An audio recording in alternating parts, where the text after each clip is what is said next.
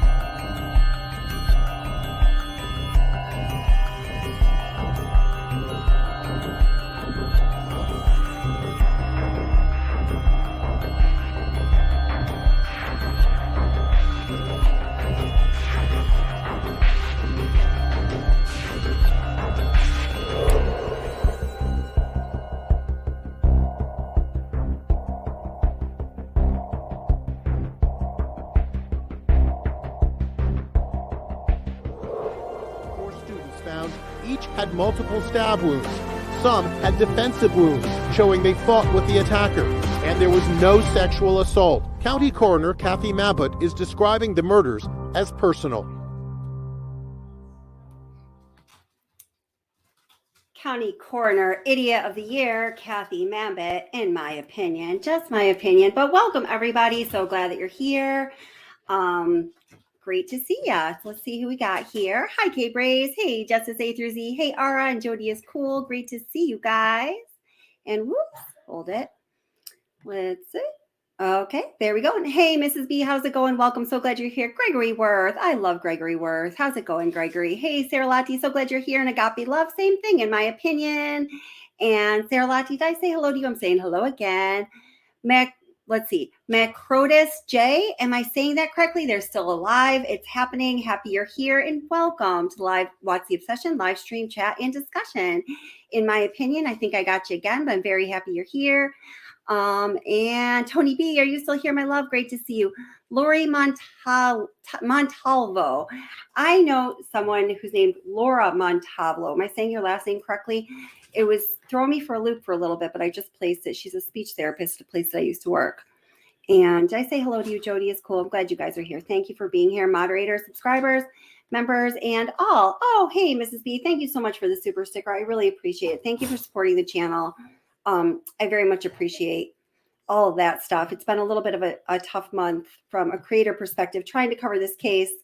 I'm not going to talk about it too much, but YouTube is not a fan. As some of you fellow creators who are here know, like Justice A through Z and Ara, both having great channels. If you guys want to pop up your channel links there in chat, or if somebody could grab them and put up Justice A through Z and Ara, yeah, definitely go check them out. Solid channels that this channel supports. Hi, Esther, honey. How are you doing? Great to see you. I was going to email you. There's something I want to talk to you about. Not a huge deal, but I just thought you would appreciate, Esther. Yeah. So, well, as for myself, I had a really busy week at work this week. I actually took today off because my son and I both had like little stomach bug kind of things. I wasn't going to do a live stream tonight, but I miss you guys. So here we are. You know, it's not like I have to go out anywhere to do this. I can just do it in the comfort of my own house. And I'm so happy to see all of you. So that being said, being really busy at work this week, between my napping today, I was trying to catch up on what has been going on with this case. And, you know, as always, there's a lot of, you know, like ancillary issues that are going on with any case that we're looking at when we're talking about true crime, right? There's a lot of like extra drama, and there's a lot of material things that are happening too. It's not just extra drama. I know some people see it that way. And if you see everything as extra drama, I don't know, maybe a different genre would be more enjoyable for you to follow. I'm not saying that I don't want you here, but there is kind of a blanket trigger warning with this case. The nature of this crime was horrible. Anybody who knows anything about that does know that that's the case. And we hate that that's the case. We hate that this happened. But please just know that. And also welcome all of you that are watching replay. So, that goes for all of you guys too. Okay. So I don't know if Jeannie Ramsey is here. She's one of our moderators. I absolutely love her. She actually does a lot for this channel. As you guys know, she's super smart, really bright woman. She came up as the featured guest on a live stream lately. If you haven't caught that, guys, I would definitely suggest catching it because Jeannie Ramsey just always has a lot of really great stuff to say. So she sends me some material when, I'm just working during the week and don't catch everything that's going on. And I just want to play for you one of the things she sent me. I just uploaded this as a video, but here it is. And I want to know what you guys think. Alrighty. Apparently, as you'll hear, as covered by Ashley Banfield, there has been a conflict of interest regarding attorneys that are representing various people that have to do with the University of Idaho tragedy. Specifically, one of Xana Kernodle's mother's former attorneys is now representing Brian Koberger. How did this happen? And how does Xana's mother feel about this turn of events? There have been conflicts of interest with attorneys for far less than this. I mean, let me give you an example. If you think that perhaps some point you want to divorce your spouse and you have a conversation with a couple of lawyers, your spouse can no longer retain any of those lawyers just because you had a conversation. So this woman, Kara Northington, whose daughter was violently murdered in Idaho, one of the Idaho 4, those 4 students killed in Moscow at the University of Idaho. She is now facing the reality that the person she trusted most with 4 of her cases is now representing her daughter's accused killer. Here's that conversation. So, Kara, what was your first reaction when you learned that your former attorney is representing the man accused of killing your daughter? I'm heartbroken. I'm heartbroken because I trusted her. She pretended that she was wanting to help me, and to find that out that she's representing him, I can't even convey how betrayed I feel. Have you had a chance to speak with her about this? No, I haven't spoken with her. I found out through a friend who found it on Reddit. You found out through a friend through social media. You weren't notified by Ann Taylor, your attorney, herself? Right now. And have you tried to reach out to her? No, I just found out today, literally. So, yeah. So, I mean, just so many thoughts. It's so incredible that there is this connection. Are you going to try to fight this at all? Well, yeah, absolutely. Yes. Because as I understand it, this would require a waiver, something that you sign and that he would sign in order for her to go ahead and be able to do this legitimately. I can imagine the way your reaction is that you are not interested in signing a waiver to allow her to continue on. Right, exactly. And I'd already given her power of attorney. I'd already signed over power of attorney so that she could help me with getting into rehab and whatnot. And so, I mean, I don't understand how she could do this. I don't understand what happens now. Does she still have power of attorney, or what goes on now? And no one has reached out to you from the public defender's office to help you navigate next steps? No. Have you been in communication with the police and prosecutors about the next step in this process and where you might fit in? No. And do you want that? Do you want to be in communication with them to understand what's happening and what they're going to be doing as they move forward in prosecuting him? Oh, yeah, yes. So no one has reached out to you? No, not the prosecutors anyway, no. Who have you spoken with? I've honestly, just media has been getting a hold of me. Do you feel like you're being left out of this process? A little bit, yeah. Had you ever heard the name Brian Kohberger before? No, I have not, no. And do you know of any connection at all that he might have had with your daughter, Xana? I can't imagine. I can't imagine that she had any connection with him. He's quite a bit older than all of them, and all of their friends, really. I mean, they didn't really hang out with a lot of older people. So I don't know if they knew him, or, I mean, they could have, because he did attend school at WSU, which is another thing. My oldest daughter, Jasmine, attends school at WSU. And so the fact that the law enforcement knew who he was from the get-go and didn't warn us to keep Jasmine home from school, that just, I'm just beside myself. And Jasmine was at WSU for the whole 7-week period. Yes. From the murders to the arrest. She was there the whole time. Yes. What's her reaction to this been? I haven't spoken with her about it yet, but I mean, I can only imagine, she was adamant about going to school. She wasn't going to let this keep her from going to school. But I think it would have been different had she known that Xana's killer was going to school with her. From what you know, no connection that you know of anyway between Kohberger and Xana. Do you think it's possible that he may have connected with Xana and Maddie through the Mad Greek restaurant where they worked? That is a possibility. I mean, I'm sure they connected with a lot of people that way, and that could very well be how they connected with him. Thank you for watching. Go to newsnationnow.com to find News Nation on your television provider, and don't forget to click the red subscribe button below. Yep, gotcha, Ashley. I know. Listen, what you're just saying here, I just want to read this comment.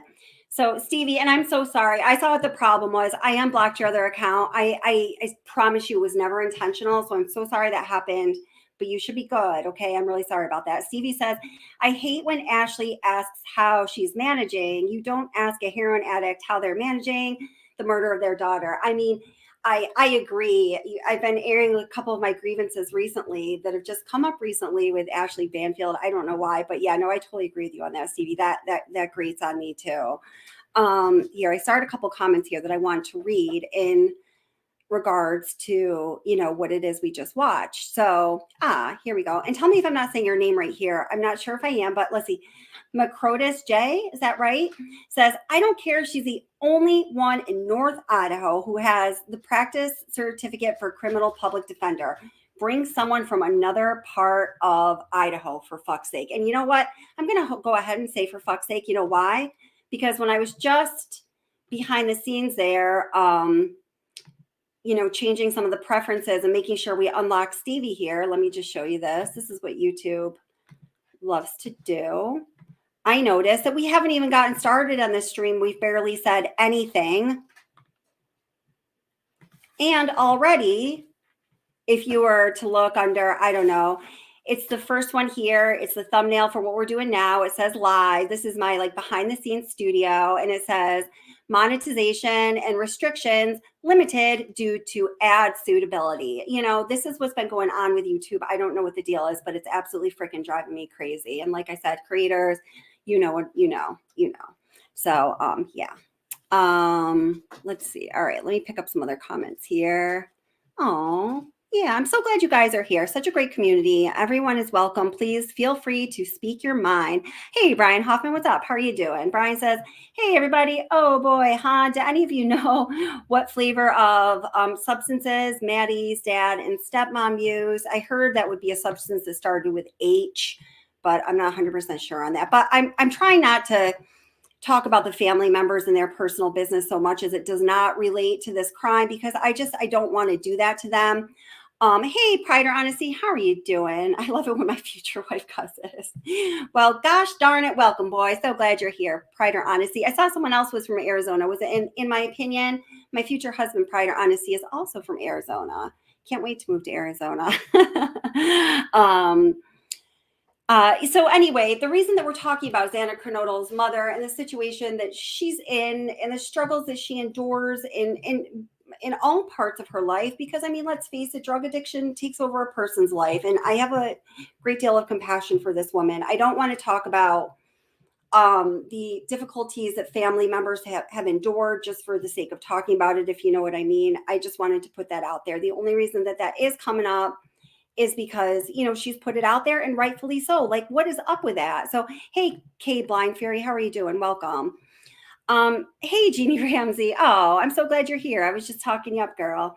You know, and I think Jeannie Ramsey was saying I couldn't agree more to the comment that I just had pinned, but I think it's Macrotis J. And again, I wasn't sure if I was pronouncing that right. Find another freaking attorney. Like, this attorney defended the mother of one of the victims who just lost her daughter. And I don't care what this woman has done in her life. It does not matter to me. The woman, just like any other person who has or has not gone through such a terrible experience, is brokenhearted and just absolutely broken inside. I mean, I know some of you have lost children, and I am so extremely sorry for that. I don't even have the words. I mean, just saying this in a live stream, I'm sure sounds hollow, but I cannot imagine. It's got to be the worst thing in the world. I can't even talk about it without getting all choked up. And she deserves the same respect and everything else that anybody else deserves in this situation. And the fact that her former attorney is now defending this dude, I mean, talk about added obstacles to overcoming your addiction. I mean, my goodness. Oh, well, thank you, Mrs. B. I appreciate that. I don't know, man. It just ain't cool. It just is not cool. And I just wanted to start out the live stream talking about this today. And thank you, Jeannie Ramsey, for sending me that clip from Ashley Banfield, because I just feel very strongly about it. I don't think it's okay from a legal standpoint.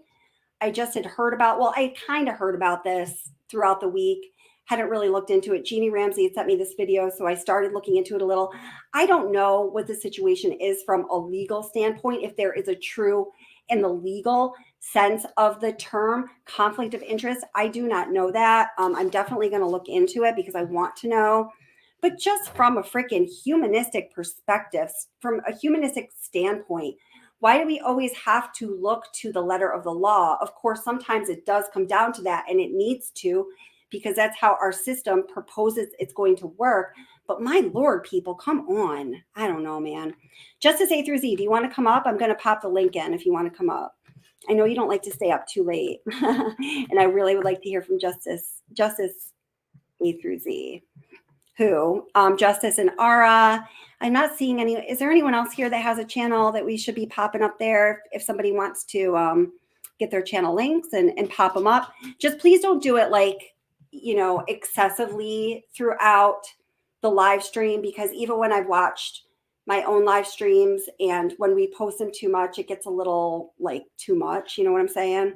But I definitely do want to promote them. So, oh, good. Here's Justice A through Z, my girl. Here she comes. Hey, A through Z, how are you doing, honey? I'm doing great today. How about you? I'm doing okay. I had a little bit of a stomach bug, but I took the day off, which I kind of needed. It's been like really super busy. Hey, Utter Nutter, how are you doing, honey? Welcome. And So- is Ara thinking she's going to join the panel, or is her voice still shot? I would love Ara to join the panel. I just wanted to give you the courtesy of it. I talked to Ara earlier. I just wanted to invite you up first, since I know that you don't always like to stay up late. So I just wanted to make sure you got to have your 2 cents put in there. You're a sweetheart. I've been worrying about Ara because I know her voice was all messed up. Is she better? Do you know? Yeah. I think that her voice is still weak. She says, Ara says, Yes, ma'am. I'm just going home. So I think she's got to get home. And then, Ara, whenever you're ready to come up, you just let me know. And thank you so much, Gregory, for posting those. You're the best. And yes, Brian, it is just mind numbing. Yes, it is. Absolutely. So what's So, been on? I know you follow everything very closely with this case. Regarding anything that's been going on this week, what's been on your mind? oh my goodness, really just a wide open question like that? I know. It is a big, wide Yeah. open question. I can narrow it down if necessary. Okay. No, that's What? fine. Okay, go for it. Well, I haven't told anybody, so should I just be the spoiler alert here? I found out that I Yeah. didn't get into my doctoral program. Oh, honey, I'm sorry. Oh, I Yeah, wish I could give you a hug. I really don't care, Oh, but I just hadn't talked about it no. yet.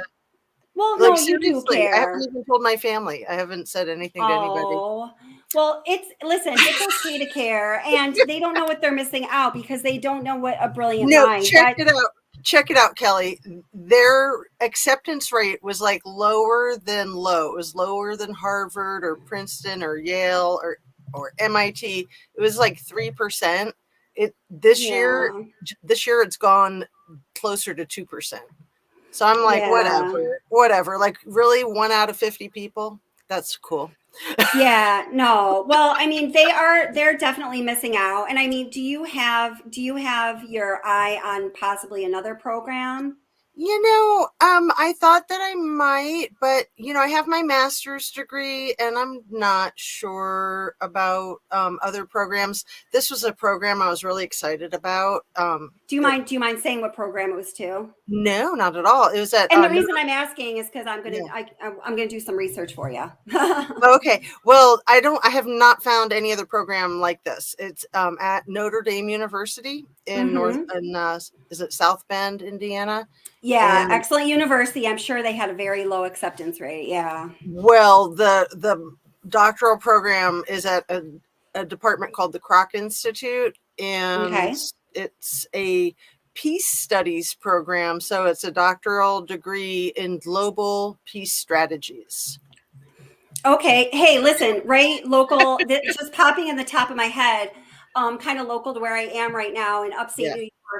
I do believe that Cornell University has a doctoral degree that has a very similar title. Oh, I don't know if interesting. all of the details would be, and guess what? Cornell's better than Notre Dame. It's Ivy League.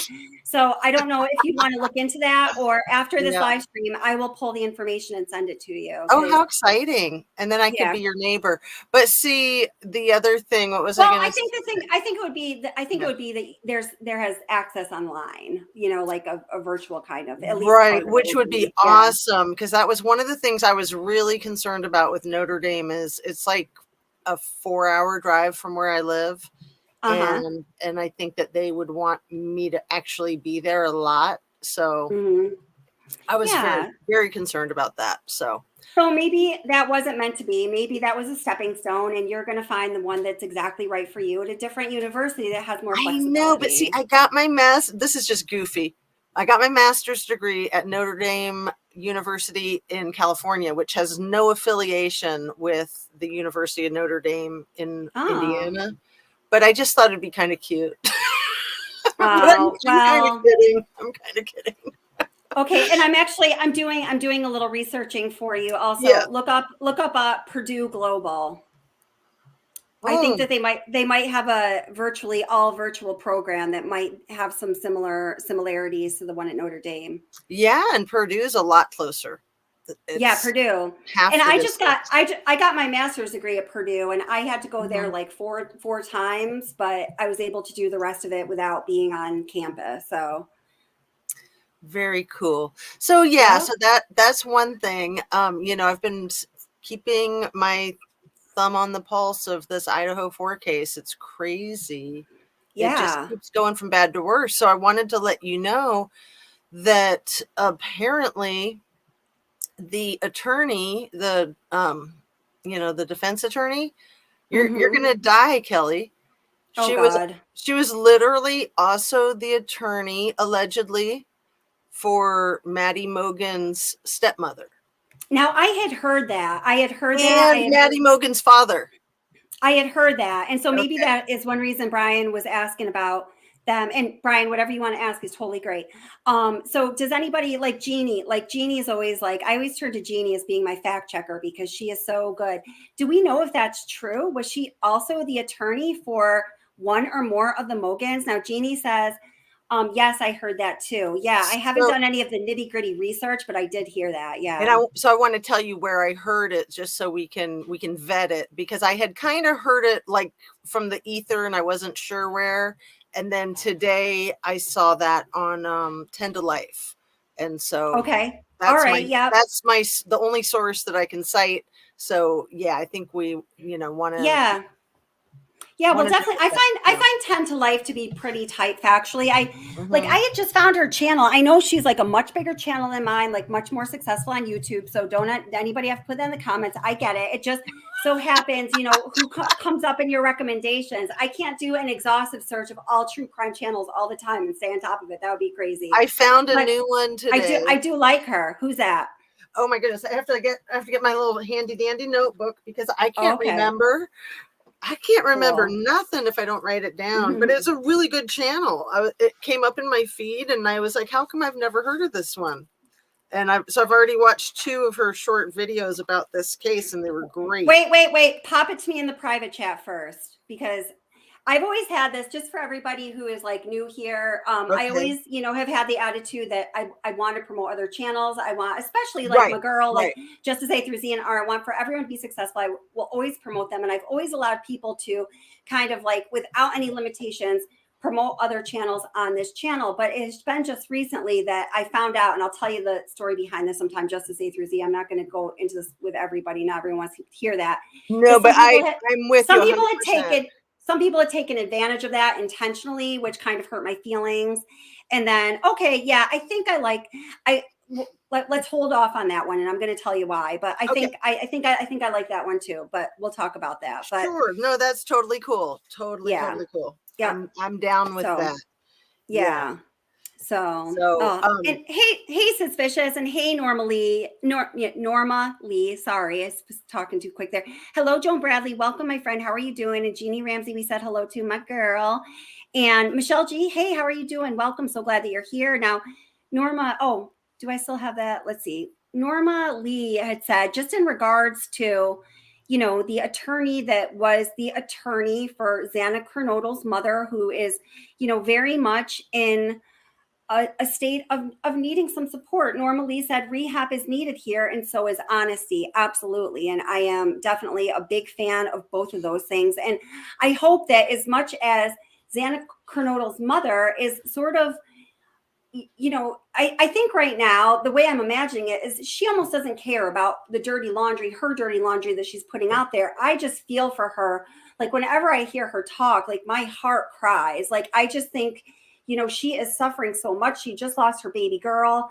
I'm sure, being somebody who has, had to face addiction in her life, I'm sure that upon the death of her daughter, she has had regrets. I'm sure she has felt something like, my God, I wish I was able to work through this before my baby left this earth. Just imagine. And, I hope for as much as people are, putting attention on her for other reasons, I hope there are people who are out there who are in a position to offer her support, who are offering her genuine support, because she needs it. Oh yeah, my heart breaks for her 100%. Yeah. I mean, I don't judge anybody for addiction, and I don't judge anybody for having a broken relationship with a family member. Not at all. Yeah. And I, for her, I'm hoping that this might bring her to a place where she is ready to get help and turn her life around. Because she seems like she's really having a rough time. And then we can all look to her and say, oh my God, she is a model, a pillar of strength and inspiration. Because if she is able to, kick all of that and face with what she's faced with right now, I mean, she is like, she's gonna be a superwoman. Now, in regards to that issue of the Miss Xana Kernodle's mother, of her attorney, her one-time attorney, now being the attorney that is defending Brian Koberger, Brian Hoffman says, her bar, meaning, the bar association that oversees her in that area, which I think would be the American Bar Association, should take action. And I'm wondering if something like that is going to be in the works. And then I'm wondering, how is that going to affect how this case rolls out? I mean, is this going to be Right. a conflict of interest that's going to eventually interfere with a case proceedings? Kelly, do you mind if I mention classism here? No, go right ahead. Because if these were people that the lawyer represented that weren't so destitute, I don't think they would be doing something so obviously so egregious. And I agree. what I'm concerned about, which I heard you vocalizing in similar verbiage, is the betrayal of not only Xana's mother and then potentially Maddie's family, if that's true with Right. them too, but for the Right. other families involved, the betrayal by the system. The whole freaking judicial system betraying them, their state of Idaho betraying them. That's what Yes. kills me. Like Yes. they've already like gone to the edge of how bad things can get. And to Yes. me, that betrayal by the whole system is just like another mountain of BS. You know what? And I think you do make a good point here, and I'm glad you brought it up because I think it needs to be talked to. I think that if Xana Kernodle's mother were of a more of a social class, even like say like the Gonsalves family, this might not be happening because somebody would have made a big deal about it by now. Somebody would have found that it was in their interest to stand up and intervene. But when I think you make a great point here, and it's heartbreaking. It's terrible. It's crazy. Yeah. So do you know the date that that Xana's mother was arrested? Because it was wasn't it a few days after the murders? I do not know. I honestly don't know about the dates. No, do Okay, because you? I thought it was just like that following week. And so when it Okay. first happened, Well, I think that she had kind of a series of arrests, right? And again, this is Right. not for nothing. This is all Right. towards talking about this legal issue. Yeah. This is the fourth time that the attorney is representing her. Okay. Very good. Wow. And so when she was first arrested, and I don't know the exact date, and I don't know that the allegations that I heard are accurate, which I'll share with you what I heard is that Yeah. it was like $3 million worth of fentanyl. $3 million worth of fentanyl. Wait, hold it. Wait. Yeah. $3 million worth of. Okay, now this is something that I actually do know a little about, not just Good. because it's such a big thing in this area, and there have been issues that tie into education, whatever. But apparently, fentanyl, which for those of you who don't know, it's a synthetic form of an opiate, like a heroin, but it's, what did they say, something like 30 times as strong as heroin. So people who are overdosing, I know in my very own community, just before the holiday time, there were 6 people who, now listen, my town is about 6,000 people, okay, where I live right now. There were 6 people who graduated within 2 years ahead of me or 2 years behind me that died from overdoses with various drugs that were laced with fentanyl, meaning they thought they were doing cocaine, which has a different effect than fentanyl even, but for whatever reason, and I don't actually understand this, I guess it's because the fentanyl is cheaper, these drug dealers at whatever levels, whether it's a small level or like a large scale, like I don't know, kind of cartel level, are cutting, as they call it, the drugs with fentanyl to make a larger profit, and it's extremely deadly and it's extremely cheap. Right. So $3 million worth of fentanyl is like, whoa. Well, so I don't know that that's accurate. Like that was like the information that was going around the internet when, like, right when the first week after the quadruple homicide, and then like I said, I believe that she was arrested within that first week, And then that was the information, but I've never like seen it on a valid news source that I know of. Okay. So I Cool. don't know. I mean, it sounds horrible. It sounds It horrible. does. So I'm putting a little banner up that just says some of the topics being discussed here this evening are speculative and should be taken as such. Right. And I'm just sharing that information because I know you're so good at vetting things. So No, I will definitely look into Yeah. it. Jeannie Ramsey, do you know anything about that? So I'll wait for her for a minute here. Let's see. Yeah. And I'm going to just put that at the bottom. Okay, very good. Yeah. And I'm reading what American Princess just wrote about Mhm. Kara. So Kara is the mother's name. Kara was picked up Okay. due to a warrant, and the bond was $50,000, and she had a court date on 12/13, and she missed the court date. Another warrant. Okay, wait a second. Okay. All right, let me try to get that. Missed the court date. Another warrant for failure to appear in court. So 12/13. That was just exactly a month after the horrible slaying. So okay. All right. Let me pick that up. And Colleen Casey says, Kelly, remember I had that info. I tried to tell you a week ago.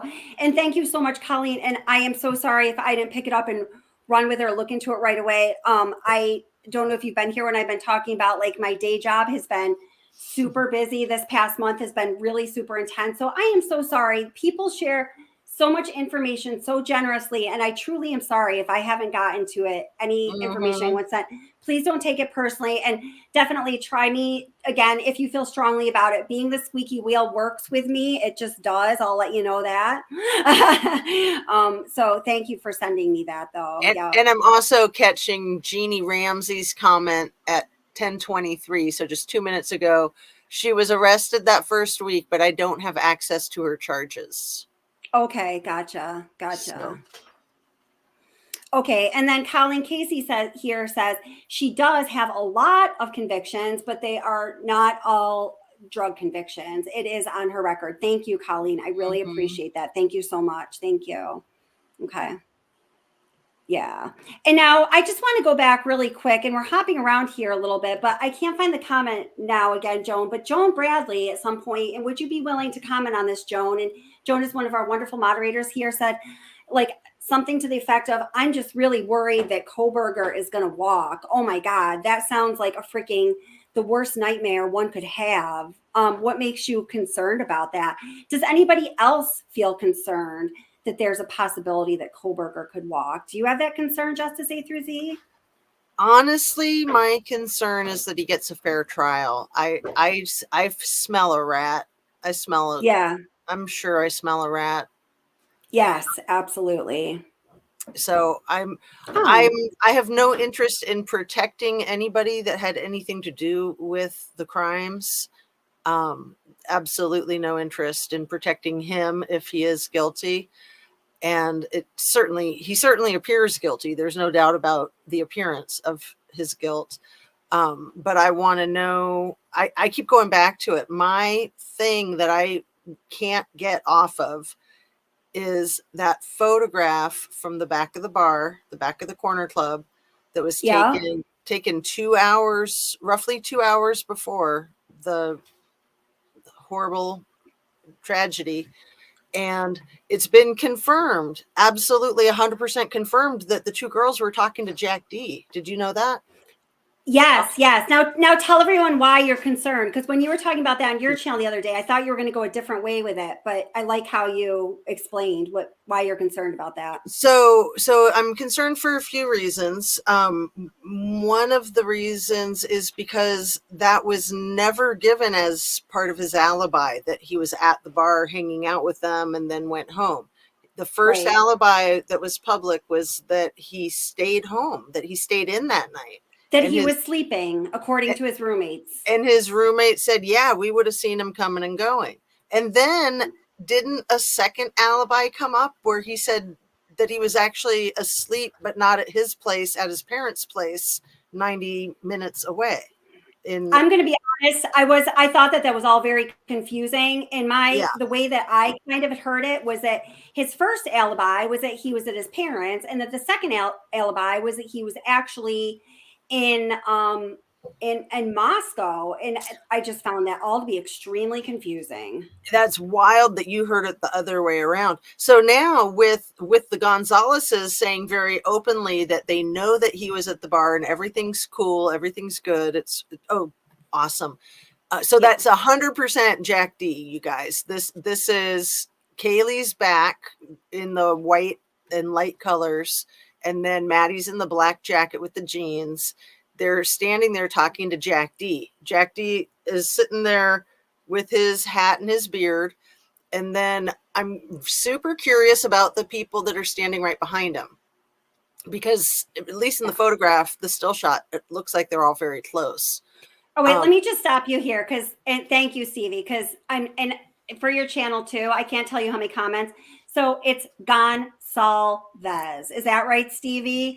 And when we don't say it right, we're going to get comments up the wazoo. So did I not say it right? Stevie's saying Goncalves, and I've been told by people it's Gonsalves. So I don't know, but and I didn't even say it, did I? I haven't said the last name yet. No, you did, because I was looking out for you. Well, So you know Stevie is saying, what her dad said? Okay, you know what her dad said? He said that everyone just calls them G. I know they don't know how to say it. So, and Right. I'm embarrassed though, because I mean, Spanish was actually my minor in college, and I taught middle school Spanish for a few years. But Stevie is saying it's Goncalves. Did I nail that, Stevie? Goncalves? I don't know. I think I've heard the sources say it more like it's a C in the middle. Gonsalves. What I've been told by people who are, more relating to, that last name, that the major news media is saying it wrong and it's pissing them off. Well, Thank you, Stevie. Can we call Steve? We can just call the dad Gonzo. I'm pretty sure that's his nickname. Yeah. So Stevie says it's Goncall. Let me get it again. I'm going to put it up here for us. Yeah. Here's what Stevie says. Sorry to interrupt you there, but no, it's important. It's important, especially when someone's deceased. It's super important to get their name right, I think. Yeah, no, I agree with you. Opinion. Thank you. I'm glad you feel that way, because I don't want you to think I was interrupting for nothing. But I want to be respectful. For anyone, it's important to get their name right, but especially if they are no longer with us. I think it's paramount. Absolutely paramount. Yeah. So over to the right of the yellow circle around the three of them, that's Jack Showalter's back with the black hat, the one that everybody was calling Hoodie Guy. So this picture says 132 down in the corner where it's circled. And the family thinks that the time stamp might be a little bit off. They didn't really say specifically which direction or how much. They just, they had a bone of contention with the timestamp. I'm not that worried about the timestamp of the precision of it, but it's obviously before Jack Showalter, let's just say Jack S, Hoodie Guy, walked with them down the street to the grub truck. And then we know for sure that that's Adam, Jack D's roommate, the bar that works at the bar, who's sitting in the corner. And we don't know who the middle-aged man is that's standing between the two frat boys. Right. And we've heard that it was Chief. We've heard it was Chief James Fry, and we've also heard it was a bar owner. Correct? It's definitely not the bar owner. I have pictures of the bar owner. It's 100% absolutely not the bar owner. That's just crap, and I can't stand it that people keep saying that. It's like, why would you say that?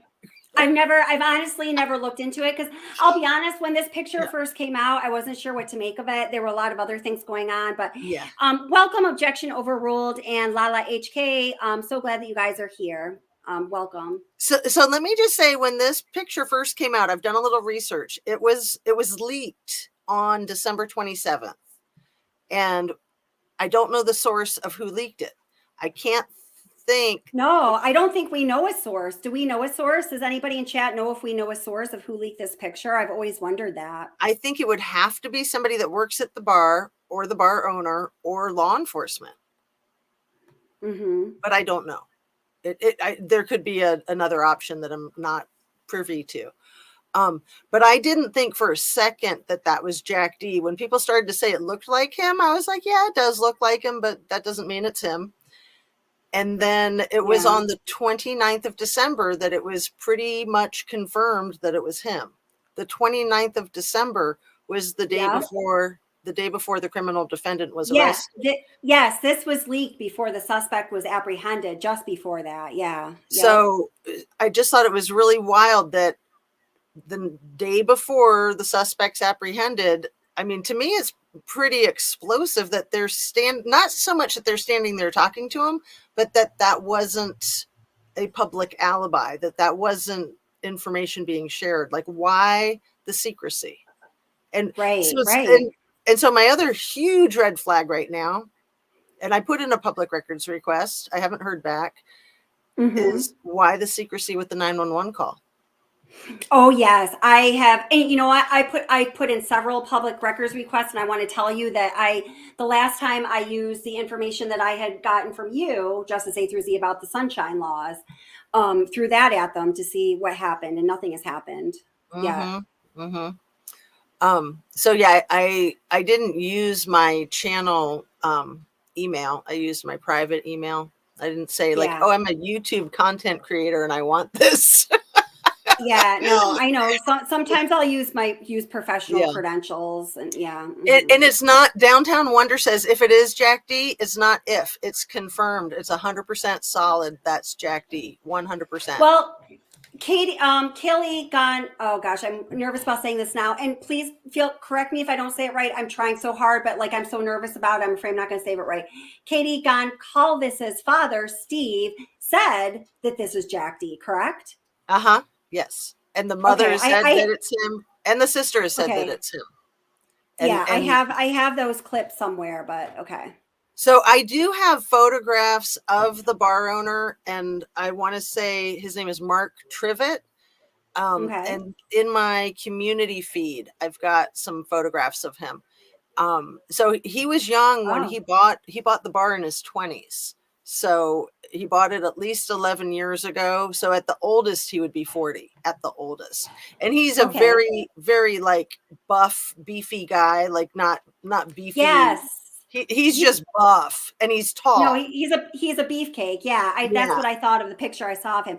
If you do find that picture, definitely share it. Now, Jeannie Ramsey, this is interesting, Justice through A through Z. Jeannie Ramsey does a lot of research on true crime. She does a lot of work behind the scenes for a lot of channels in true crime. She's amazing. And Jeannie says, what's the obsession? I have never been denied access to a 911 call, and I was. They said it was part of an open investigation. But the Sunshine Law means that even if it is part of an open investigation, you still get the call because that's what the Sunshine Law is, correct? Well, I think, isn't that right? Basically, yes, that's accurate. And the 911 calls fall in a different category. If it's a 911 call that's a follow-up to the first 911 call, then that is usually going to be held back as part of the investigation. But the initial 911 call is almost never in that, open investigation, secrecy. So I'm concerned about that. I don't know that that's Chief Fry. I think that guy looks exactly like Chief Fry. So again, in my community feed, I have a photograph of Mark Trivet, the bar owner. And I also have photographs of James Fry next to this photograph. And in one of the photographs that I have of him, he's standing in the exact same way with his thumbs hanging out of his pockets like that. The picture of who? Wait, the picture of who? Who's standing just like that? James Fry. I've got a picture of yeah. James Fry next to this guy that's standing by the back door. And what really upsets me about this photograph is that his face is so smeared. His face is erased. You can't put that through any filter to clean it up to see a clearer image of his face. So whether it's James Fry or somebody else, why did they do that to the face? Yeah, it's really. No, you're right. You're right, because I filtered this as highly as I could filter it, and I was looking for any like messing with it, because it's not clear here. Like as you start to look closer to it, and as you start to look at it through some of the editing filters, it's not clear if he really has like full facial hair or just a little bit of a goatee or like what's going on, right? It's almost like he's wearing a nylon over his face. No, that's exactly it. Like it's blurred out. Yeah. Uh-huh. So that's Now, upsetting to me that they're so trying to Jeannie hide that. Ramsey, it Go is ahead. upsetting. And now Yeah. Michelle G says, yes, that's Chief James Fry. And then Jeannie says, Wait. watching Michelle, how does Michelle know? Okay, Michelle. Okay, and then Michelle says 100%. So Michelle, question to you: do you have information that allows you to know that, or are you just so strongly surmising it because it looks so much like him? Please let us know. We'd like to know. Yeah. Um, And it's good either way. I'm just dying to know because I think it's him too, but I also could see it just being a guy that looks like him. But then why are they hiding the identity of that guy? Whoever it is, why are they hiding his identity? yeah, right. And then Rebecca Swift, and welcome, Rebecca. How are you? Says it's not Fry. That's the bar owner. Oh, Hand pink waving.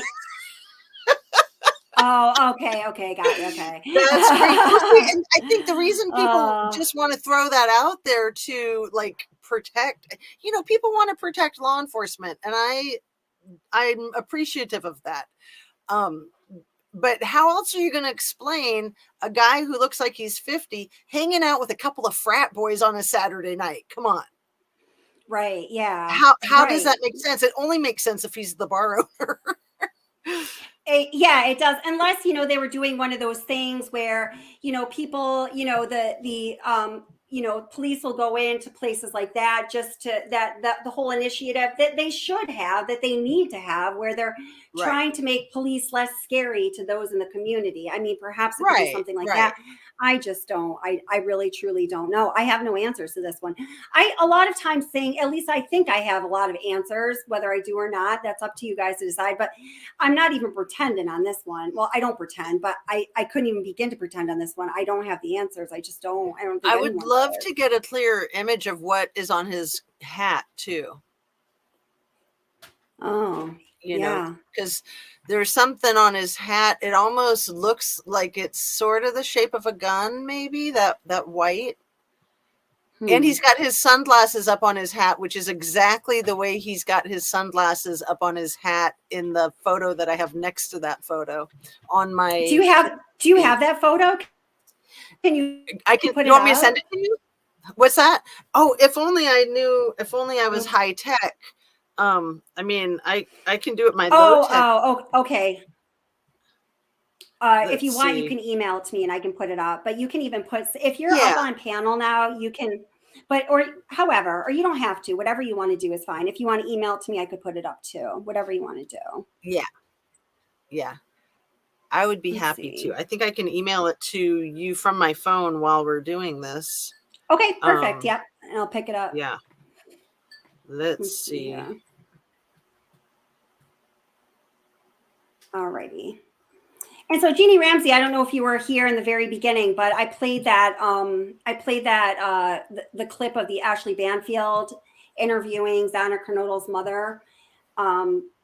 That's really a mind-boggling issue. I personally am going to do a whole lot of follow-up research on that, because if this woman is not being properly defended, not just in the legal sense, but as a human being, like, we're going to do something about that. Oh, I'm so excited that I'm doing this. And let me make sure I have your address in here. Yep, I do. So here we go. Fry baby. Yeah, there you go. All right, and I will grab it. Okay, so I just sent that one. And then luckily, right next to it, I have a picture of Mark Trivet. So I'm sending you that one too. Yeah. All righty, and I will just pop these up and we'll check them out. Oh, don't you just love technology? Do you have my WotC Obsession email, or do you have a different email? And if you have a different one, don't say what it is, please. Oh, well, let me see. Don't worry about it. I'll find it either way. Don't worry about it. Don't worry about it. Okay, you'll find it either way. Well, I can tell you if it's the WotC Obsession one, or just say no, it's not that one. Okay. So let's see. Just shooting this other one. Okay, so I got both of those sent, and because you might have like my personal email, but I'm not sure. I'm checking my personal one now. No, I didn't. They didn't come in yet for either one. It might take a Right. minute though It because takes we're a online. minute. Yeah, it does. Yeah. So Yeah, we're gonna get those up for you guys. it's wattstheobsession@gmail.com. Okay, perfect. All right, It just cool. says Watts Obsession, right? Not there's no Yep. the. Yep. Nope, that's It's correct. Yep. okay. Yep. All right. So I'm gonna wait for a minute instead of choosing Yeah. to refresh here, then we'll bring it Yeah. up. Yeah. Okay. Cool. I know. I wish I was Um, all like spiffy with the technology like you. I know. I just learned We have to do your little lesson sometime soon. a little We'll be tutorial. doing that. I Yeah. just Yeah. I finally figured out how to do my live announcement, and then the other challenge was getting into my live announcement because I never asked anybody how to do those things. I never even Googled it. I just finally figured it out. So Okay, awesome. Oh yeah, you had sent me that question. And a lot of times, I don't know if I've told you this, when I'm at work, my yeah. I don't get very good service. So sometimes if you text me during work, I don't get it till I get home. So Oh, and that's fine. That's not a problem. I yeah. know we're all so busy. It's no big deal. Yeah. I know. So And American Princess says this case makes my brain hurt. No doubt, girl. it And I just put the link up does. for you. I put the link up for you, Ara, and anybody else that would like to come up, please come on up and tell us what you're thinking. And we'd love to hear from you. So Yeah, Tony B says, please do patrol bar sometimes. Yes, of definitely. course, Yeah. of course. And he lives in the town and he's allowed to go get a beer and he's allowed to talk to frat boys. But Yeah, you know, totally. So here's right. Ara. We just brought Ara up on the stream. So how are you doing, Ara? What's going on, girl? Hey, Miss Ma'am, how are you doing? I'm good, thank you. Hey, I'm good. How's your voice? Aw, poor thing. This is the best it's been all week. I'll tell you that much. How Aw. did that happen? Did you have COVID or was it just a bug or what? I don't know, but a few other people I knew had it, so Wow. I don't know. I But, get my that voice once a just- year. I think Yeah. Suspicious got, well, I know Suspicious had lost her voice, but I like where like the main symptom will be that I will lose my voice, that my Yeah. voice is raspy, it's just not strong, and I'm not sure what's up with that. Yeah, it's a virus. It was I went to super the weird. I went to the doctor for it one time because it was really messing with my YouTube and they said it was a virus. They actually even gave me some antiviral medication for it, but I don't think it helped. Yeah, it didn't help me either very much. I just had to stop using it. Yeah. Okay. And But now it's good to be here. It's good to see you, Miss Oh. Justice. And it's sometimes that is the best thing you can do is just get rested. So I hope you start feeling better. Now, Glenn Jammin, I just want to welcome Glenn Jammin and also just say what he has to say. I just want to throw this into the pot as well. Glenn Jammin, who is usually somebody who I look to as being a very reliable source when he chimes in chat. So I'm just going to say this is what he's telling us. That's a fake picture. Adam was the one in the corner. Oh boy. We're just going to keep layering it on here. But I don't understand how those two sentences correlate to each other because yeah, Adam is the one in the corner. But again, Kaylee's parents validated the photograph. So, that's true. So, yeah. and Glenn Jammin, if you want to expand on what you meant there, please let us know because I always respect what you have to say, just like everybody else, and I'd love to hear it. Yeah. So And right now, oh, sorry, ma'am. Go ahead. Another issue that I am wondering if anybody is interested or has any information about it, because I've heard very little about it, is that white pickup truck in the surveillance video of the girls walking with hoodie guy down the sidewalk where they say, Maddie, what did you tell Atom? I told Atom everything. And then a white pickup truck passes them and it pulls into a parking space right behind where they had just been. And it just piques my curiosity what they were pulling over for. Like, now, I was looking into that for a while, and I'm going to tell you, I personally, and it doesn't mean this was the right thing to do, but there are so many other things going on that had like some, juice to back it up. I personally eventually dismissed it because several people, well, I had that one, well, it's now two contacts who are local, who are University of Idaho students who also said like, yeah, right past that area where that white pickup truck was driving is where people would park to go to the corner club or to go to a couple other places in that area. And I honestly don't remember what the names of those venues were. So they just felt that somebody, and this again is from University of Idaho students who were like looking at that with me, and I was saying like, what's up with this? They felt that that would be a natural place for a car to slow down and kind of pull off to the side just as that car was doing. So in their minds, it wasn't raising any alarm, and there was so much to look at that time. I just kind of went along with that because I was like, okay, yeah, I get that. Sure. But so this is one that just came into me brain in the last 24 hours, and I was just like, oh my God, why did it take so long for this to come into my brain? Tell me what you think. You know that there's like surveillance cameras everywhere. Everyone's got their Ring doorbells. There's traffic cams everywhere. There's, not just the Moscow PD and other police helping on the case. They also had the FBI. They also had the state investigative crew. And then it's like some random person that works at the gas station all night that's bored during her shift that happens to see a white car driving fast and thinks it's something and figures it out. Like, I don't get that. I don't get that. Like, that freaks me out. Like, there's all these professionals with skills that should have been looking at cameras all over the place. That makes no sense to me. Zero sense. Oh, okay. All right. Wait, I want to go right back to that. So don't forget, but just to go back to that picture, Glenn Jammin says, I'm incorrect. Put my glasses on. My sincere apology. It's all good, Glenn Jammin. I need my glasses too. I have my contacts in right now. But there is a version going around, he says, where BK's head was photoshopped over Adam's. Well, it's good to know that. Thank you. Oh my goodness. That's so messed sick of that up. stuff. I can't stand that stuff. Like, what's wrong with people? Well, it's because it kind of does look like him if you look at the original. So I see why people would do that. And then now, there's so much information out. Like, pretty much everybody will believe everything without sources.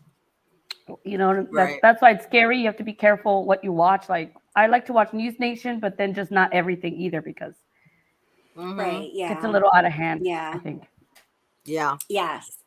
And now going back to what you were saying, Justice A through Z. So what was the question you were asking? I already forgot. I'm so sorry. I know, me too. We're saying about the video. About the video of the white Elantra. Okay, that's right.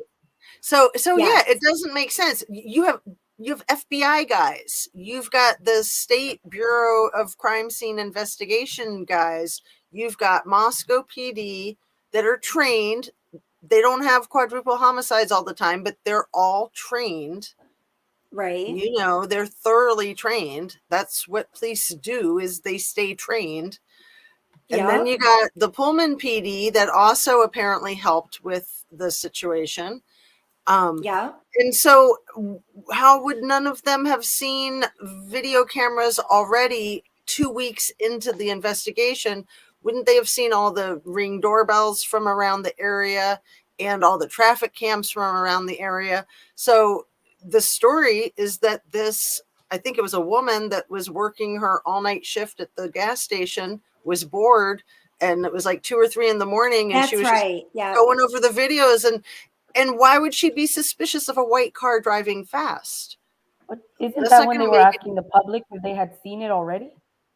So that was how it started. That was how the whole thing started with the white Elantra.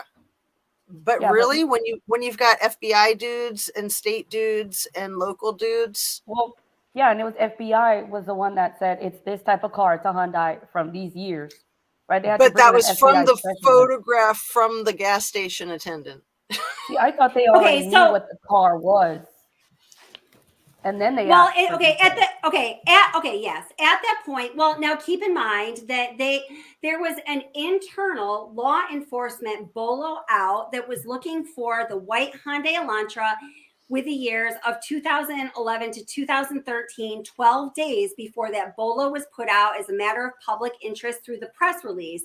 When it was put out through the press release, it was still put out with the years of 2011 to 2013. Right around that same time, we learned through the probable cause affidavit that upon second blush, they actually expanded the date of the make of the car from 2011 to 2016, but that was never disclosed to the public. But I think that's just all some factual background information in case anyone's confused on that from those people that like to put out the non-facts. But I think what Justice A through Z is saying, why did it take some woman who was bored on her shift to be going through footage of the security camera from that business to find that 2000 something or other possible Hyundai Elantra speeding by, right? Justice A through Z? Right, because she brought it to their attention. She said, "Oh, I see this white car that seems to be suspicious for some reason in her mind, because it was driving fast, speeding by." So it just is really bizarre to me. Really bizarre. You know what? This might be a good time too. I actually was interested in possibly getting some, because I put out that, I don't know how many of you saw the voice comparison video that I put out a few days ago. I was telling Justice A through Z that it was all of my videos really that YouTube had restricted until just today, which means it doesn't go out in recommendations. So I don't know how many people saw that, but I would like to get some feedback from you guys on that video. So it would be okay with you guys if I played a little bit of that video? Oh, please do. It's great. Okay. Yeah. All right. I'm going to bring that into the stream then. All right. Because there's an overlapping issue of what you're talking about too, as you know, in this video, Justice A through Z. So following the University of Idaho tragedy closely, you probably know by now that sometime yesterday, Steve Helling from People magazine, he's a reporter, found out and disclosed to the world that Brian Koberger was in fact following the three female victims, Madison Mogen, Kelly Gonsalves, and Xana Kernodle, on social media. Now, these are screenshots of some social media accounts that were sent to me a while back. I do not know if these are authentic or not. It has been speculated for a long time that Brian Koberger was doing exactly what we now know that he was doing, thanks to Steve Helling from People magazine, and that is to be following the victims on social media and elsewhere. He also found out from a former Mad Greek employee that Brian Koberger at least twice had ordered a vegan pizza from Mad Greek, where we know Madison Mogen and Xana Kernodle were servers. So it seems as though he was crossing paths with them, not in just an accidental manner. Was this intentional? We do not know for sure, but I would surmise that yes, it is. What do you guys think? Knowing these tales about Brian Koberger makes the speculation that some accounts that were not under Brian Koberger's name, such as Papa Rogers and Inside Looking, might have actually been authored or fueled with Brian Koberger behind the scenes using an alias. We do know that in these social media accounts, Brian Koberger spoke actively about these crimes and became defensive at times when people challenged the way that things went down. On many occasions, it seems that Papa Rogers and Inside Looking on Reddit just knew too damn much. So, what exactly does Papa Rogers know? Papa Rogers seemed to know a lot that ended up aligning almost exactly with the actual details of the crime as they were eventually told through the probable cause affidavit. And remember, at the time of these postings, that information had not been released to the public. It had not been released to anyone. So probably the biggest standout detail that Papa Rogers indicated was that because investigators knew that these horrific crimes were committed with a fixed blade K-bar style knife, according to Papa Rogers, that must mean that the perpetrator left the knife sheath behind at the scene of the crime. Come on, seriously. I just want to say we will address the T-Rev voice too. Let me just get through this. And then I ended up not talking about in the video, and I'm going to tell you guys why in a couple minutes, but we'll get to that. Obviously, what dumbass does that? No one other than Papa Rogers surmised that because investigators knew the kind of weapon that was used, that must mean that the knife sheath was left behind. Papa Rogers knew that because that knife sheath was weighing so heavily on Brian Koberger's mind he just couldn't help but probe and put some bait out there to see if anyone would bite. He wanted so badly to know what law enforcement knew, of course, because he knew how badly he messed up. One post I'd like you to take note of and just tuck it away in that file that has a tab that says, going to revisit soon. So Papa Roger says, killer parked behind the house. Now, pay attention to this, guys, here, because I think this is super important. I don't think I brought this point home in the video, but I want to do it now, and I will do it now. Approached property through tree line, entered sliding door and left it open, committed crime and exited sliding door. One weapon according to coroner's statement. Time of crime approximately 3:20 to 3:40 a.m. according to car fleeing scene and on camera on Highway 8 at approximately 3:45 a.m. So then there's this, and this, I believe, is the Brian Koberg social media connection that most people give the least amount of credibility, but for some reason, all along, ever since I heard this voice recording and listened to the words that were said, I have believed that this is the voice of Brian Koberger more than I believe that Papa Rogers is Brian Koberger or any of the other social media suspicions that people had out there. So now here's a really cool thing, guys. On Dateline the other evening, there was a little bit about people that knew Brian Koberger throughout the years, and they talked to a hairdresser who cut Brian Koberger's hair just this past June, like June of 2022, when he had just moved from Scranton area, Pennsylvania, out to Washington State.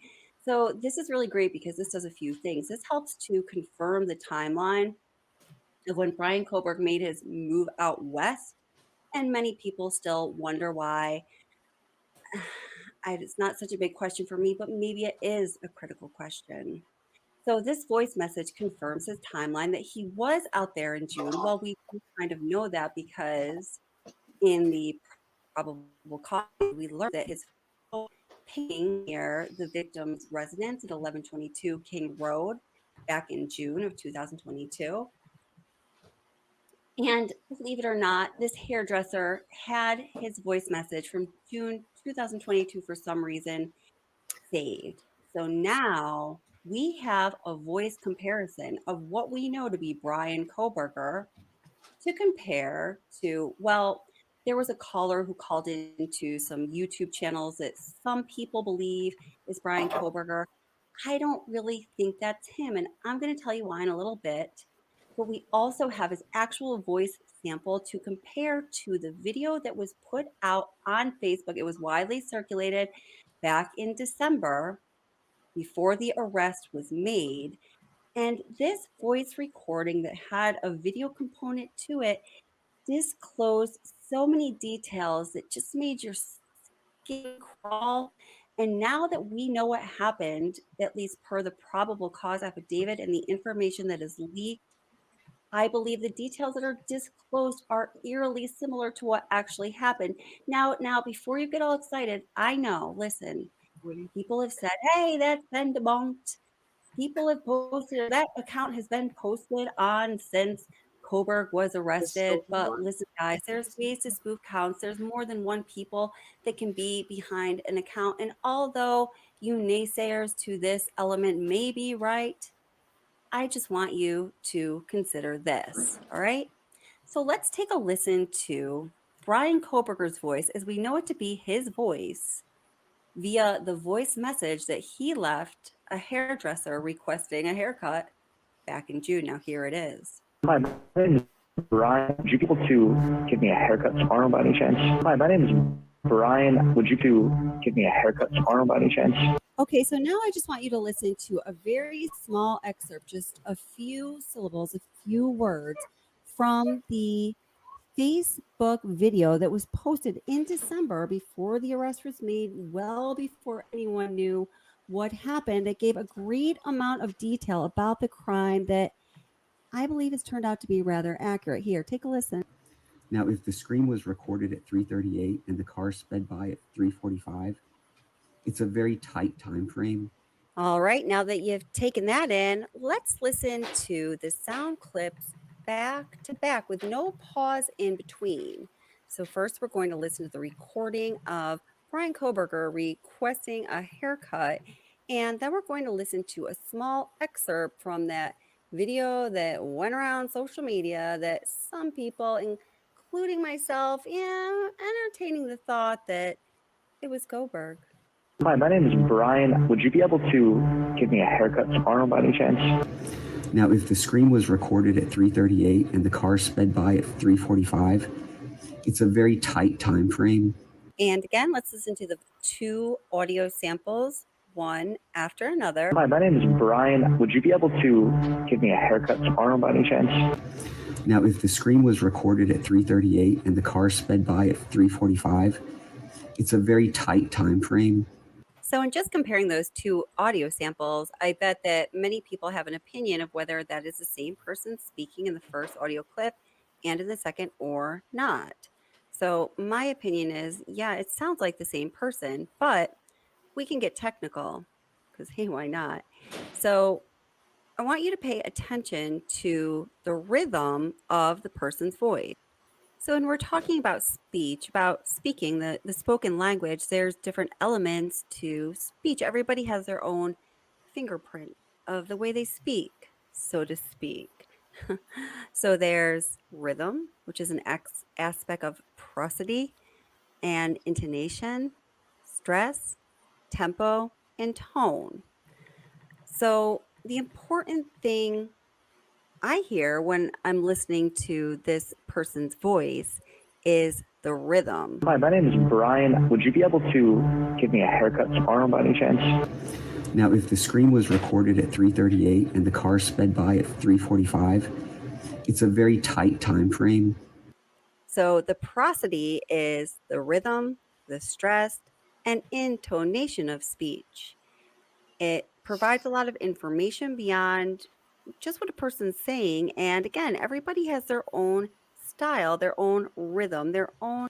Wait, let me stop at this point. And of course, I want you up here, Ara. Stop. So I just let that go for so long. And we are going to listen to that, Brian Hoffman. I promise. Don't worry. But I just wanted to stop at this point and see if anyone on panel or anyone in chat had anything to say. And I'm also putting, and don't worry, there can be like 8 people up here because I have StreamYard, even though I provide you a terrible service and you pay a lot premium. So don't worry about that. What do you guys think, Justice A through Z and Ara? Stevie, just also, by the way, you have to appreciate a creator that watches their chat. Okay, so she's reading. That's why it's important. So she's reading what you're saying, so she knows, what's up. But we appreciate that about Kelly. Thank you. I'm trying. It's hard it's like the 15 ring circus, I always say. But it does sound similar. I'm just not convinced it's him, but it's hard. It is hard. Something I shared with Jeannie, and maybe I should show this evening, Jeannie. I didn't put it in the video because I was finding it was hard to explain. Is that when you put the audio samples into the video editor and you get an audio graph that shows the tone and the volume and all of that of the voice, the one that is the actual sample of Brian Koberger, as we know it to be, where he's requesting the haircut, and the one on this Facebook video. And yes, we are going to watch the whole thing in just a minute. It's only a couple minutes long. We're going to get there, Brian Hoffman. They look, and Jeannie Ramsey can attest to this. She was like doing this with me when I was doing the pre-work for this video. They look exactly the same. Now, the reason, I'm just going to be honest, the reason I didn't include the T-Rev voice sample is, in my opinion, after putting that voice sample, and I tried to use every single sample I could find on T-Rev, and I just want to say I'm a fan of T-Rev. I really like T-Rev, and compared it to the voice that we know to be Brian Koberger's, they were so clearly a different voice. I didn't even want to do it. And the reason I didn't put it in the video is I didn't want anybody to take it as a diss towards T-Rev from Watts the Obsession, because that's not the case at all. So I just decided to not put it in the video, but I can show you all of that. But I feel very certain that it was not him that was calling into T-Rev. And again, I like T-Rev very, very much. It's not a diss on T-Rev. It's just what I found. So I wanted it to be, actually. I tried to make it work, but it doesn't work. So what do you think, Justice A through Z? Me, I have no thoughts. Okay. All right. Okay. I'm you kidding. noticed that I people just in the same region have the same inflections too? Yeah. right. Now I think they sound very similar. Very could you say that similar, in again? my Could you opinion. say that again, Ara, honey? I just didn't hear you because of your voice. I'm sorry. People from the same regions also share inflections. Okay, that's another thing I wanted to point out. Okay, so, and I didn't want to go, I'm so glad you said that because I didn't want to go all that deep in this video, but here we go. I'm going to do it. So now Jeannie Ramsey says, I watch the obsession.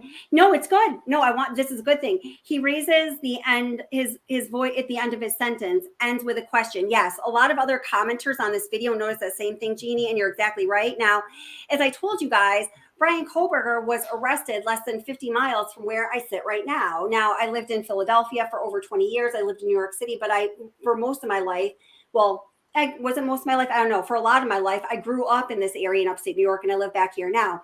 Brian Koberger has a very distinct upstate New York / northern Pennsylvania dialect and kind of, like faux accent in his voice. I pick it up so clearly, and you can hear that so clearly in the way he speaks right now, at least per this audio clip that we have of him requesting the haircut. And also I hear it so clearly in the video that was posted to Facebook. And by the way, we should all stop to acknowledge that Sis Vicious has always been right. I don't know if she's still here or not. So we can look at that a little more, but okay. Did you guys want me to keep playing it, or did you have more to say at this point? Go ahead. Keep playing it. Go for it. Okay. Go for it. Okay. Prosody. So this includes the pitch of the voice. It can vary between low and high, the length of the sounds, varying between short and long, loudness, prominence, varying between soft and loud, and some other qualities. So when you listen carefully to the audio sample we have of the confirmed Brian Koberger, and I know it's just a short message, and then you listen to the person talking in that video that came out in December where they're detailing the crime, apparently because they know someone in law enforcement who gave them all these details that someone in law enforcement would never give them, or a person. In my opinion, the rhythm, the change in pitch, and the tempo is the same between the two vocal samples. Listen again. Hi, my name is Brian. Would you be able to give me a haircut tomorrow by any chance? Now, if the screen was recorded at 3:38 and the car sped by at 3:45, it's a very tight time frame.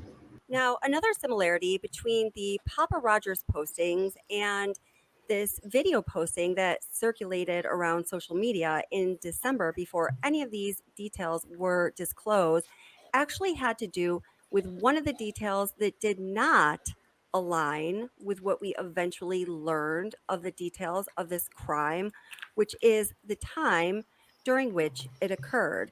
Now, remember, before the PCA was unsealed, the police had the time of the crime as being between 3 a.m. and 4 a.m. One could imagine if Papa Rogers got the exact time correct, or this person who put this video out that circulated around social media got the exact time correct, and it was after 4 a.m., that would be an absolute dead giveaway that they had some insider knowledge into the crime. Does that make sense? So let's listen to the mentioning of the timing of when the white Hyundai Elantra appeared on security footage camera, according to that video that was put out and circulated around social media, that I believe is actually Brian Koberger. They're also desperately looking for this white car. The reason being is that it was seen speeding by an A&W slash gas, I think A&W gas station. I don't even know what that is, but anyway, that's, again, it could be wrong. I was just told it was seen speeding by an A&W gas station slash hangout at Miss Kelly. 3:45. Now, Yeah, if just the one sec. stream was recorded at 3:38, Go ahead. Okay, something I want you to get your opinion on. So, you remember how Truth and Transparency, she was one of the first people to say, this roommate was on the second floor, not the first floor, before any of Correct. those details came out. So, Uh-huh. I mean, and we're not over here thinking that person had anything to do with it, right? Some people are just really interested in crime, or, just thinking about these things and deducing. So just because this person is on TikTok doing that, I mean, are they different? I'm not assuming that it's not him, right? Like, but just think about it. People do this, they try to figure out details, or they assume, or whatever. Yeah, no, Like, just wanted to I put that out there. totally, I think that's a great thing to put out there. Like, seriously, I think we need to keep all of those things we need to take all those things into consideration for sure. Now, and I try to think of things in those terms as well, but just like on first blush, what I'm thinking about what you're saying right now is that, Truth and Transparency, I think she was the first person to really put it out there that perhaps Dylan's bedroom was on the second floor. I know that and a couple of you, I don't know if it was Jeannie or somebody else, we had kind of been talking about that because we had noticed that there were some pictures where it looked like that might be the case. So I think that, that was something that, based on information and pictures that had been put out there, is something that could be surmisable. What I think separates that from what this dude is talking about is those are not details of the crime. Those are details about ancillary things that have to do with the people that were involved in the crime and where the crime went down. But those are not details of the crime. Anything that was like a detail of the crime itself, there is no way that I or Truth or Transparency or anyone short of God, I don't think, would have been able to tell prior to those details coming out. Because let's face it, we were all shocked when the PCA was unsealed, right? Oh yeah, for sure. But I mean, I think that's a really good point. And thank you so much, Pizza for the super chat. Thanks for always keeping it real. Appreciate your content. Thank you so much. I appreciate that. Thank you for supporting the channel as always. Thank you very, very much. So that's just kind of how I'm seeing it. Now, somebody might have a different opinion about that. But that's just my thought. What do you think, Justice A through Z? I'm sorry, I was distracted so I didn't catch the question because somebody made a really good comment. What was the comment? It was Brian Hoffman, just right now, that says, guys, let's just be honest. RE, which I'm not sure what that is, but MPD would be the police department. Moscow Police Department, yeah. And LE, law enforcement, they document nothing, which is really scary if law enforcement is not documenting, because that's what they do. They document. When they're not documenting. It's part of the job. I mean, the job isn't just investigating, it's also keeping record of that, and keeping record of that leads to better investigation, right? Yeah. It's a huge part of the job. And the only reason that law enforcement that don't document that I know of is because they want to hide things. They don't want to have a record so that when somebody asks for the record, they can say, what record? We have none. Because it is in their training, it is ingrained in their training to document everything. Because if you're on the up and up, and the way that people are trained is to be on the up and up, of course, at least, yeah, totally. Yeah. No. Yeah, it's just to keep yourself also liable and make sure that you're doing your job also. Absolutely. Yeah. So can you re-ask the question? Well, so Ara was wasn't a question. She was just saying, no, I think it's a good thing to consider. She was saying, how, because I was saying that, this guy knew way more than anybody else would know, unless essentially he was the murderer. I don't know if I said it like that, but that's what I meant. I don't know if I said it that straightforward, but she was saying, how people like Truth and Transparency was the first person to put videos out about, Dylan's bedroom really being on the second floor, sometimes, people will know things that we don't all necessarily know, but it doesn't mean they're the killers. And then the point that I made, and there might be another side to it, was like, yes. And I think a lot of people were kind of speculating about the second floor bedroom. Like I had talked about it with a couple of moderators on this channel. I definitely didn't put anything out about it because I wasn't really following that path. And in truth and transparency, just had a lot more information than I did, quite frankly, or maybe I would have. She just had a lot more. But those are details that can be surmised based on photos and information that had been previously put out. But what this dude knows is related to the crime on that evening, in that moment. And to me, that's how it's different. And welcome, DC Primetime. Well, and I want to say I'm also really struck by the shakiness in his voice, the recording of talking about the crime. It just, he sounds very shaky to me. It sounds like Brian, but it sounds like Brian kind of trying to disguise his voice a little bit, like talking a little bit lower.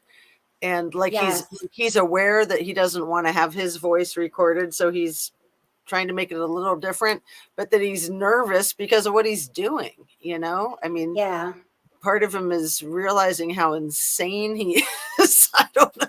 Yeah, I know. And he probably has it in his mind that when he makes this recording, he has to do these certain things. He has to hit these certain points because in his mind, just like everyone has said about him, he knows everything and he knows more than everyone else. And if he hits these certain points, then he's convinced in his mind that he's going to be fooling everybody. So he's probably made nervous by his own standards of what he needed to do in that recording. That's my opinion. And this was a voicemail, right? Like the one for the haircut? No, this is a video that was created. And what we're watching right now is the actual video where in certain parts of it, you can see the person's reflection. And honestly, I was researching he's asking about the haircut. Yeah. I'm sorry. That was a voicemail. That's a voicemail. Correct. He left it. That's weird to me. I almost feel like, so how much pre-planning was there to random leave a voicemail for a haircut? I mean, I don't know. Is that the only? No. I didn't mean for the haircut. I meant for the video where that talks about the crime. Right. No, I got you. Where did he post the video? Was that on the Papa Roger channel or on TikTok? I think it was originally, what I can find, it was originally posted on TikTok. It definitely made its rounds in social media. And honestly, regarding its origin, I wasn't able to find any additional solid information. That doesn't mean it's not out there. It just means that I myself, with the time that I had, was not able to find it. If anybody knows any more than I do, please feel free to tell us, because this channel is about you guys. I'd be nothing without you. So please do let us know. Thank you, Brian Hoffman, for the super chat. Says you're great. I needed my therapist tonight. Anytime, Brian, anytime. So, and welcome, Isles of You and Solar Solstice. I love your name. Welcome. That's such a great name. Hi, Sarah H. Welcome. How are you doing? And DC Primetime and USA Kiwi 1986. MF Puppies. Welcome.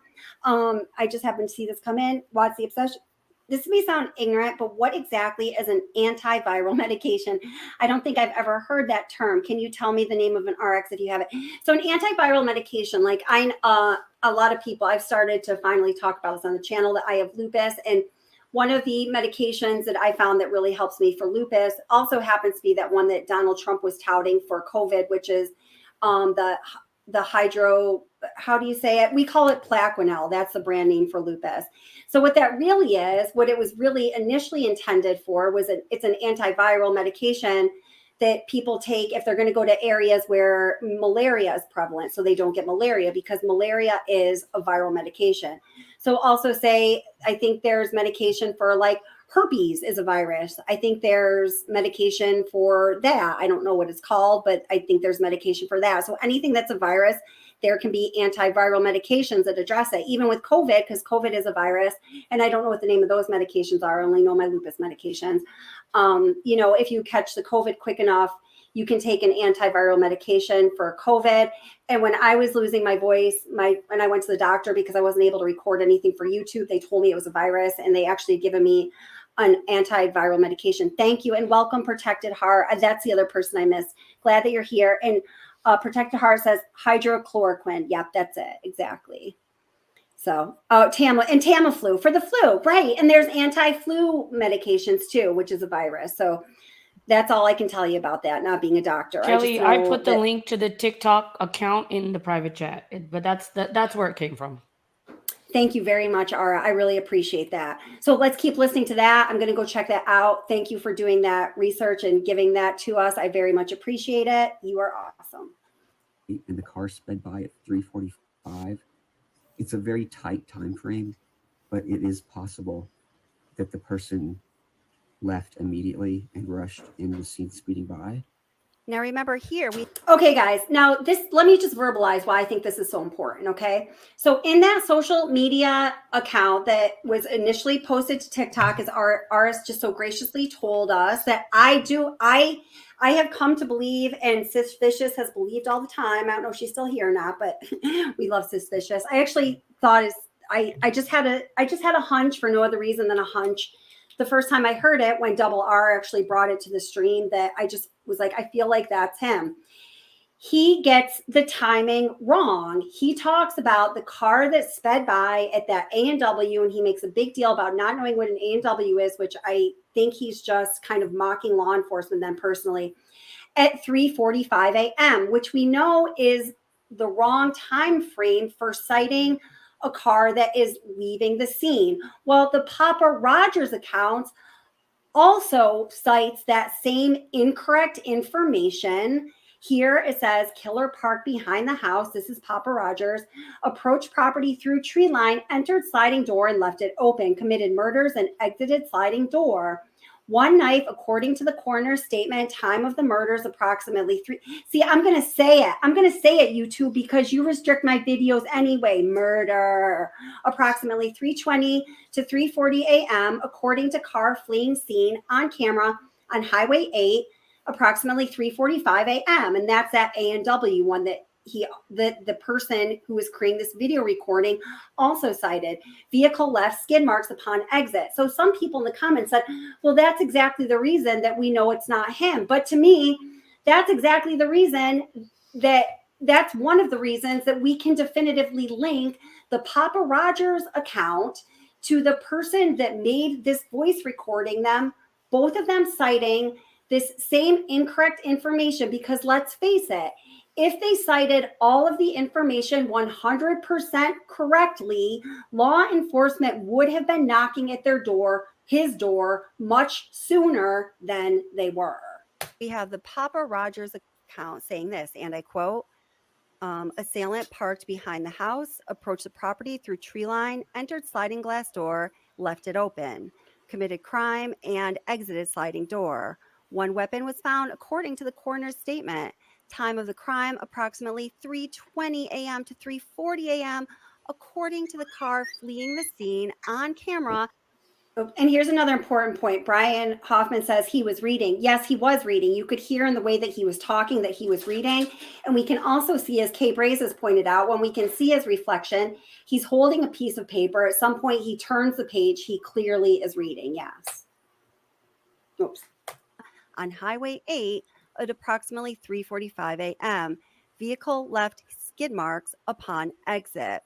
So you see both of these alias social media accounts, if that's what you are to believe, the Papa Rogers account and the account that posted this video to social media way back in December before any details were known, incorrectly pointed to this one piece of information, the car fleeing away from the A&W gas station at 3:45, as being the piece of information that pegged down the time of the murders. Coincidence?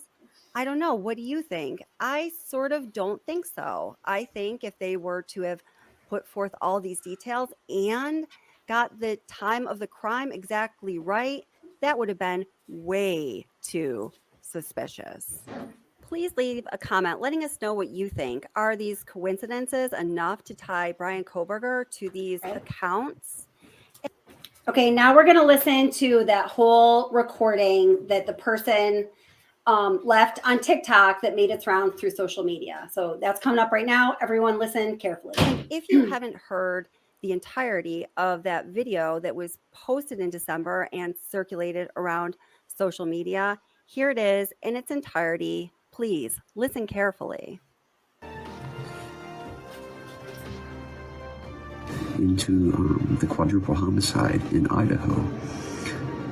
I don't want to be any more specific than that because I don't want to put anybody in a challenging or contentious situation regarding their continued employment. And I will say what I'm about to tell you is secondhand, but it is from what I believe to be a very reliable source. Again, this can only be considered a rumor as I don't have firsthand knowledge. I never planned on posting any of this information out of respect for the victims' families. However, now that one of the victims' fathers has released some of the gruesome details himself, I'd like to share some of the investigative theory.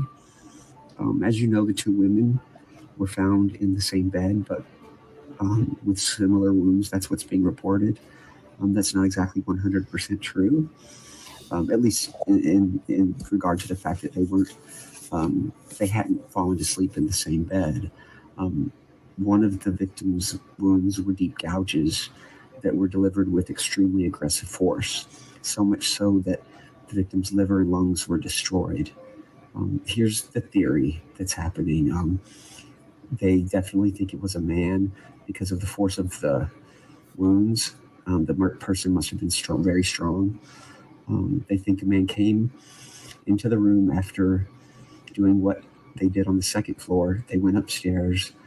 The person cleanly and quietly unalived the first victim. The second victim awoke and tried to run. They believe that the man possibly grabbed her. Okay, so one thing that a lot of people have said, and I would like to know more about this because I'm just going to be honest, I've had a hard time tracking this myself, but the videos have been, videos have been posted on this account after his arrest. So if anybody can provide me more information about it, I would love that information. And then I will happily, take back everything that I personally have said about this. But at this time, I think there's still ways that can happen, and I just need to know about it. You can time things for sure. Yeah. Also, yeah. What was it? There was something else. Hold on. Oh shoot, I had it. Hold on. Just keep going. I lost it. All right, just let me know when you got it. Screamed loudly. Oh, okay. Who did he say was the second? Who did he say was the second victim? He said first victim, and then he numbers them. So like, I mean, I agree. It does sound a lot like him. So who does he call the first victim and then the second one? Madison, then Kaylee, which is very much in line with the orders the counts are read. It is also in line with the orders that the tattoos have the initials. So it wasn't the second floor. Oh yeah, you're right. That's true. I didn't even put that together. You guys are probably ahead of me. I didn't even put that together. I haven't even put that out in any content yet. This is just stuff I've been working on in my little notebook here and talking to a couple people. But yeah, that's the order. So late breaking revelations coming out right now. And then harmed her. And the reason the wounds were of such force, he was delivering it quickly and forcibly to quiet her, which I apologize for how I know it's disturbing, but anyway, how do we know that she screamed? Because 3 individuals reported hearing a scream between 3:45 and 4 o'clock. That's why the police have such a specific time frame as to when the murders occurred. Because I don't know if you noticed, but the authorities weren't called the next day until late in the morning. Yet they had a very specific time frame when the murder happened. They think the scream is why. And after reviewing video files from the neighborhood, they reviewed security cameras in the area, and they have an audio file I haven't heard it, but I was told that you can clearly hear a loud scream from a female. That scream was recorded at exactly 3:38 a.m. Neighbors say they didn't call the police because they said there's often loud noise coming from the house. I was told that there are parties there all the time. Again, I don't know if that's true, but it's what I was told. The weapon used was a long serrated-edged hunting knife with a fixed blade. The weapon had not been in the house. The person brought it with them and took it when they left. The two victims were on the same bed, not side by side. One victim was found on top of the other. The reason is that the one tried to escape and was Yes, Mrs. B. He sounds excited, and something that we've talked about. I know I definitely have talked about with Jeannie and a few of you that, the language that he uses is very like what would be, in his opinion, complimentary of himself, like a strong male, kind of like this cunning person. It's just when you pick up all these nuances and put them together, it's just very difficult for me personally to believe that this is not him. was grabbed, harmed, and then shoved and fell on top of her friend. That is why. See, and there, Brian Hoffman, he just turned, let me go back a minute. He just a couple seconds. Yeah, he just turned the page. So watch for that. That is why there is there's a lot of blood mixtures on this at the scene. They're also desperately looking for this white car. The reason being is that it was seen speeding by an A&W gas station. I don't even know what that is, but anyway, again, it could be wrong. I was just told it was seen speeding by an A&W gas station / hangout at 3:45. Now, if the screen was recorded at 3:38 and yes, very good. DC Primetime says, how he describes one victim on top of the other and also the order in which now we know that they happened. How would he know that? Because that's exactly how they were found. Ding, ding, ding. DC and why get a prize. And then he talks about it like he's just like, like excited about that fact. Like he wants for people to know that. It's weird. Exactly. And I mean, I think it was, law enforcement hasn't said it yet. They haven't talked about the digital data or the digital evidence aside from the cell phone data that led them to him. But I would not be surprised if this goes to trial. And God, I pray it does, because I hope that we don't have the Watts effect on this case for ever and ever the end. I think it could possibly come out that some of the details that were revealed in this very recording helped to lead law enforcement to him, because it was released right around the time when they started to hone in on this man. Too many coincidences for myself. The car sped by at 3:45. It's a very tight time frame, but it is possible that the person left immediately and rushed and was seen speeding by. Also, the scream may have been what caused the person to quickly leave. That scream could have been what saved the other two roommates' lives. The person knew that they might be detected, so they sped away. Again, this is all just rumor. Take it for what it is. That's right, Validation Boy, who says, Ara picks up on those D's. Yes, that's why we keep her around. She's very good. I just pray for these young people. I hope they rest in peace and that their families can find peace after this horrible crime. And I hope that the person who committed it can be brought to justice. Thanks a lot. Again, please let us know what you think. And as always, our biggest hope is justice for the victims, Maddie, Kelly, Ethan, and Xana, and peace for their families.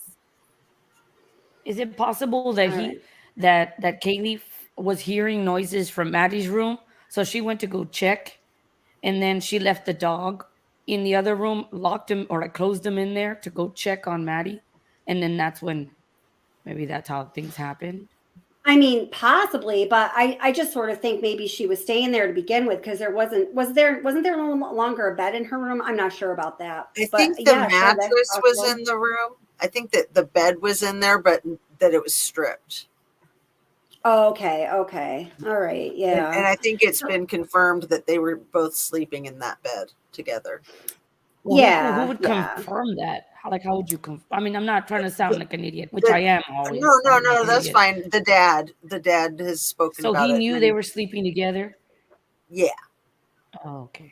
Interesting. And he also said very specifically that they would always have the dog in the bed with one of them, that the dog slept with Maddie or Kaylee. Well, I just don't see the dog being, I don't know. I've actually never thought of that. Maybe Kaylee putting the dog in the other room because she heard something happening in another room to protect the dog, which is literally probably what I would have done if it was a dog that was nice to everybody. Yeah. I don't know. I don't know. Thank you for listening to my rant.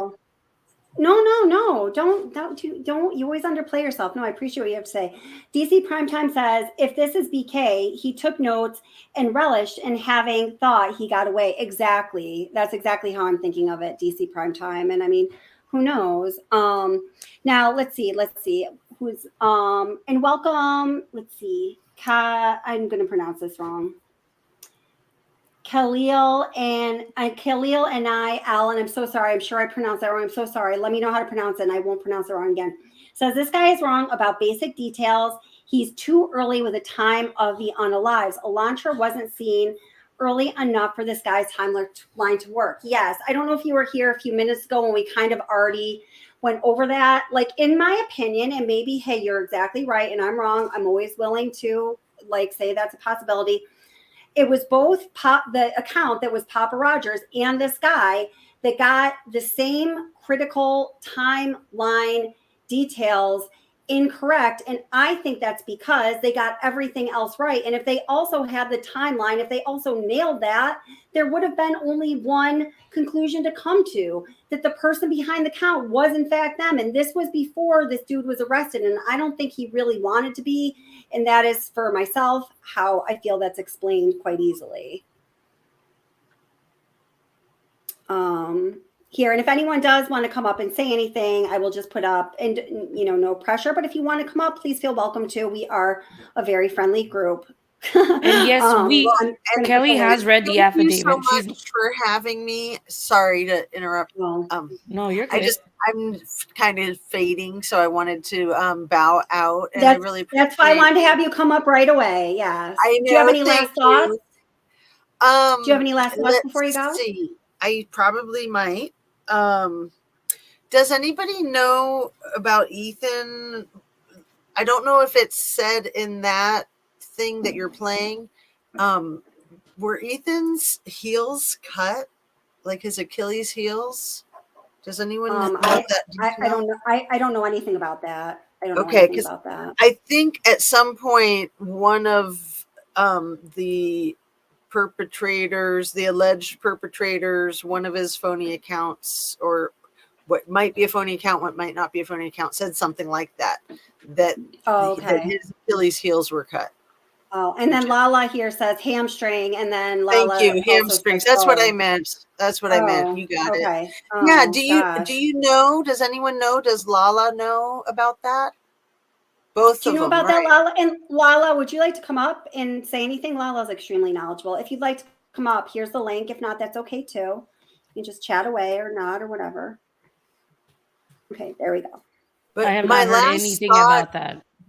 I haven't either. My last thought is just how daring he was to make that video with his reflection in the screen and even showing the keyboard, because now that the law enforcement has his, his computer equipment, and then if they can see that video is of his laptop, that's just more evidence that they would have on him, basically. Absolutely. Yeah. I don't know. So I just want to address this. So Paula says, has this group not read the affidavit? The things this guy says are not correct. I've read the affidavit probably about 35 times. The things that this guy says are correct, barring those timeline pieces, which are, of course, obviously critical. So once again, and this is the last time I'm going to say at this point, and if somebody misses it or they don't get it or they don't hear it, I'm just going to have to live with that.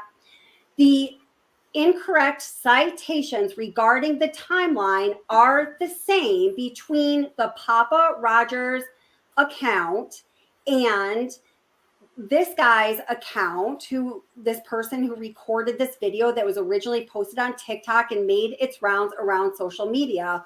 So immediately, I and this group of people recognize that those details were not correct. And I believe how we explain that is, well, I think it's really ironic, or it's really revealing that the same incorrect citations were made by Papa Rogers and this dude.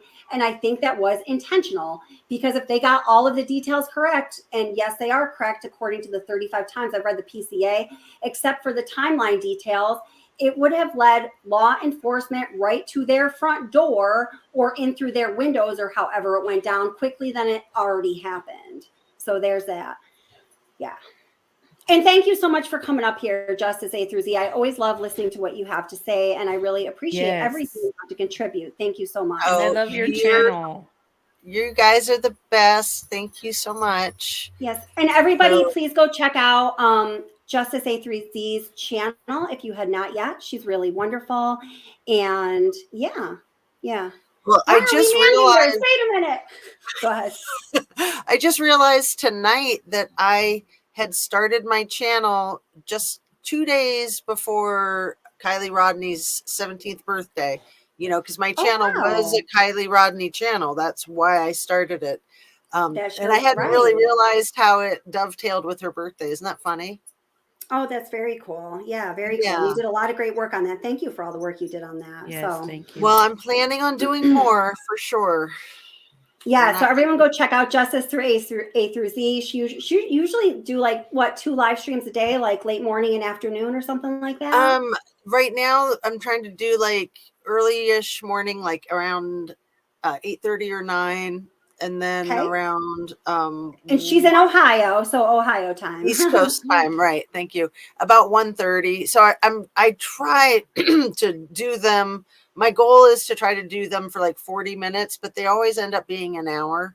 So I'm trying to narrow them down, but I like to read people's comments, and you know how that is. That just takes a lot of time. It does. It's a great interactive channel. So go check it out. Thank you for being here, Justice A3Z. And then I want to also welcome up DC Primetime. And I'll probably be watching while I'm going to bed. Thank you, darling. So bye. Have a good night, sweetheart. I'll talk to you tomorrow. Bye, Justice. Okay, great. Awesome. I know how to leave. Maybe I can help you with technical stuff tomorrow or something. Oh, there she goes. So wait, welcome, DC. I just want to read this really quick. Well, they caught the guy. Appreciate you, good-looking women. Well, thank you. I'll take that as a compliment. But, well, you are man-haters. Forrester from Oregon here. Come and get me. I don't think that we're man-haters by any means. In fact, I love lots of men, many men, lots of men. Like my son who just walked by, I love him a lot. He's a guy. But I didn't really have you pegged like that, Solar Solstice. I still really love your name. I saw that Jody said a nice goodbye to you. So goodbye and welcome, DC Primetime. How are you? Hey, DC. Oh, you're muted, honey buns. Sorry. There you go. Okay. Oh, look at I don't hate men. No. This is my guy. He's Moss. Hello, little man. We love you.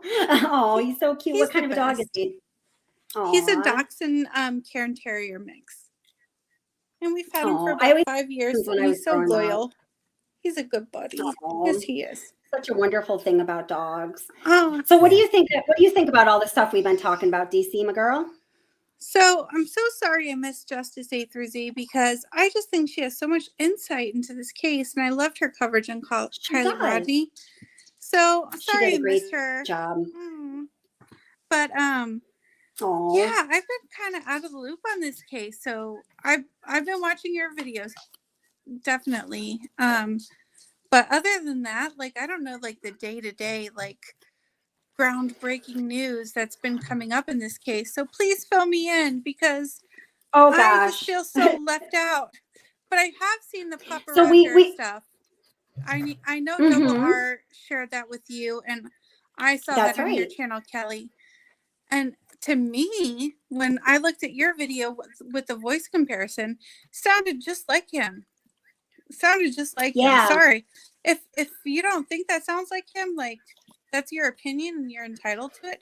But to me, who's not like a voice trained analyst or whatever, sounded just like him to me. And to Ari's point, got some of the times wrong. But yeah, if you're in a mad frenzy, like murdering people, unaliving people. This is my other dog. This is Maya. Little cuties. Yeah, I'm sorry. It's okay. You're probably not keeping good track of time. So yeah, and well, in actuality, know exactly what time it was. That's a good point, DC, but that's a really good point. And that just might be all there is to it. But the point that I just keep trying to make, that I just so desperately want to make more clear to everybody is that, hold it, let me just bring this back to the stream here, is that the Papa Rogers account here, I said I wasn't going to try to bring this home again, but I am. So this is the Papa Rogers account right here, because it's making me crazy, because I think it's such a big deal. And I know I've talked to some of you like behind the scenes. I agree. It's a big deal too. So this is the Papa Rogers account, okay, who a lot of people, including myself, I've made a turn on this. I do believe it's him. He says, killer parked behind the house, approached property through tree line, entered sliding door and left it open, committed murders, and exited sliding door. One knife, according to coroner's statement. Time of the murder, approximately 3:20 a.m. to 3:40 a.m., which we know is wrong, y'all. I've read the PCA 35 times. According to the car fleeing the scene on camera on Highway 8 at approximately 3:45. Vehicle left skid marks. So this is a wrong citation of time if you actually know what happened with the murders. And also, I think not ironically, the dude who created this video made that exact same wrong citation of crime. And I think that's on purpose. I think he couldn't keep straight all of the things that he was going to get right and the couple of things that he was going to get wrong across all of the different social media platforms. So he decided on a few of them and he went with them. Here, whoops. They're also desperately looking for this white car. The reason being is that it was seen speeding by an A&W gas station. I don't even know what that is, but anyway, that's, again, it could be wrong. I was just told it was seen speeding by an A&W gas station. Kelly, can you pause for a second? Wait, no, hold it. Just listen. This is the whole thing that I want people to hear. 3:45. 3:45. Here, wait, let me go back a second here. And the car So just sped by at 3:40. That's, again, it could be wrong. I was just told it was seen speeding by an A&W gas station / hangout at 3:45. Okay, so that is the same citation that the Papa Rogers account makes that we know is incorrect as far as relevance to actually pegging the time and all of that of the crime. And I don't think it's a coincidence that both of these different social media accounts get that one timeline fact wrong, but get everything else right. Does that make sense, Ara? Yes, I think there's a rhyme and reason for the times being the way they are, especially with this person speaking on TikTok. It's on purpose. Right, exactly. It's on purpose. And it's the same so-called mistake that is made several times throughout the social media accounts that are believed to be Bryan Kohberger. And I think that is in his own mind, agreed upon, like monkey wrench that he's going to throw into the situation because he's so smart to throw everybody off. You know what I mean? Yeah. I think thank you. Totally thank you, valid. Lala. It says calls it a red herring. Thank you. Okay. Go ahead, DC. Go ahead. Well, with investigating this case, and my very first case was the Watts case, right? My singular question was who knew what when, and that helped me determine who had like insular knowledge into the crimes themselves. In my view, so this person is speaking at what date based on what information that was let out by the coroner. As far as the coroner that DC prime time and I hate. Yes. Okay. So this was announced by the coroner by this time, I imagine. I don't know the exact dates, but pretty sure that this person and Papa Roger are signifying the coroner's possible time of death and not the actual time of death. So it could be a red herring, could be nothing, could be that Papa Roger and this person are the same indeed and not Bryan Kohberger, but could be that maybe, like you were saying, Kelly, this was the suspect trying to throw people off. You know what? And that is such a great point. And maybe, he probably, let's just assume for a minute that these social media accounts were him. He probably loved that dumbass Kathy Manbutt coroner got everything wrong and said way too much. And so he was like, okay, man, let's roll with this. Let's keep pushing that out because she got this wrong and it's only going to further throw law enforcement off of my trail. And Protected Heart says Kelly's sister had to hound law enforcement to fix the time that they got home. Super great point. Thank you, Protected Heart. Yes, she did. It was kind of crazy.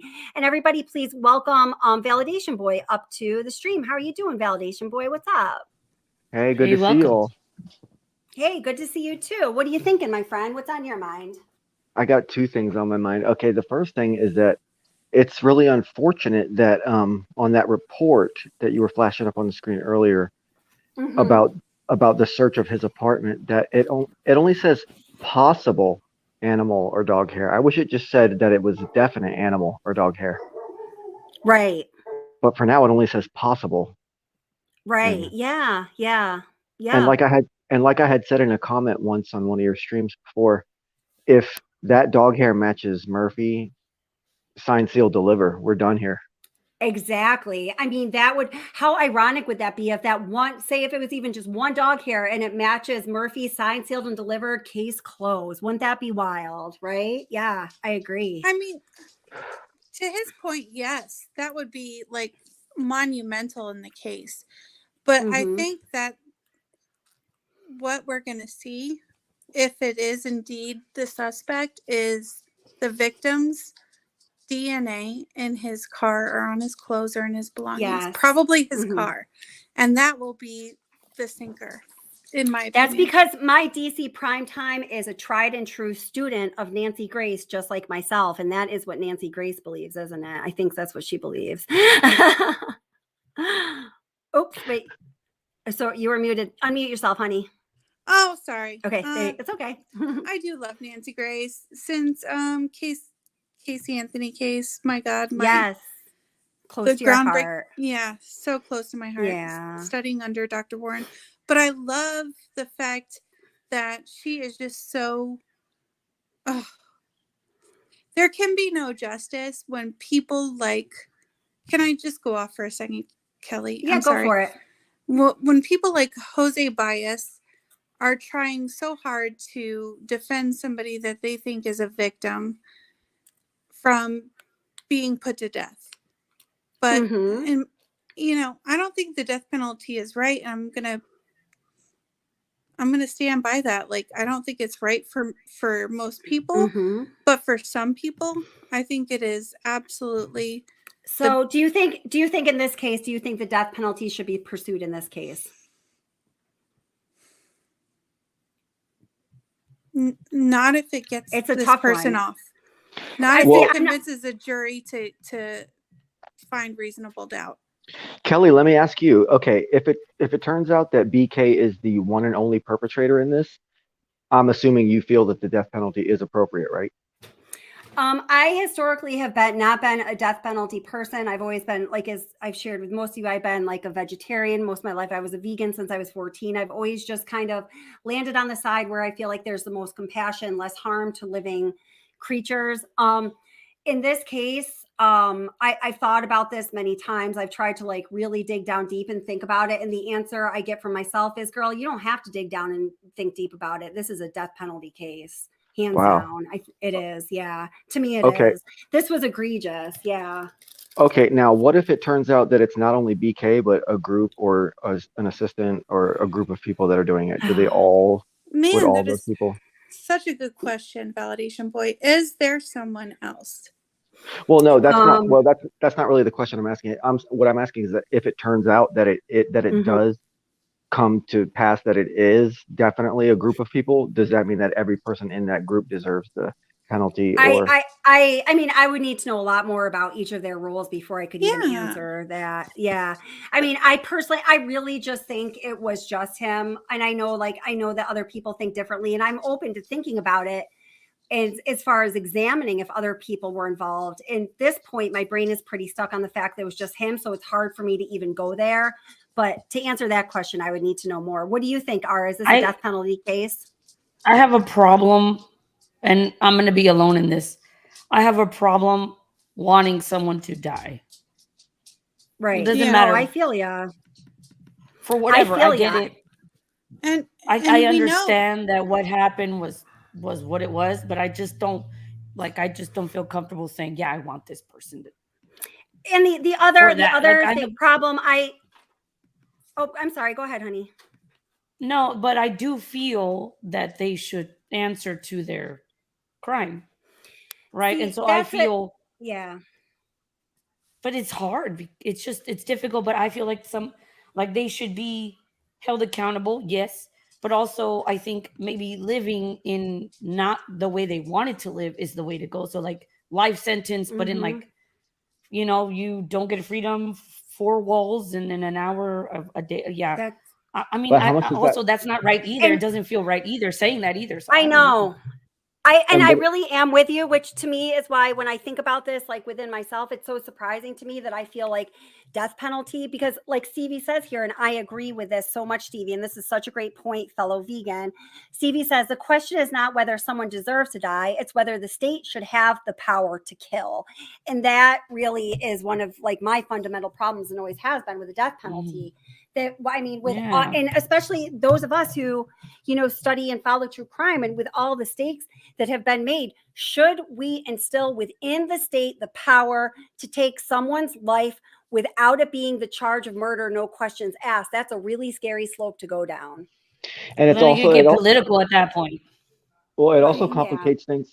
It also complicates things to think about the fact that sometimes a victim will have no family members in their life or immediate family in their life, and then other times the victim is a child or is a member of a very full family, and like the state is exacting that punishment kind of on behalf of the family or the plaintiffs, if you will. But technically Yeah. the state itself is technically the plaintiff when it comes to that. But they do kind of it's the people that's a very versus good point. defendant, right? But Yeah. Right. But the prosecution will defer to the victims' families, like we saw in the Watts case. Sorry, But what for he was bringing it up saying, again. what if the victim has no families? It's almost as though the state acts as that advocate, so to speak, even though I don't love that word, for the victim when the victim has none. Is that what you were saying, Validation Boy? Yeah, like society has Yeah. lost someone, so society has to Right. be represented. Right. Right. Yeah. Yeah. Okay. The people versus, right? I get that. That's why Yeah. I'm saying I'm glad I don't have to make that decision. That's why. It's a hard that's decision, why. and especially if you're sitting on a jury to Mhm. to decide whether someone lives or dies. That is gonna. I would it's- never. I know I would never. If I were on this jury, I mean, the trial hadn't happened. I would never, as a juror, be able to. I mean, I know I would never be on a death penalty case. Well, I would be a juror on no case, because as soon as I was like, oh yeah, I have this true crime podcast, they'd be like later, and I just go back to my job and not make my $7 a day if I have to do jury duty. Sorry, I'm sorry. I know I'm shrinking my civil service. I'm sorry. So, but That I would, gets us out know, too, Aura, right? yes, it does. I know I would never ever on a jury be able to decide to put someone to death. I just know myself. I know I would not. Well, I mean, there's two phases, right? There's the guilt or innocence, or guilt or not guilt beyond a reasonable doubt phase, and then there's the Mhm. penalty phase. So we have to keep that in mind. We have to keep it in mind with regards to the laws in Idaho, how this will go. So let's set that aside, because a lot of states don't even give the death penalty anymore. But Idaho Mhm. would. I don't know what the last time they gave somebody the death penalty, but in my opinion, the person that committed this crime, whether it's Brian Koberger or not, we can't say for sure because he hasn't been proven guilty, is that there will be appeal after appeal after appeal if he's given a death sentence. So maybe it's better if he's just given life. That's my opinion. Yeah. So I just go ahead. politically, is Idaho a much more conservative state than Yes. Washington? I would think so. Yes. I mean, Washington and Portland. Well, I mean, I'll look it up and I'll tell you. Portland, Seattle, it's very liberal in my opinion. But Idaho is much more. Well, it's not an opinion. This can be supported by a pie chart, honey. So let's find. I love a pie chart. So it says All right. So how many people in Idaho, it says this is per county. Hold it. I'll get back to you in a minute. Keep talking. I'll get back to you. That's a good question.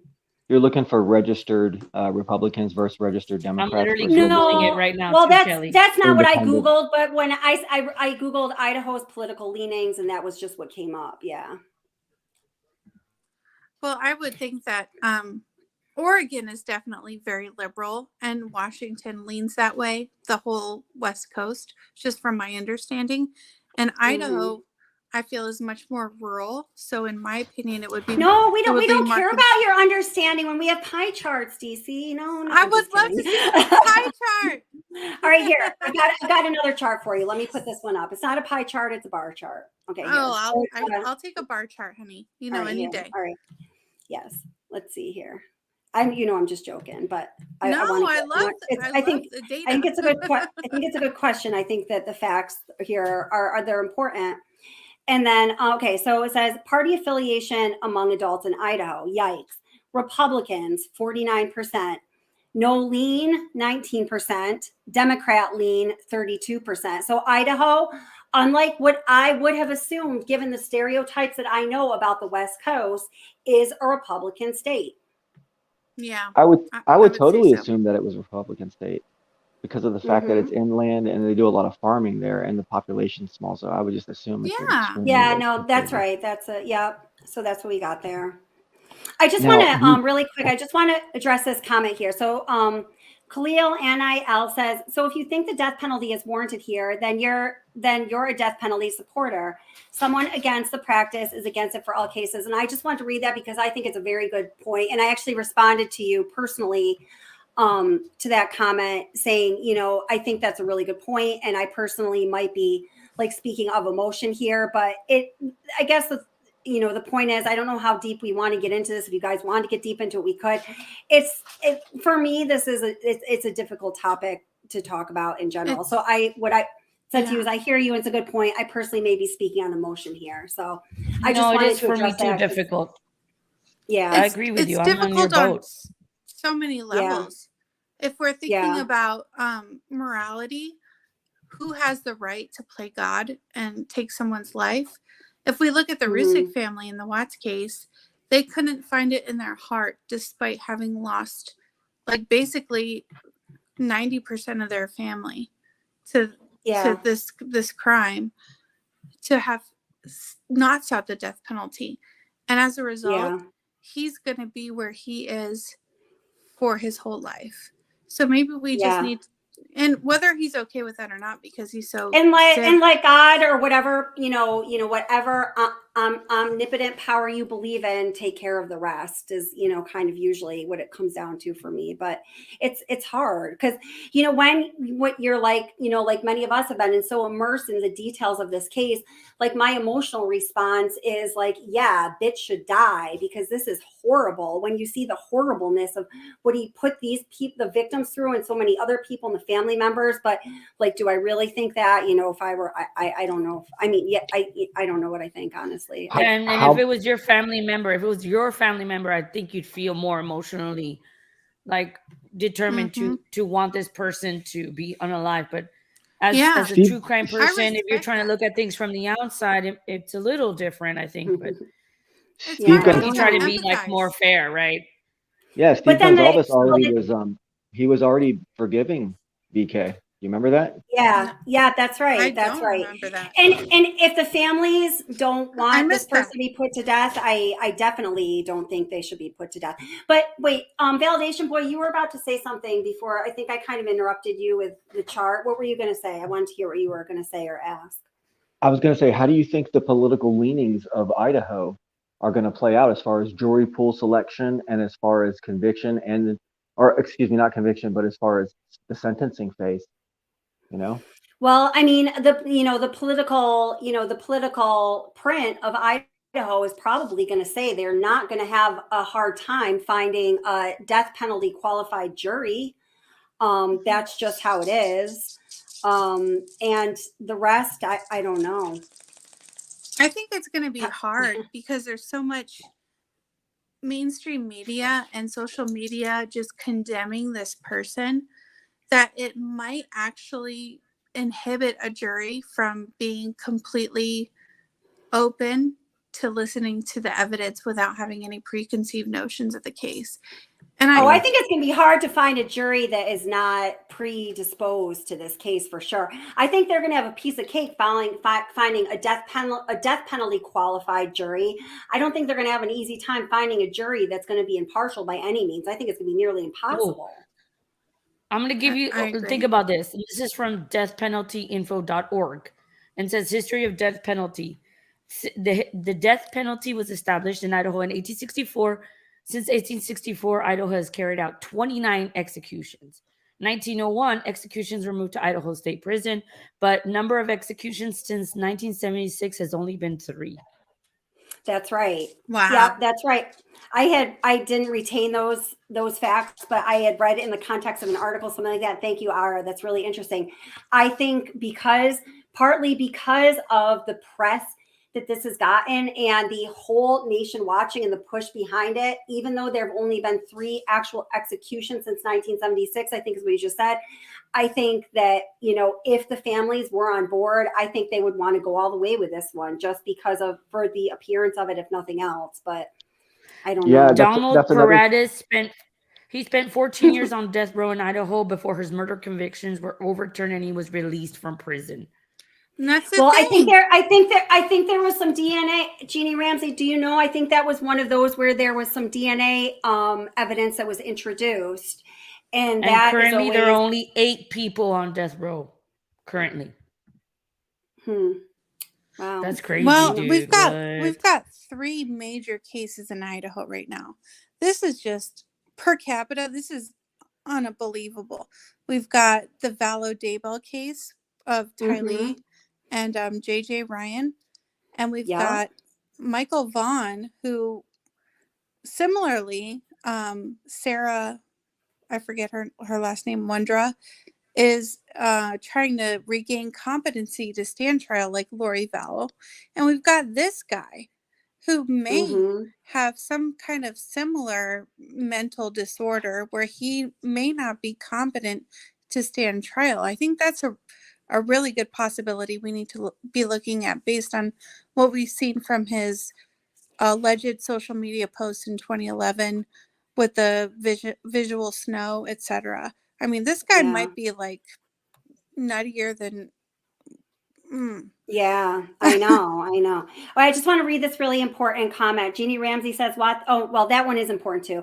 She says, what's the obsession with DNA exoneration? Thank you, honey. That's what I thought. You're the best, Jeannie. Jeannie's she's like a machine.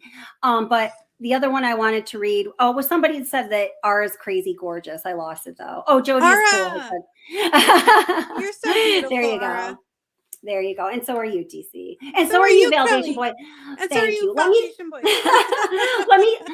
So much love here. Let me kick it over to Validation Boy because he's in the unfortunate situation of being on panel, being the only men among 3 women, and we keep cutting him off. So let me give him the floor for a minute. Go ahead, hon. Oh, I was just going to say, another element to all this is that regardless of the political leanings and the jury pool and everything, it kind of the fact that the bulk of the victims here were female, it kind of transcends that whole political situation. And I think that's the same thing is potentially going to play out either way. However, wait, say that again. Whichever way the political leanings are of the jury that eventually gets selected, I think the fact that most of the victims in this situation were female, it's going to make things play out the same way either way. Okay. That transcends. Well, that's a good thing. It just shows that our society that transcends the political divide. I get what you're saying. You might be right about murdered white chick syndrome, right? Right. Now, Protected Heart says there is no insanity plea in Idaho. Now, this is something I have researched. There has not been an insanity plea per se in Idaho since 1982 when they did away with the insanity plea, which I personally don't think is a terrible idea. I think for this guy anyway, to plea anything that would be along the lines of insanity would be absolutely impossible. I mean, the bar for insanity is that, you know, in that moment, you were incapable of discerning right from wrong, which is really, I think, a wishy-washy standard as it is. But just so you all know, insanity plea is not on the table for dude. Yeah, so you have Sarah Wandra and Lori Vallow being restored to competency. I believe that if Brian Koberger is indeed the killer, there's no restoring him to competency. I think it was meticulous. I think it was planned. And I think he knew exactly what he was doing, in my opinion. My opinion only. Oh. If he's the killer. I'm not saying he is. I haven't, you know, read the discovery. I can't make that discernment. But from the affidavit, it looks like they have a pretty like steadfast case against him. My opinion. Yeah, and yeah, I hope maybe wishfully thinking that that's the case. I've been reading a lot of comments even this evening. Several of you have said, I know Isles of You, Joan Bradley, a couple other people said something to the nature of you have some real fears that this guy is going to walk, which is terrifying to me. I'd like to know more about the people that think that and why you think that, if we could get some of those opinions up here. Now, Jeannie Ramsey says, what's the obsession? Don't forget, a lot of these guys take pleas. They do not fear prison. They can read, they do not fear prison. They can read the writing on the wall, really think that he's going to take a plea, guys. Oh, jaboyza. And you know what? Imagine if Chris Watts hadn't confessed. Could he have walked? I think it's believe so. I think it's possible. I think it's possible. I think it's possible. Yeah. If if he had hired an attorney and discredited all of the so-called evidence that was never tested in his case, he could have walked 100% in my opinion. But now, I believe he's guilty. Just putting that out there. Yes, y'all, y'all, before you start commenting, basically, I'm going to speak for the channel, like, bitch belongs in prison. We're good with that. I don't even want to hear about that anymore. So Macrotus J says, I hope the prosecution has more evidence than what we have seen in the PCA, because right now it's weak.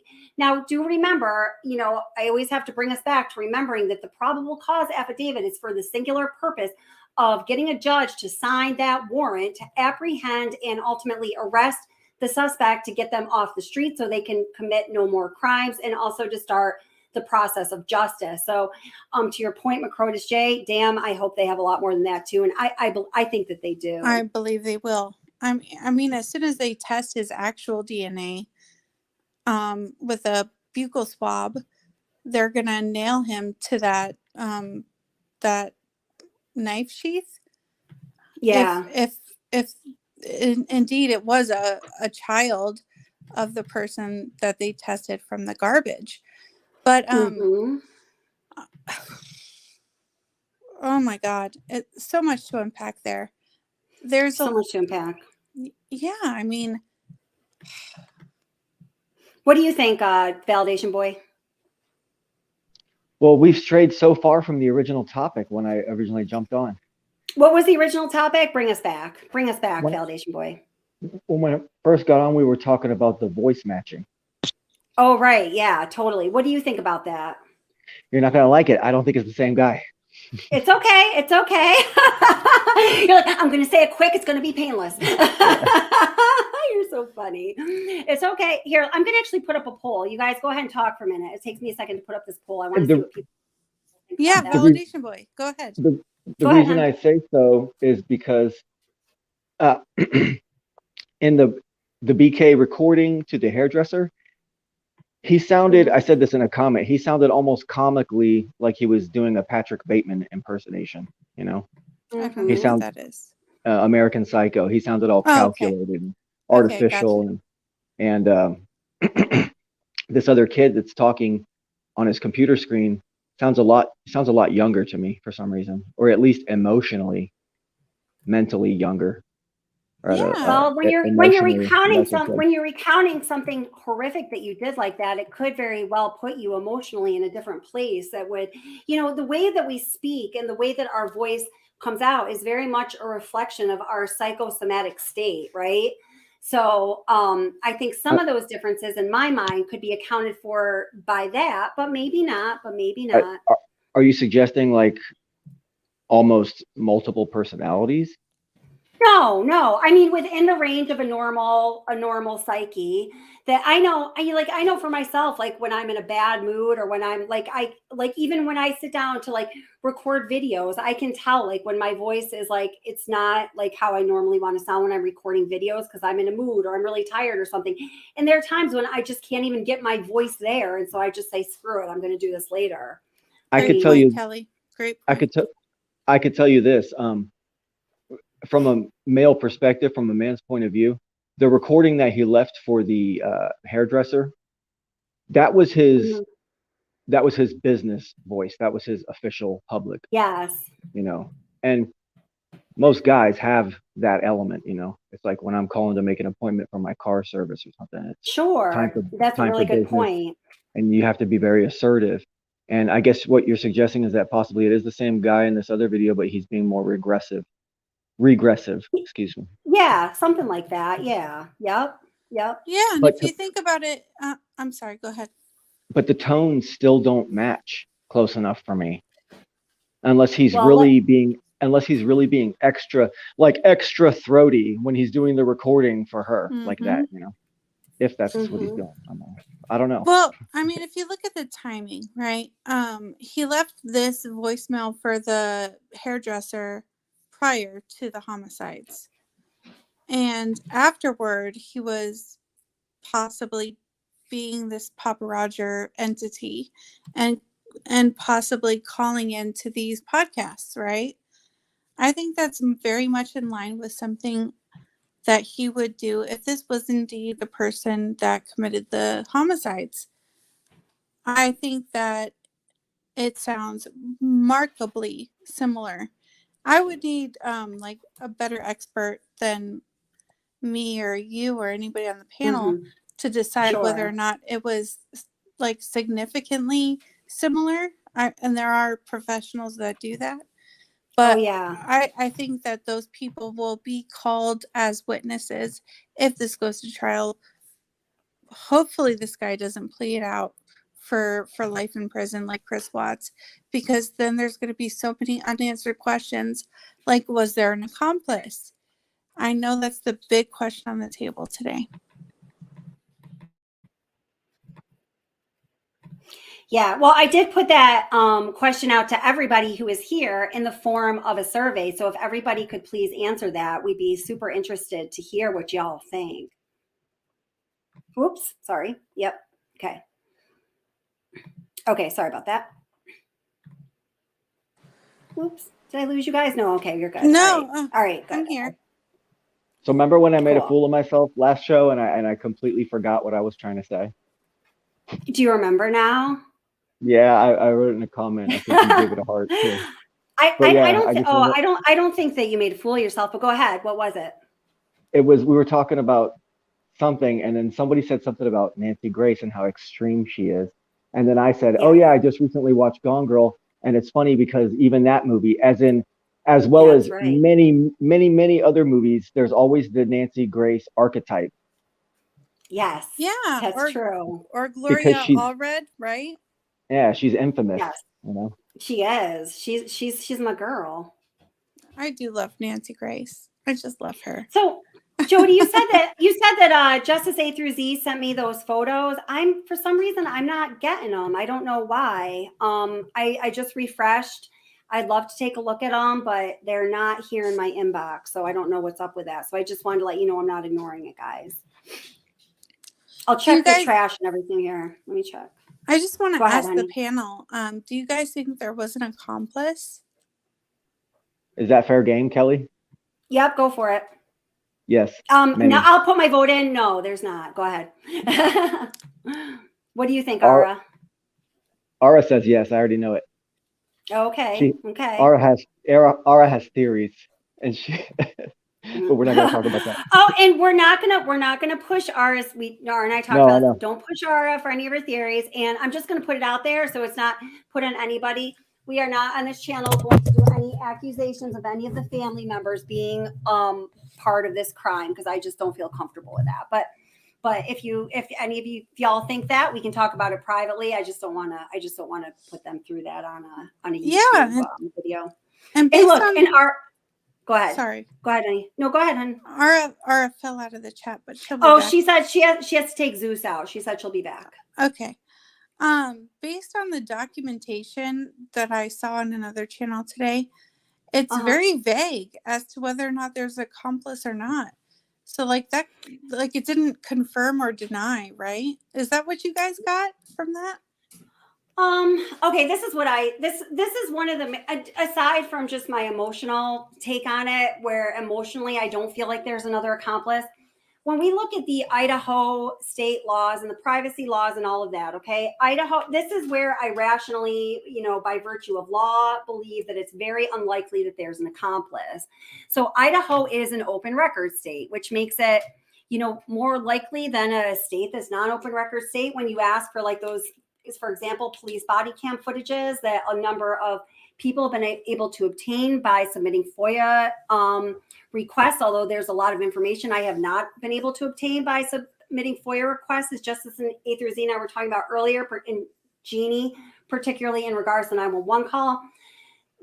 By nature of their law, because they're an open record state, they're compelled to provide records unless there is a compelling legal reason for them not to. And I honestly don't know the letter of the Idaho law enough to tell you about them here, keeping a straight face. I would just be bullshitting, and I'm not going to do that to you. But I do know this because I researched this. Before the PCA was unsealed and everybody was wondering, when's the PCA going to be unsealed? Is it going to be unsealed? So we have, for example, the PCA for Richard Allen's arrest in the Delphi case in Indiana, where even after his preliminary hearing, which in all states is the first point at which the PCA is going to be unsealed, if it was sealed at all, the judge ruled to keep that PCA sealed for a certain amount of, she didn't rule for it to be sealed for a certain amount of time. She just ruled to keep it sealed indefinitely. So there's three things you can do. You can unseal it. You can keep it sealed indefinitely. You can keep it sealed to trial. You can unseal it, but with redactions, which is the most common thing that happens.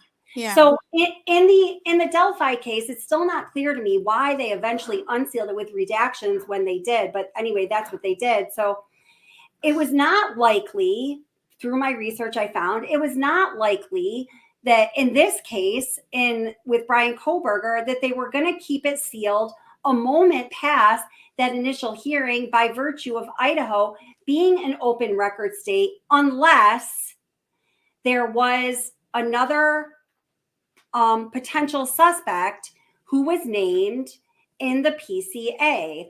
Now, the nature of the PCA, I can't imagine a situation in which there would be two suspects when the PCA for one of them did not name the other. I don't even know if that's logically possible. But really, according to Idaho state law, the only way that PCA would have remained sealed, and it would have been telling if it did, was if there was another suspect. I believe by virtue of it being unsealed immediately upon that initial hearing, that almost necessarily means there is no other suspect or perpetrator. Well, Kelly, can you say that one more time just so we can get the emphasis? Please. Okay. So since Idaho is an open record state, they are generally going to be compelled to release, any records that are requested or that pertain to any cases where the public or the state is named as a plaintiff. When I was doing my research on Idaho law, as it relates to whether the probable cause affidavit would be unsealed at that first hearing, which is usually for any state, the first point at which is sealed, PCA might be unsealed. What my research found was, since Idaho is an open record state, they really lean towards releasing those records. So the only way it really was not going to be released is if there was another suspect or another perpetrator named, or that they were still looking for. Therefore, by virtue of the PCA being immediately unsealed upon that initial hearing, when you look at Idaho law, I feel like it's almost impossible that there's another person they have their eye on here, or that they knew about at the time, at least. Thank you. Thank you for restating that, because that is so crucial. If you pare it down. Yeah, no, it is important. It is important. And I mean, I did a lot of research into that when that was all going on, because I just find it to be a really interesting legal question. The whole matter of sealing or unsealing critical documents and how it's up to states' discretions. And it feels, to people in the United States with 50 states at play here, it can feel rather arbitrary at times, which can be very frustrating for people that are looking towards justice, right? So I know that people that are, following these cases and watching these channel are very interested in these issues. So I wanted to give you guys a complete agreement. Thank you so much for sharing that, Kelly, because no problem. That is so critical to keep in mind when you're trying to verify what you're holding true as far as this case.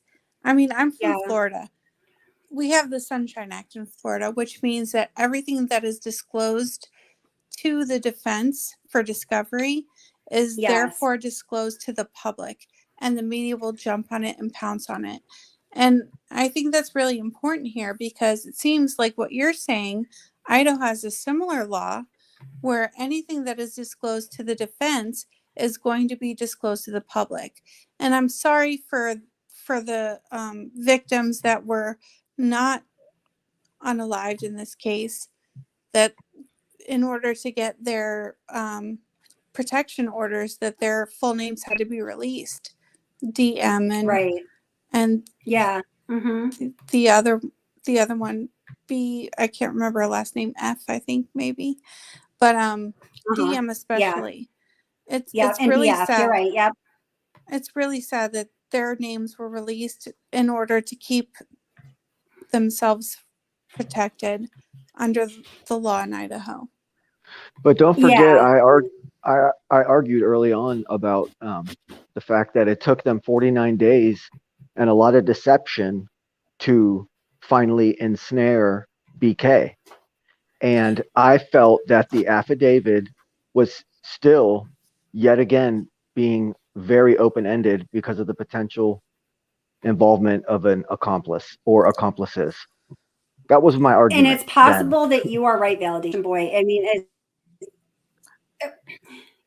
is possible. And what I just told you with my research regarding the Idaho state laws and all that, there could be some super obscure loophole. I find it not probable, because I tend to research pretty thoroughly, but that fell under the radar of my stealthy research techniques.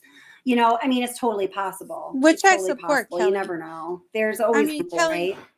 I've been following your channel for a long time, and you are 100% stealthy and thorough. Yes. So just for y'all watching, thank you, honey. She is stealthy and thorough, and I appreciate that. And Validation Boy, I just want to kind of take issue with the word choice of ensnare. I think that's unfair. I don't think he was ensnared, as it was unjust. I think there was plenty of probable cause to bring this person under arrest, under suspicion of quadruple murder. Homicide. Yeah, you're right. Sorry.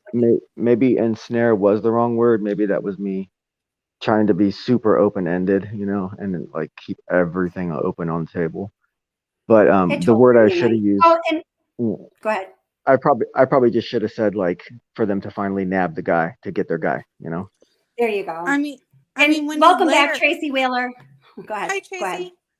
Hey, Tracy. I'm Go sorry, ahead, I can't honey, see chat right now. But I think It's when okay. you layer evidence upon evidence upon evidence, I mean, we've got video footage of a white car, right? And it's really interesting to me that the caller just calls it a white car at the time. If we're looking at the timeline of when details were released to the public, it's just so careful and meticulous. This could have been the accused, in my opinion. It sounds like him. I'm sorry. It sounds like the accused, Brian Koberger, as the caller and releasing similarly adjacent misinformation or miscongruent timelines as Papa Roger. I'm going to stand by that. Call me a conspiracy theorist, but it's just too many coincidences for me, Kelly. I know, and I don't normally go that way of being like hook, line, and sinker. Like I think it's him. I usually like stay away from that kind of thing. But I just, through everything I have found out and have heard, and I'm with you on that. So I just want to let you know what why doesn't everybody go hit that poll right now? Because I want to end it so we can see the results. So the question in the poll is, and then I want to get back to what you're saying, but the question in the poll is if you think that person whose voice we heard that was initially posted on TikTok, that did its rounds on social media, did you think that was the voice of Brian Koberger? So go quick, hit your answer to that if you haven't yet. Also hit the like while you're at it, please. I would appreciate it. And then we will see what our poll says. Yes, please like. We like your contributions. I'm sorry I can't read the chat right now because I'm on StreamYard, but I will go back and rewatch the video.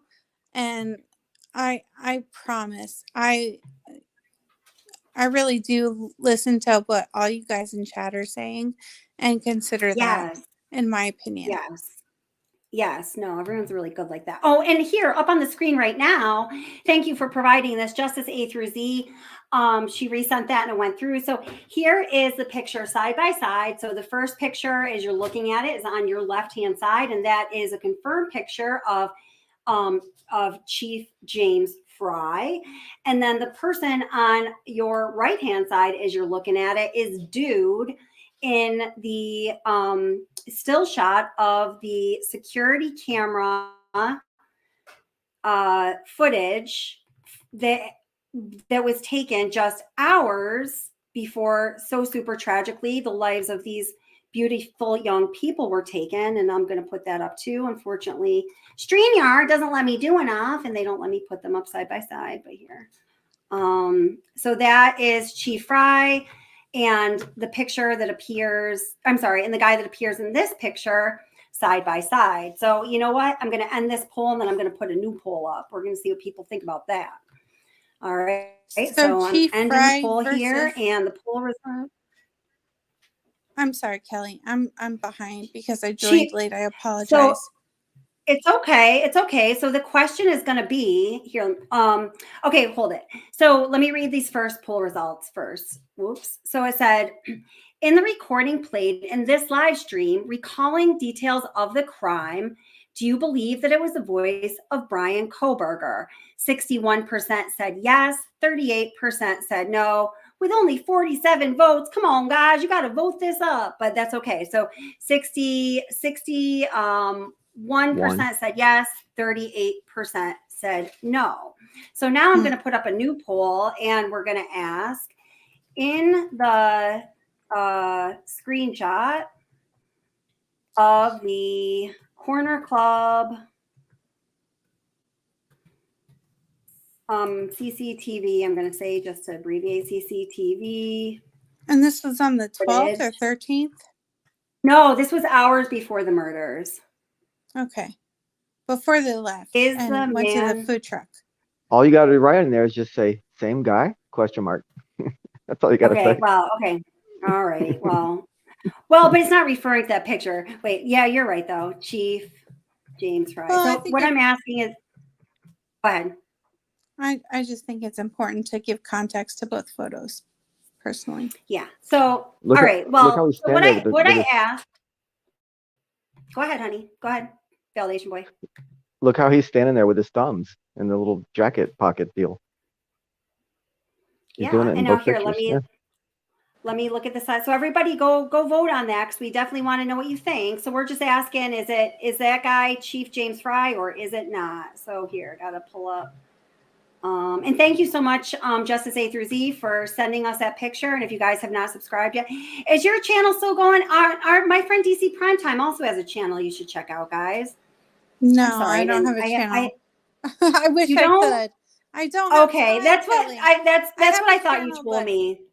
I do that have you a didn't, channel, you found but you didn't have time. Okay. I So don't have time. I'm we sorry. might revisit it again. We might revisit it again. Okay. So here is the side by side of these two dudes. Let me make this one Side by bigger, a little side bigger looks for you. very similar to me. I don't know.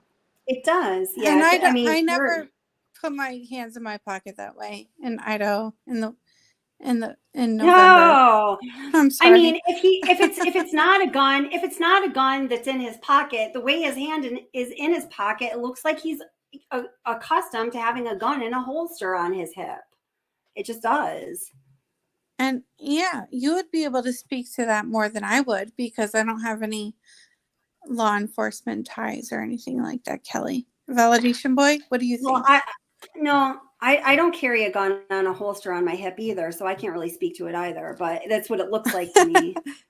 I live Reverend, in Texas, but oh yeah, right. So I you don't should have carry a it on gun my on your honey. hip. I don't have it on my hip. So no. So Reverend Cynthia Hughes says, it is Mike, the owner of the Corner Club. Oh, sweet Cynthia. Welcome, by the way. I'm so glad you're here. This brings us all the way back. We went over this question super thoroughly in the very beginning of the live stream. So do watch the replay if you can.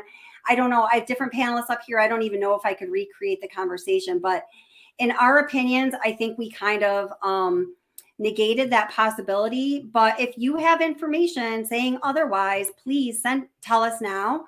Come up on panel if you don't care that much about it. I don't mean to nail you here either. Or you can send it, anyone can, to wattsobsession@gmail.com or put it in chat. The moderators are doing an awesome job of letting us know if we need to look at something. So yeah, I'd love to hear about it.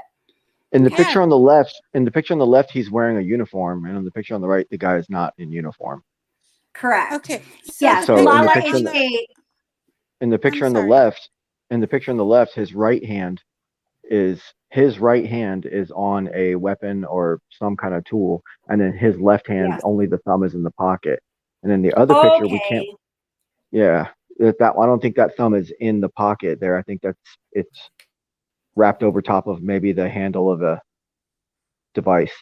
And then on the picture on the right, when he's out of uniform, we can only see his right hand being in the pocket there, but we can't see what the other hand is doing. I'm sorry, validation boy. I'm really bad with directionality. If I'm looking at the picture, my right is going to be on the weapon, and my left is going to be on a supposed weapon. Am I getting that right? I don't know. Sorry about that. My computer just had to restart. So, wait, here, let me bring this back. Okay, sorry. That's why the picture came down. Just 1 second. All right, here. So this is all the attention we're going to give to this. But so when you're looking, no, you're fine. But I know how this right left stuff goes. If we don't, if like, we're like, we don't get it right away, we're never going to get it. So as you're looking at this photo on your phone or your computer or whatever, the picture on the left-hand side is in fact Chief James Fry. In that picture, with the beanie. Yes, and his jacket says police. Yeah, and he's got that very clear microphone. Okay, so his right hand, which is going to be on your left side, it appears is on perhaps a gun on a holster on his hip. His left hand, which is the one that doesn't look like it's holding a weapon, he has it in his pocket in kind of a different way where it looks like he just has his little thumbykins in his pocket and not the rest of his hand, which is kind of, I think we're sort of saying is a kind of weird way to hold your hand, right? And then the person that is on the right hand side is the figure that is in question from that screenshot of the CCTV security camera footage from the Corner Club. And well, you see what's going on there. So the poll question is the dude on the right, is that Chief James Fry? Are these guys the same? Well, I mean, his hands are similarly placed and his jacket looks similar to me. Could not be excluded. His precious little thumbykin. His thumbykin, yeah, I know. It's just like so weird. Like the way he's holding his hand in his pocket, it's some childhood regression reason that he does that, and I don't know what it is. No, it's because he's a cop, and he doesn't want to put his left hand. He doesn't want to put his left hand fully into the pocket in case he needs to. Because he needs. Yeah, okay, I got it. All right. Maybe. Maybe. Maybe. Oh, but Brian Hoffman just said, "What's the obsession?" Incredibly astute observation, kiddo. Wow, because we're both behavioral therapists, so we think like that. It's childhood regression, obviously. Maybe training regression, but it's not dissimilar in Primetime's opinion. But either way, we just brought up a really good point, which is how your own personal experiences inform how you read things. Because I just did it without even trying.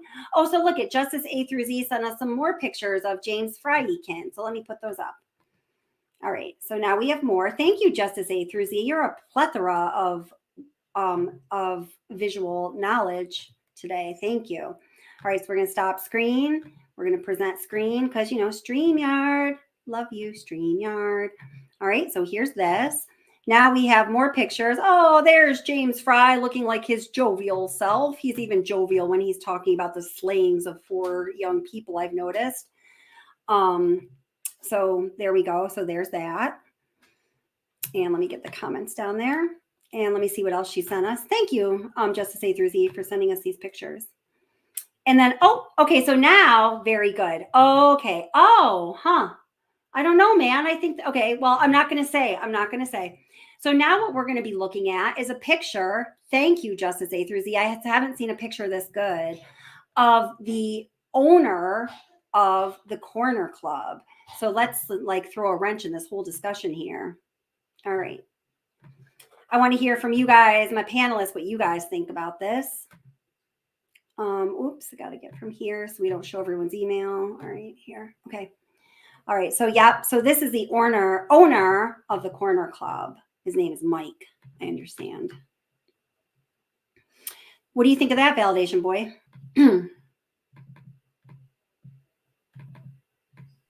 Well, that guy looks nothing like the guy in the other picture.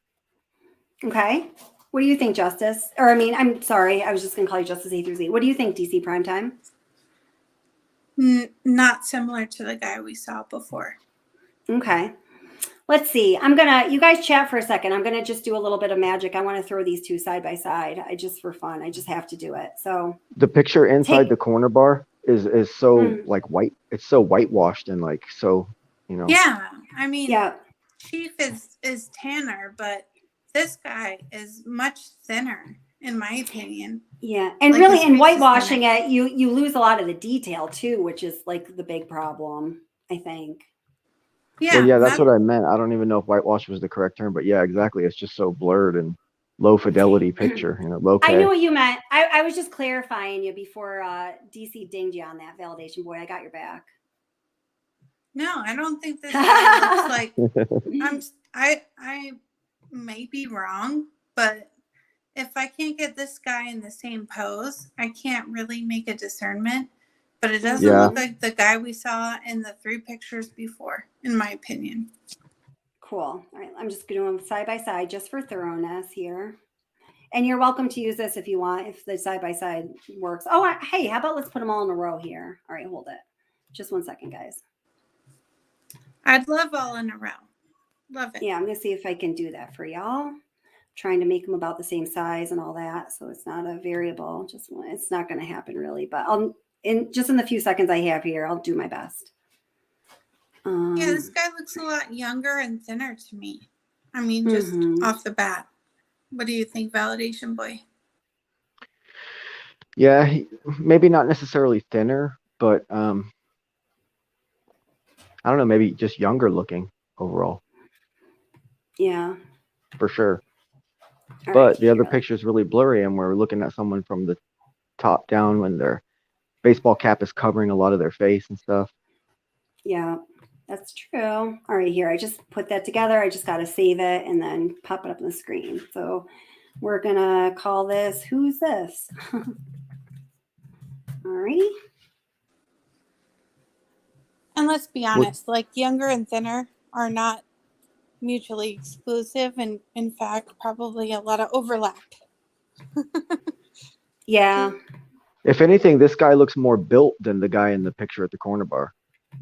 Like this guy's more muscular. Sorry. Yeah, and to Kelly's point, I mean, the way that he holds his right hand versus his left hand in his pocket, like he's holstering a weapon. I think that's really, really important from a behavioral analysis standpoint. Yeah. And hi, Destiny Thomas. Welcome. How are you doing? And hey, Day by Day, welcome. How are you doing? I just saw a couple people pop in. And Patty, welcome. How's it going? Hey, Hot Ham Radio. How's it going? It's great to see you. I love Hot Ham Radio. We go way back. Okay. So here is, it's not the best. I only had a few seconds to do it, but here's on the left-hand side is the owner of the club. On the right-hand side is Chief James Fry. In the middle is our mystery dude. You reverse the images. I had to fit them the way that it wasn't anything to make it look like anything. I just had to fit it in the way that I originally popped it into my I can't really explain anymore because I'm starting to be a loss of words. It's that time of the evening. So here, let me check in on our poll. Oh man, it looks like it's neck and neck. You guys better start voting here. We only have 42 votes in. I need 160 votes in there. So the question is, in the screenshot from the corner club from the CCTV footage, the man by the doorway, is it Chief James Fry? 42% so far have said yes, and 58% have said no. That's because people are biased because of the official story. Yeah, the official story is that guy is the owner of the bar. So, but we're almost near 50-50 of people who say maybe it is the same guy and that the official story is wrong, because the official story has come out in this case and been complete lies and admitted and discovered through releases that were like, oh, so they knew something and then they just fabricated information. And is that an ensnarement of a suspect, or I don't know, not necessarily. Wait, go back, say the beginning of what I missed the beginning of what you said there. I was reading a comment. I'm sorry. Can you say that again? Oh, I was just talking about the fact that throughout all the different releases and then all the official court documents that have been released and then taken back and everything and sealed and everything. There has been deception from the state all throughout this so far. I'm not trying to say I don't believe what you're saying, but can you please clarify what you're saying? I forget which instance and which exact piece of information, but certain things have been withheld. Oh, like the times. Originally it was 3 to 4, but if they had all this information at that time, they were already being deceptive. They came out with a 2011 to 2013 Hyundai when they knew it was a 2015, 2016 Hyundai. Well, when they changed it to, let me bring DC back up. So according to how I read the PCA, at first, the first expert from the FBI to look at that did think it was a 2011 to 2013. At some point, they changed their opinion and said that we need to make wider that range of make dates, and changed it from 2011 to 2016. I think when they made that change, they didn't necessarily disclose that change to the public, but maybe that's because they didn't want the public to, I don't know why, but I think there could be good reasons for it. I think there's a very good reason. I'm sorry, Validation Boy. I'm going to let you talk. There's still the question of the roommates and which floors they were on. All that was like officially released as this person was on that floor, this person was on that floor, and then all that changed around. But with regards to the Bolo on the Elantra, I think that they didn't need to necessarily make that as within the Bolo system because they already had a suspect and they already were tracking the car. They were people tracking have theorized. People in the community have theorized that they did this to trick him into thinking that he was getting away with things. Yeah, they wanted to. All part of the plan. I think you didn't want to make him feel too comfortable, right? I mean, I think that I personally think that they had, just knowing from a behavioral analysis standpoint, I think that they had a very good psychological behavioral profile on dude from very early on, because I got some news for you, Kohlberger. You're not so fancy. You're pretty darn easy to peg. So I think knowing that, they probably knew that he was probably consuming information about this consistently. He was probably kind of on a daily basis or several times a day recalibrating his score of how well he did and how far he was into the safe zone based on what law enforcement was putting out. I think that they knew. I think they knew just by virtue of keeping things so tight to the vest. And I mean, there were very long periods of time where there was no update whatsoever. They were making our boy sweat. I think they knew that he was behind the Papa Rogers account and this other account that we looked at today. And I think they knew that he was talking. I think they knew he was saying too much. And I think they knew if they applied enough pressure to him, he was going to continue to talk to the point where he hung himself. Kelly, I'm so glad you said that, because that speaks so much to the psychology of the perpetrator, right? Yeah. They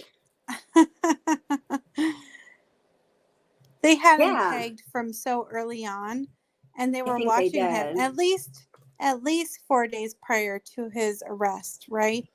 Well, that was the official. That was the official word. But what we can glean by what was even said right out of the mouths of the investigators, it was clearly much longer than that. Yeah. I mean, they had him pegged from when they saw him, his white car, and I say that like ridiculously because it was on Elantra, but they put the bolo out for an 11 to 13 Elantra, and it was a 15 Elantra because they knew it was him. They knew. Right. They were watching him long before. This speaks to his pullovers in Indiana 2 times back to back. Right. And he was so cautious that he was taking the garbage out at 4 a.m. with gloves on. Who does that? Who does that? I'm sorry. I'm OCD. I don't do that. But am I missing something, Validation Boy? Maybe you're making a point that I didn't really capture there. Am I missing something that you're saying? Well, this is just part of what we were talking about just now.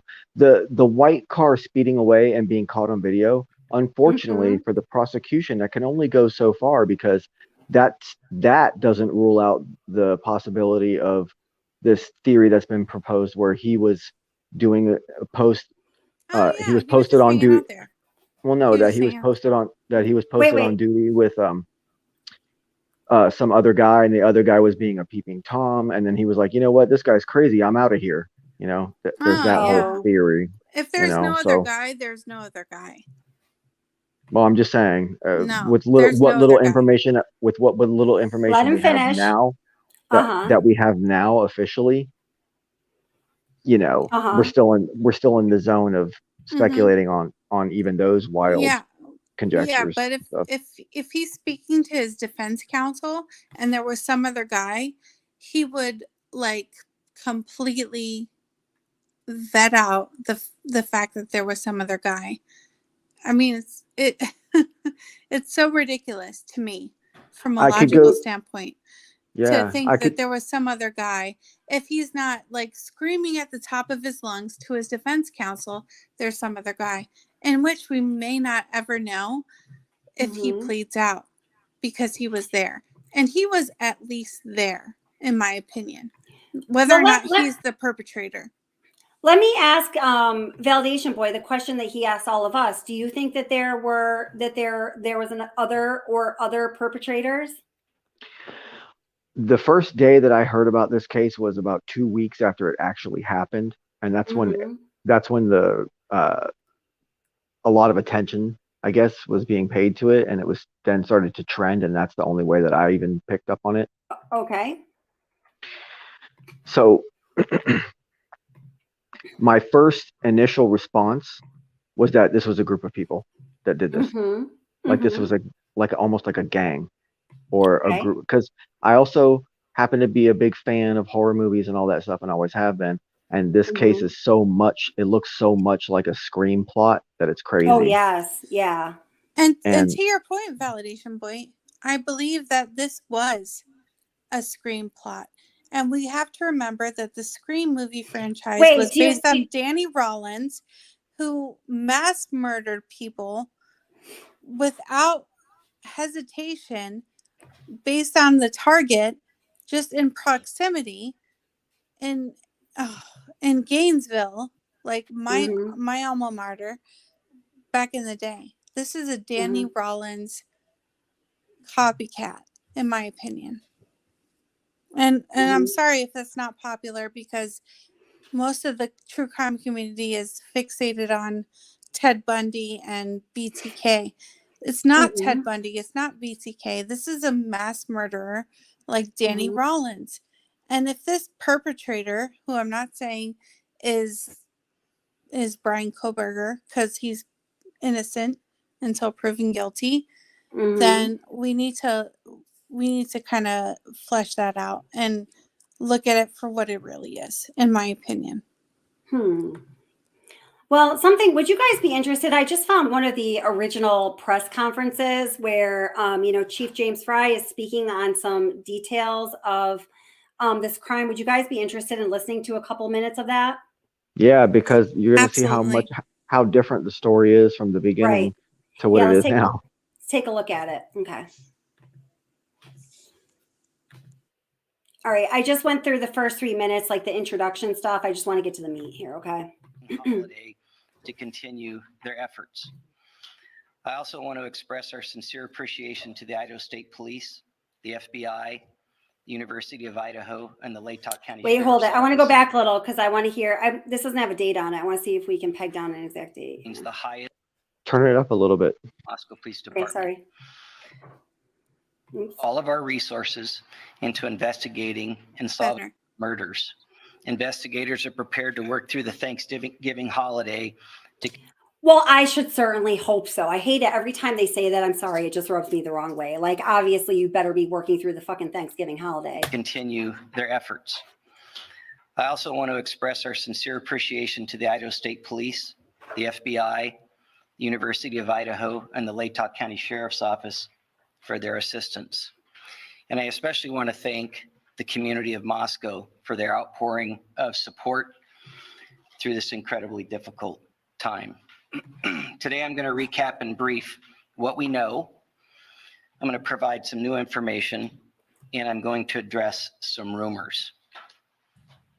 On the evening of November 12th and into the early morning hours of November 13th, Kaylee and Madison arrived home at approximately 1:45 a.m. after visiting a local bar and a street food vendor. Ethan and Xana were also out in the community at Sigma Chi, and they arrived home at approximately 1:45 a.m. Two surviving. Interesting how he says that, because then later on we know that Ethan and Xana were at Sigma Chi from 8 to 9, but then according to law enforcement, there was this huge gap in their timeline from 9 p.m. to 1:45 a.m. So it's interesting how that just flawlessly turned for them.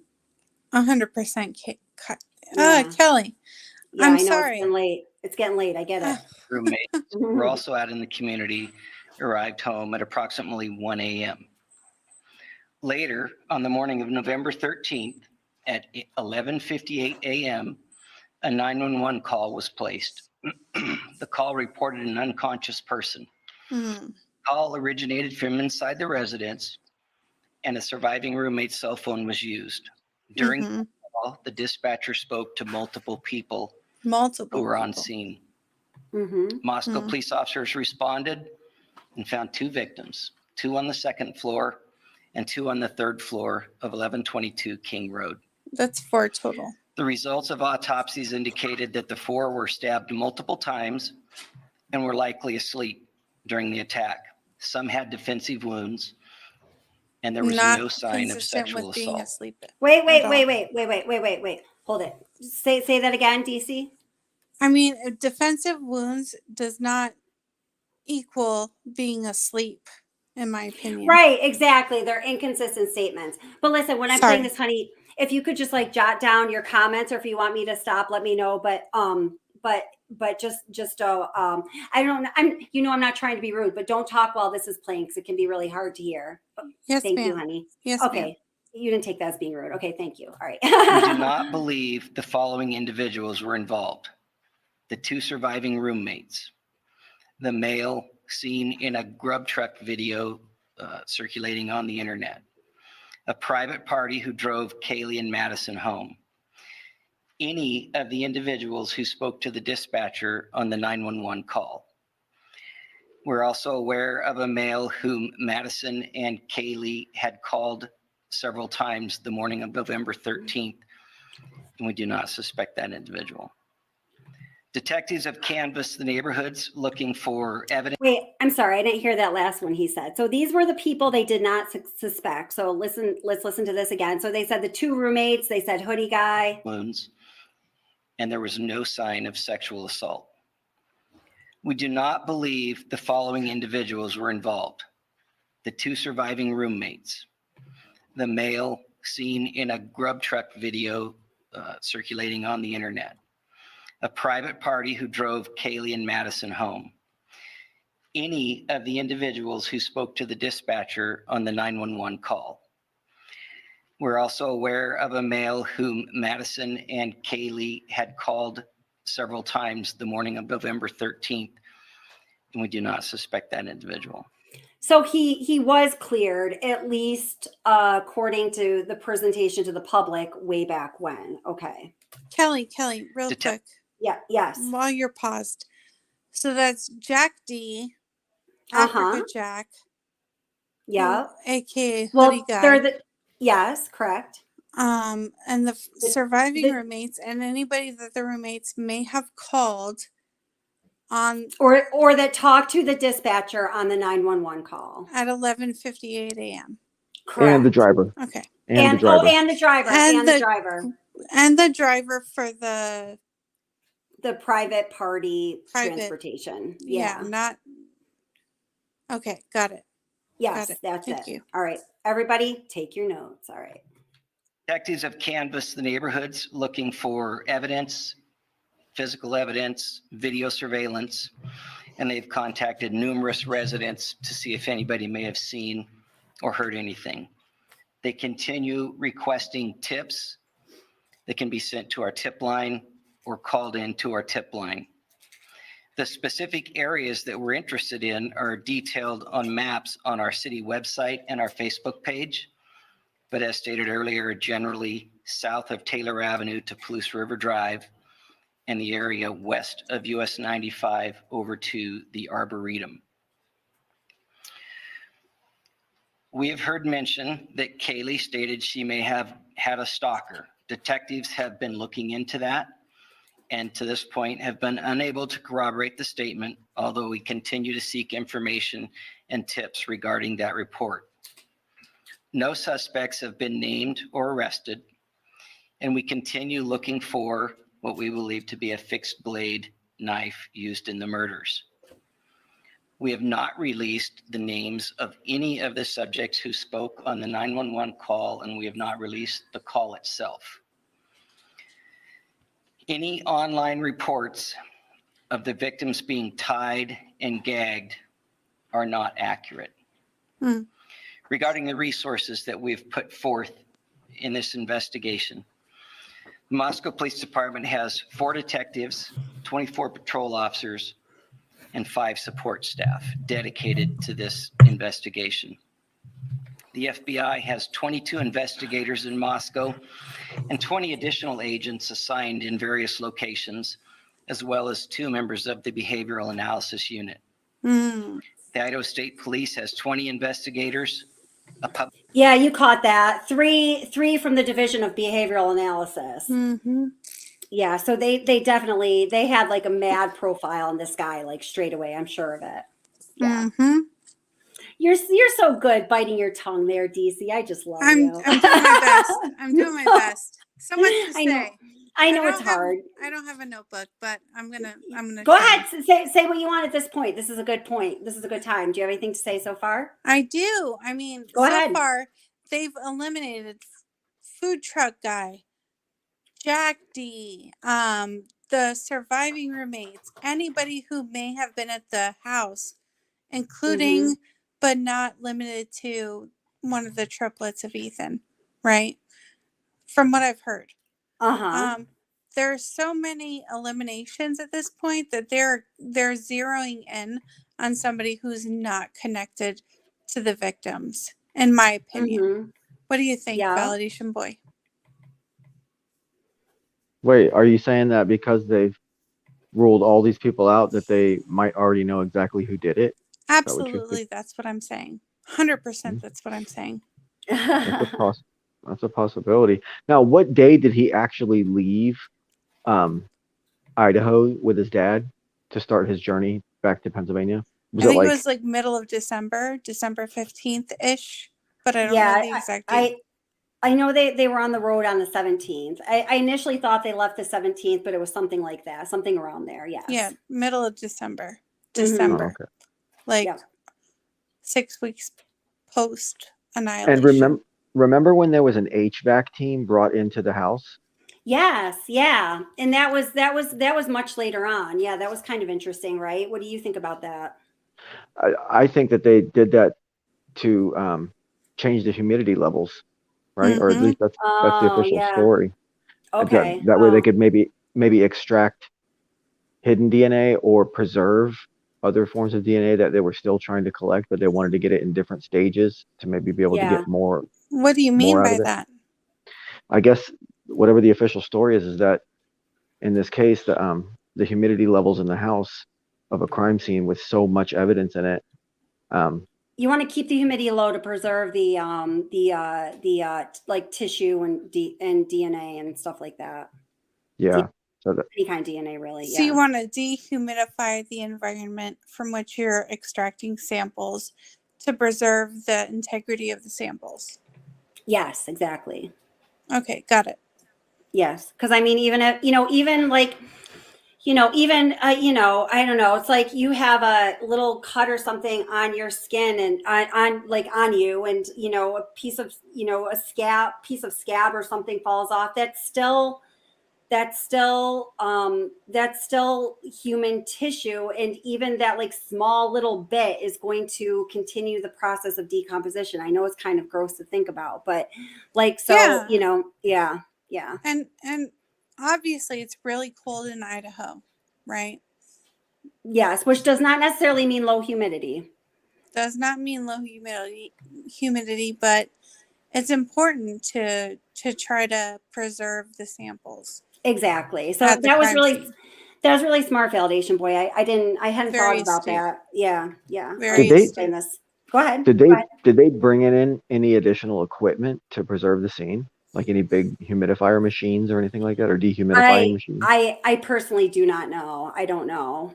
I didn't know. see that honestly either from coverage from Court TV and News Nation and all the major outlets. I didn't see that, but I did guess see you them taking stuff out. I do know that they were trying to clean the scene right after his arrest, which was a big, weird, no kind of fucked up mistake they made. I still don't understand that, but I mean, they almost like nullified all of the evidence that they had collected that was very weird. I don't know. Yeah, as soon as Koberger was arrested, they were going to clean up the scene. They were going to let Go it into loose his apartment. to the owner.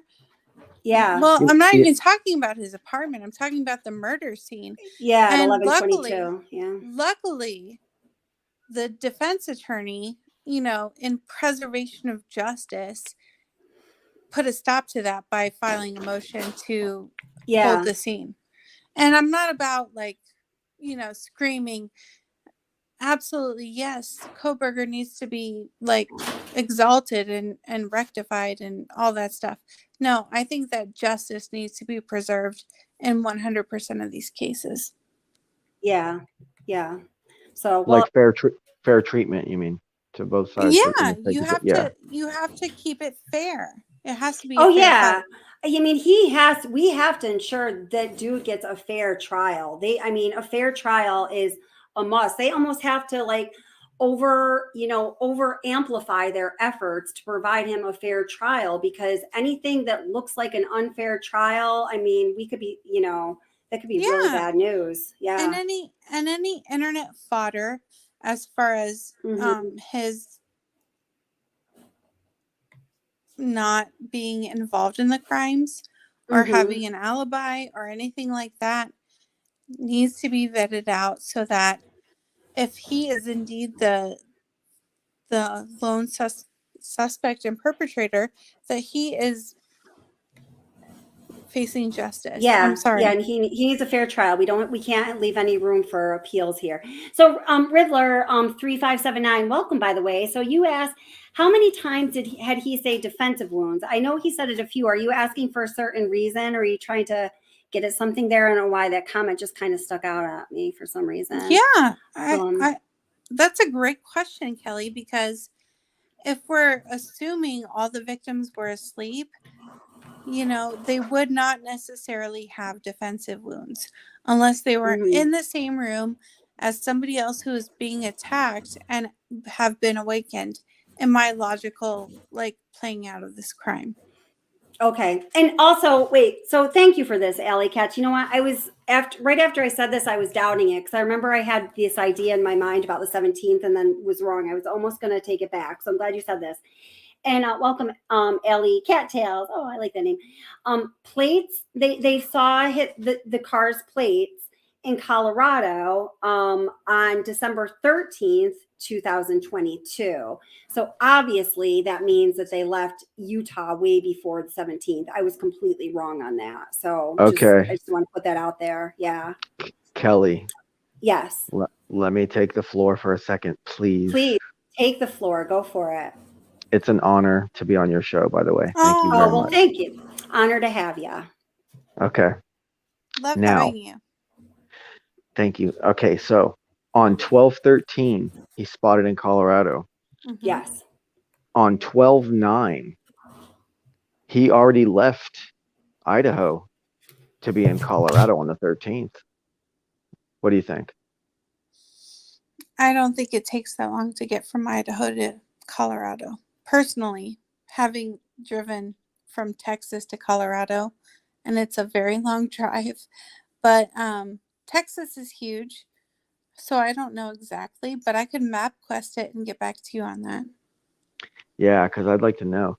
Because on the 9th, there was a team of Washington and Idaho feds that popped up at 3 a.m, and there was a News Nation reporter on the scene, and she tried to approach him. She was the only reporter on the scene at that time. What's her name? Catherine Coffee Getter or something? Someone called her. Well, sorry. I was trying to talk to you. I was trying to talk to you guys, but I accidentally kicked myself off. First of all, we don't want personal antics. We want pie charts. So yeah, go map quest that. Why don't you? Yeah. Okay. So, yeah. How long? No, this is for DC. How long it takes to get to Pullman, Washington to Loma, Colorado? How long is that going to take us? And then I went to go get my notebook. Can you give me the dates you just gave that you were just talking about again? He said December 9th, right? Okay. Yeah.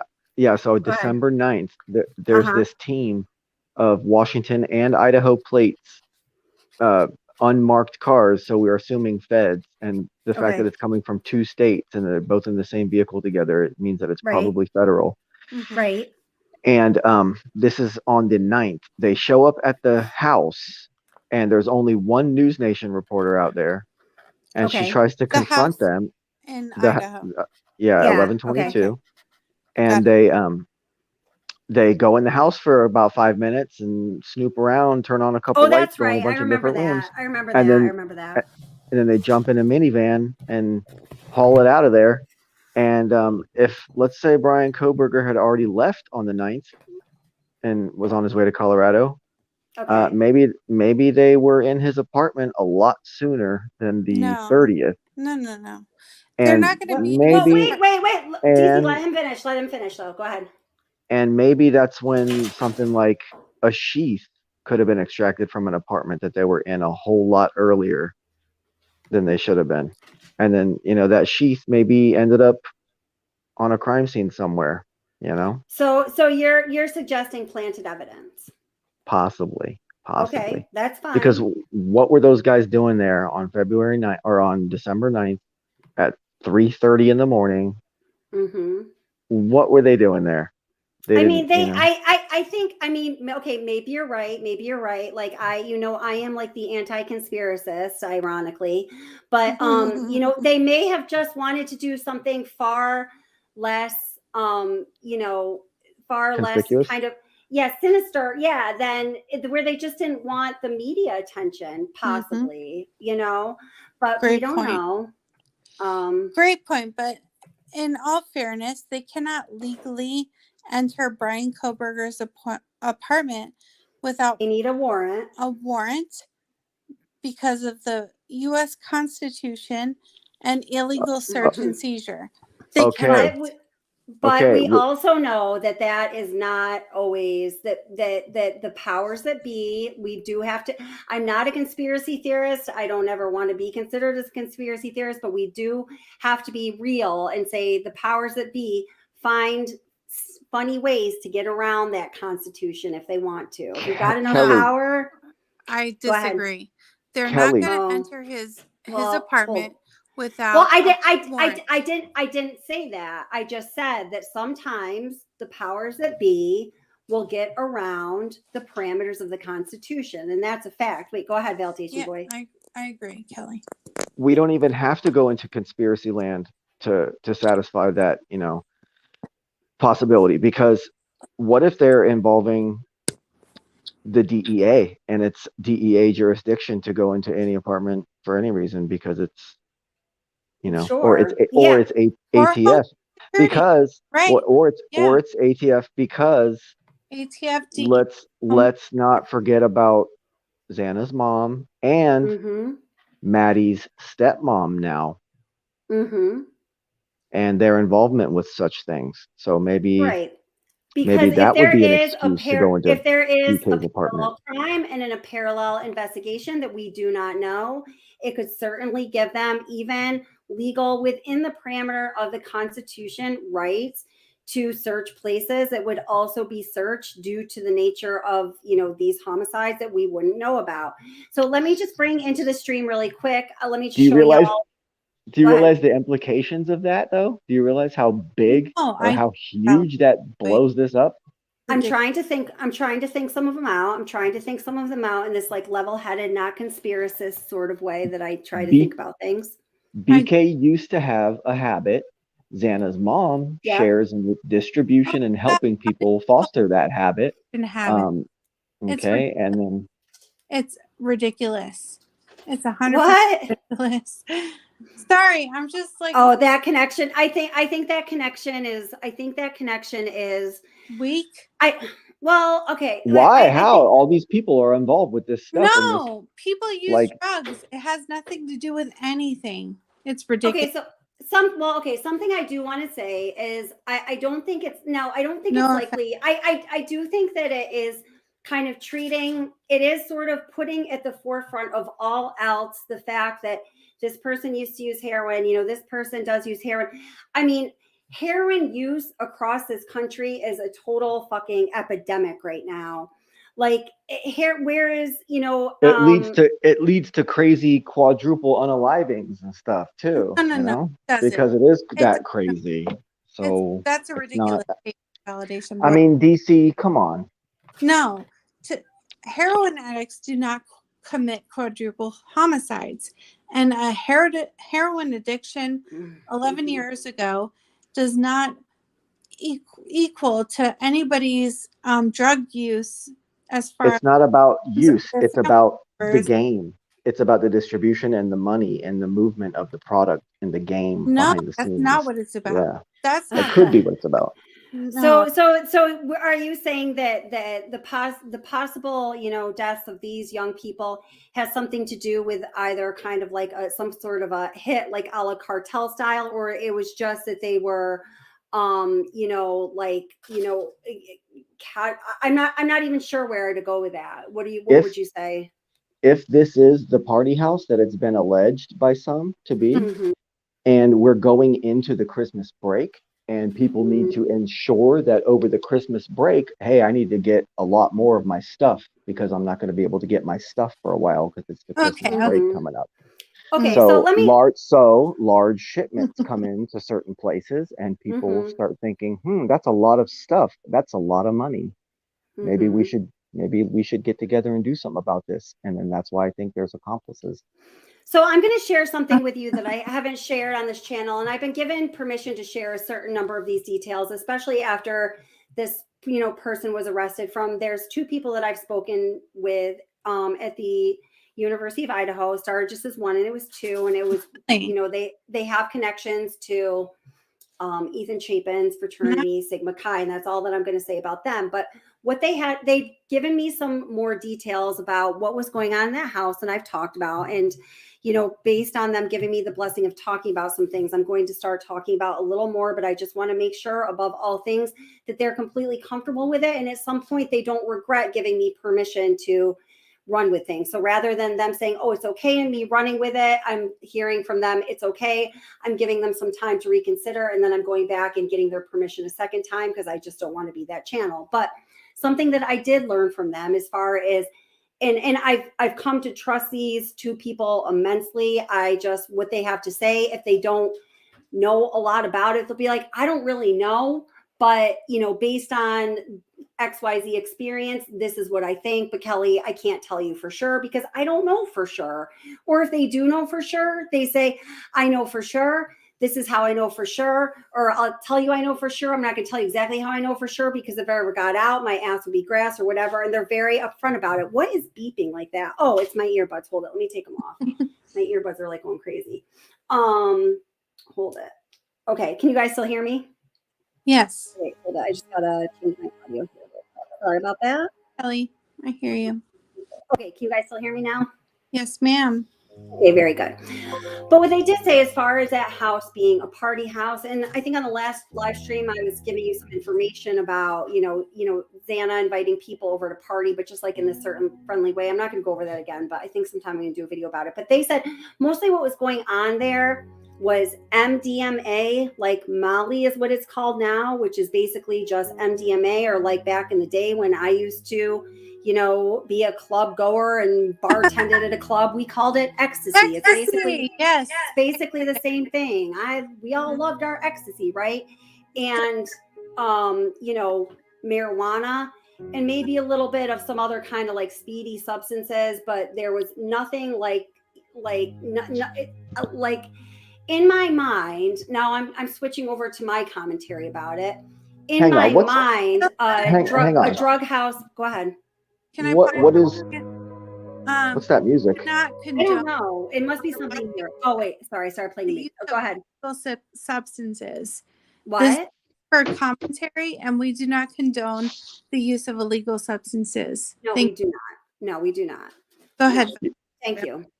I was going to ask you. Wait a second. What is marijuana? Yeah. Oh, I don't know. I don't know what marijuana is. Okay. Oh, that's right. I'm sorry. Yeah, thank you for the sake of the.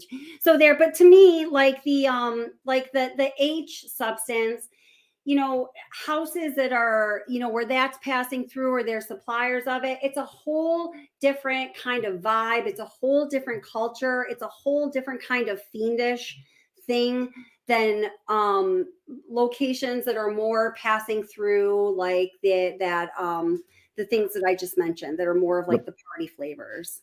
Yeah. Exactly. And when you're talking about party flavors, Kelly, you're talking about the M and the D, M, and etc. Exactly. Maybe the C, like exactly. I didn't want to say that, but yes, these are party drugs. But as far as the H, that's a whole different level. But where there's smoke, there's fire, though. So a lot of times, if there's these things, there's going to be these things too. Prime time just goes, no, there's not. I promise you. Wait, let's let the man speak, though. Go ahead, validation boy. Okay, validation boy, speak from experience. Go ahead. No, we're not saying. Well, okay, go ahead, validation boy. Oh man, DC, sometimes you're almost rude. Sometimes I hate to say it, but geez. Yeah. So take back the speak from experience thing. I don't know what that was about, but let's just let him say what he was going to say. Go ahead, validation boy. I was just going to continue on the point, to further my theory along. There's this whole thing of the 8 hours that it took her to call, and Right. Some people have also theorized, you know, Yeah. that maybe they were trying to move all of this stuff out of the way so that when the police And came I to, honestly, I think that's very possible. And I don't know if like that's my personal number one theory, but I personally have not disqualified it because I don't have any reason to disqualify it. But I'm just saying, based on like what I know and what I've heard, and again, I've said it a million times, I've been wrong before, I'll be wrong again, and I could be wrong now, but I just feel like if they were trying to move some things out of the way of law enforcement's purview for their own sense of preservation, even though something much more terrible had happened, I think it was more along the lines of the party brand of that rather than the H brand. I agree, Kelly. I agree. But H Bill is necessarily, and that's okay. So we're gonna let him state his opinion. Don't smack him down.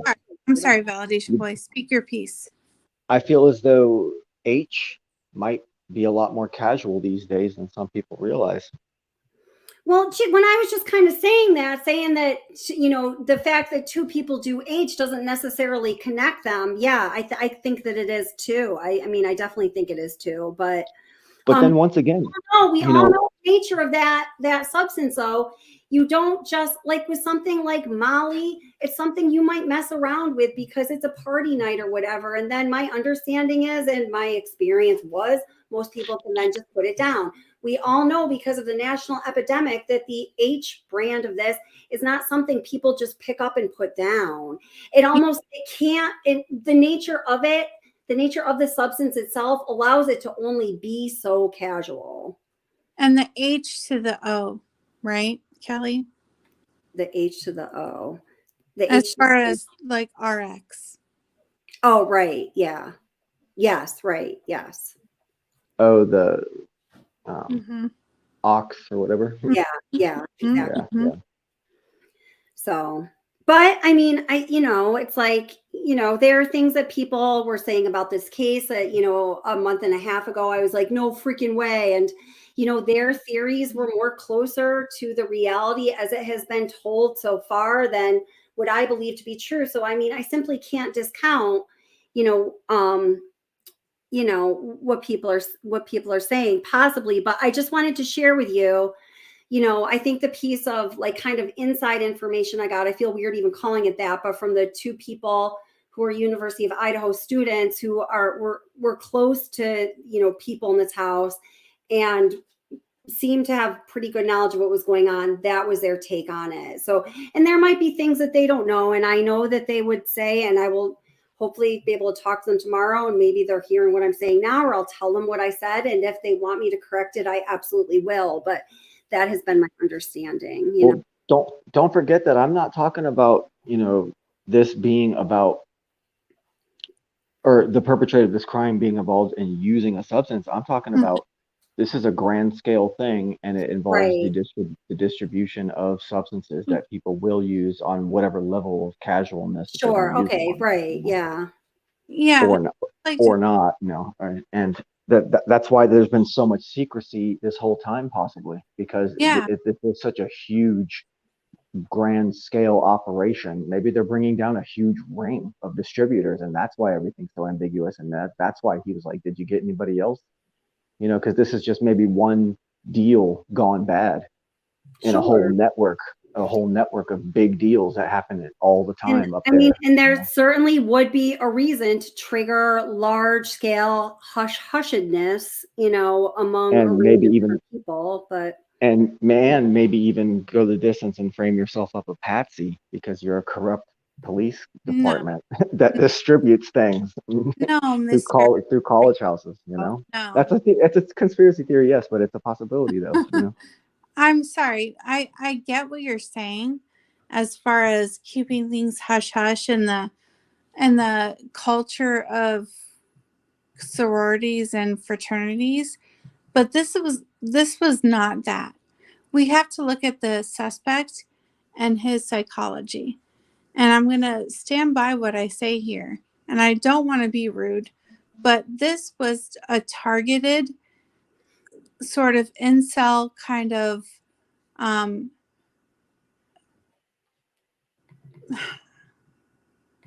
he was a stalker. This, from what I've seen, if this is indeed the perpetrator, he was a stalker.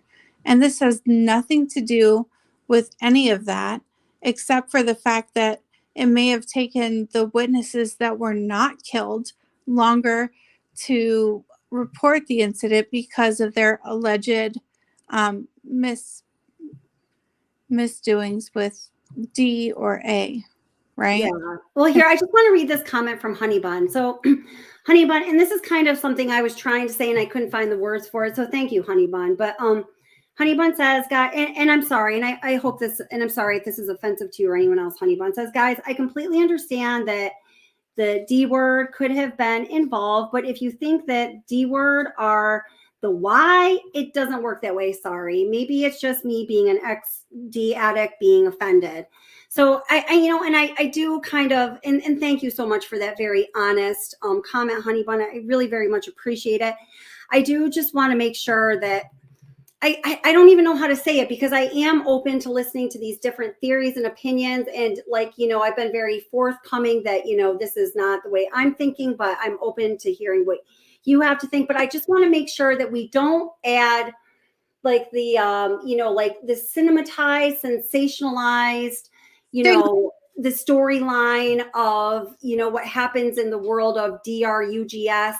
That we don't overlay it on top of this story that may have nothing to do with that. That, I guess, just as a channel creator, makes me feel a little uncomfortable. Like I want to protect the story from having that overlay slapped on it, because I think while there could absolutely be some truth to it, I also think that is, I don't know. I guess I just sometimes see other channels do that to make it intentionally, to sensationalize it, to get the views. And I just don't want to be that. So maybe I'm having some personal conflict here as well. I don't know. I agree. And we can't, just because you have addiction issues does not mean you're a multiple murderer.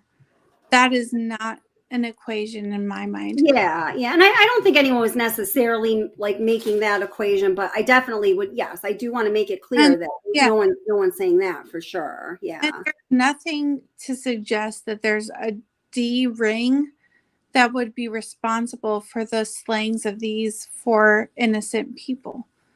I'm sorry, Validation Boy. I'm going to categorically just deny your assertion that this has anything to do with drugs. And there are some people in chat that are saying to Validation Boy, stay strong. They're backing up what he has to say about it. So I do just have to say that, even though it's definitely not the theory I go to. I'm listening, and I'm trying to be unemotional about taking everything in. I'll even go so far as to say maybe these students themselves had nothing to do with right. And they were just there, and maybe someone else that's part of some horrible distribution ring was in the house with someone else who has nothing to do with the students, and something went awry, and then the people that were there ended up becoming victims by proxy. Maybe something like that happened. I agree with that. And while all of that could be possible, let me take a break to introduce us to our friend Akam and his razor. So, so I guess one reason why sometimes when we start to get that many elements involved, now let me say, okay, yes, it could be because all of those elements are involved, that it requires a larger cover up, which is why we have some of the weird behavior on the point of law enforcement. I'm trying to kind of make a case in your direction, Validation Boy, or what you're saying here. But then at the same time, something that could easily explain this horrific, egregious, horrible event that all of us wish never happened was that there was this, I don't even want to put labels on him, but this obviously psychotic, full of himself, obsessed, criminology student who, according to everyone's account of him, always thought he was the smartest person in the room, who did other things that showed signs of him maybe wanting to, play out some grandiose, event and be a player in his own story that his ex-professor would eventually write a novel about, and all of that is pretty crazy, but it seems like it is all true. and he did something absolutely terrible because he obviously has several screws and nuts and bolts that are not tightened the way that they should be. And he, horrifically off these 4 people. Or there is some kind of a DRUGS ring that we're not exactly sure about it, but there are some people we know that do those bad things. But then, and saying bad things, I'm being a little facetious, but then, and maybe the students did or did not do it, but there was somehow a lot of money involved and all of these details that we can't quite close the loop on. I guess for me, that's why going in the direction of, just Brian Koberger being this horrible monster that he is and doing what he did makes more sense to me. See, there's a lot of circumstantial evidence against Brian Koberger. Everybody knows that. There's like mountains of circumstantial evidence against him. But then there's also a lot of evidence building, or circumstantial evidence building in the direction that I was just not trying to take things, but just playing along with and, playing devil's advocate or whatever.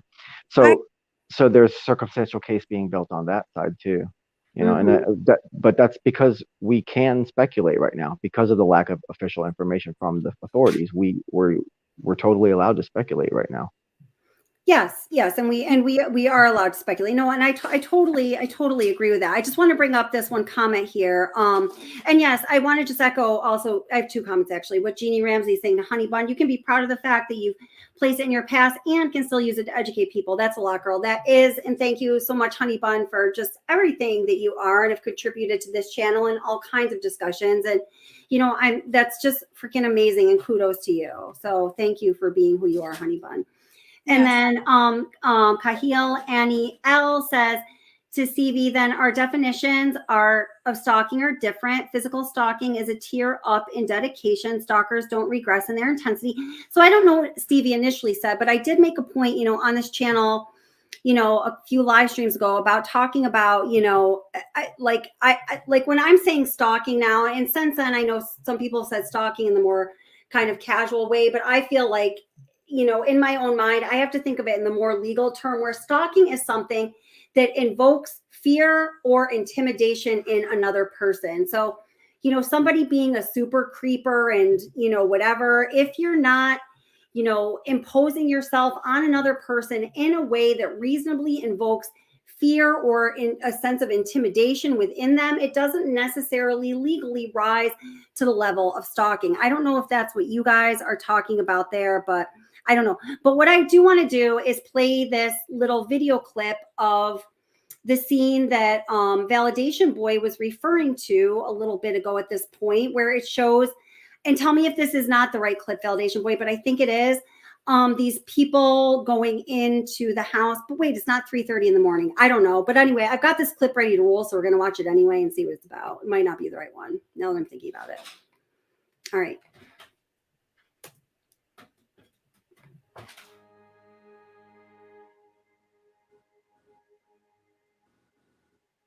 Oh, wait, it says members of the FBI Behavioral Analyst Unit, hi, that's me, not FBI, but were among the investigators to enter the Idaho scene where 4 students were brutally stabbed. That was there. This is not the group that I was talking about. No, I know it's not. I know it's not, but we're going to watch it anyway. And then I think that one is coming up next because I did have it. I just picked the wrong one to put in the reel. So we're just going to watch this anyway because I'm interested in the FBI behavioral team. But thank you for letting me know that. And chat, if this is your first time joining, Kelly is a behavioral analyst. Oh, that's what she does for a living. Thank you. Yes. Thank you very much, DC.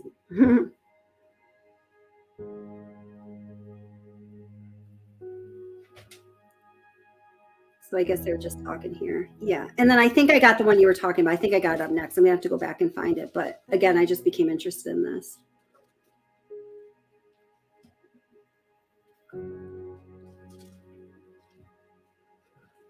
Let me see what the date is on this because,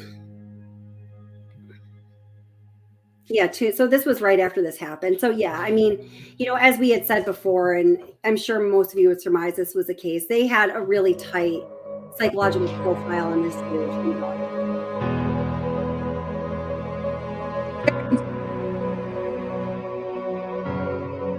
So now are these unmarked cars are like, this doesn't have a license plate on it. It says Price. Are these like the FBI license?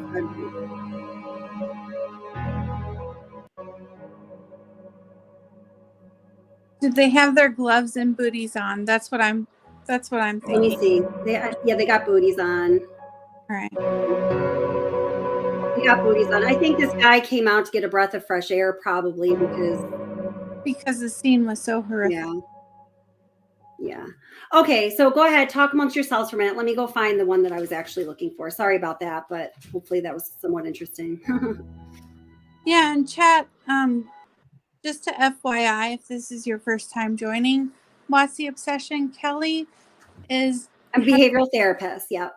A master's degree in behavioral analysis. She does for a living on a day-to-day basis. So we can take what she says with 100% certainty. She knows what she's talking about. Well, thank you. I appreciate that. I do try to only present things as being, like if I feel like I know it, I'll let you know. I do believe I know this. And if I'm just speculating or I'm theorizing, I will definitely try to let you guys know that too. So yeah, what we try to not do on this channel is mislead people, because there's plenty of channels out there doing that. and she's not in it for clicks and baits. She will go out there and do the research, and she will seek after professional opinions who can garner their opinion based on the facts of the case. She's not kidding around. Thank you very much. Thank you. I appreciate it. So Kelly, check this out. Yes. We can get down to the core issue or what it's all really about when it comes to a certain element of this whole case. Okay, we could speculate, and like I said, it's fair game, right now because of the point we're at in the development of the case. And yes, the party house theory, the party house narrative is a big step in a different direction from the initial and seemingly more popular narrative, which is the femicide narrative. And all of that implies the whole entire incel thing, and that implies possibly, yes.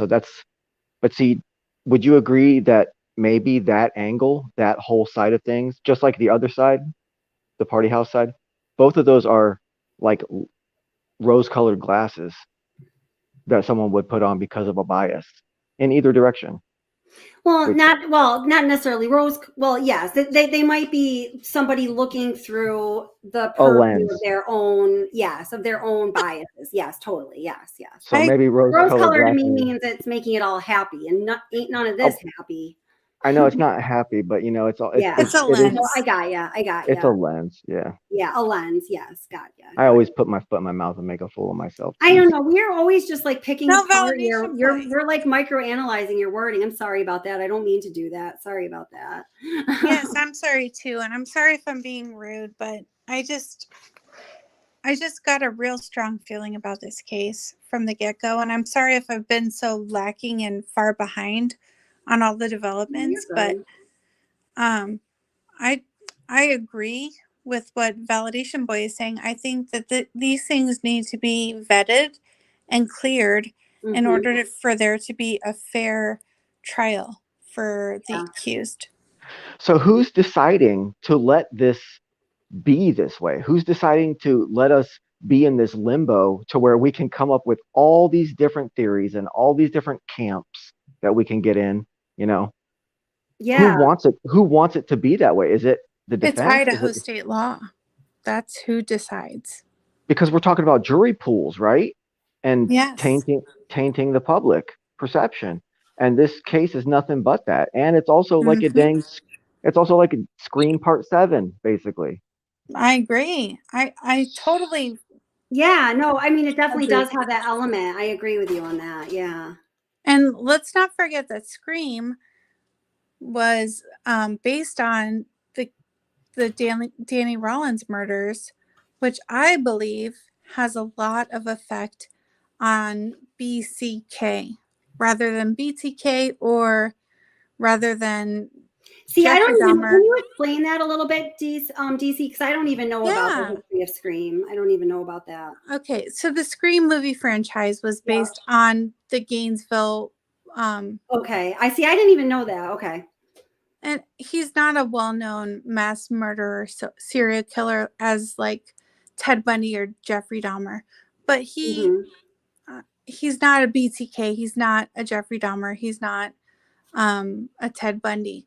But Danny Rollins, if you look at his crimes, you look at his victims, you look at his mass murders and sprees, and his choice of weapon is very similar to Brian Koberger. Okay. Allegedly, if Okay. he is the killer. Sure. So I just wanted to put that out there. Okay. And also, when it comes to Scream, the reason that this looks so Scream-esque is because it's college students and they're generally accepted by everyone to be on the attractive side, and they're young, and they're having these vibrant lives. And then there's this one lone wolf that hits deep in the night, and he's shrouded in darkness, and he's dressed in black, just like Dylan's account now says. And the use of that particular weapon, it screams Scream. You know? K-Bar. Yeah, that's right. That's K-Bar, Danny Rollins, Scream. Late at It night. is all connected. Yeah, wee hours of the morning, peering through the branches of the trees, stalking. It's connected. I agree. Yeah, no, 100%. I think there are a lot, that relate that just invoke that feeling exactly of the movie Scream into one, totally. Sorry, I'm looking and talking at the same time. I'm sorry, Kelly, I can't watch chat right now.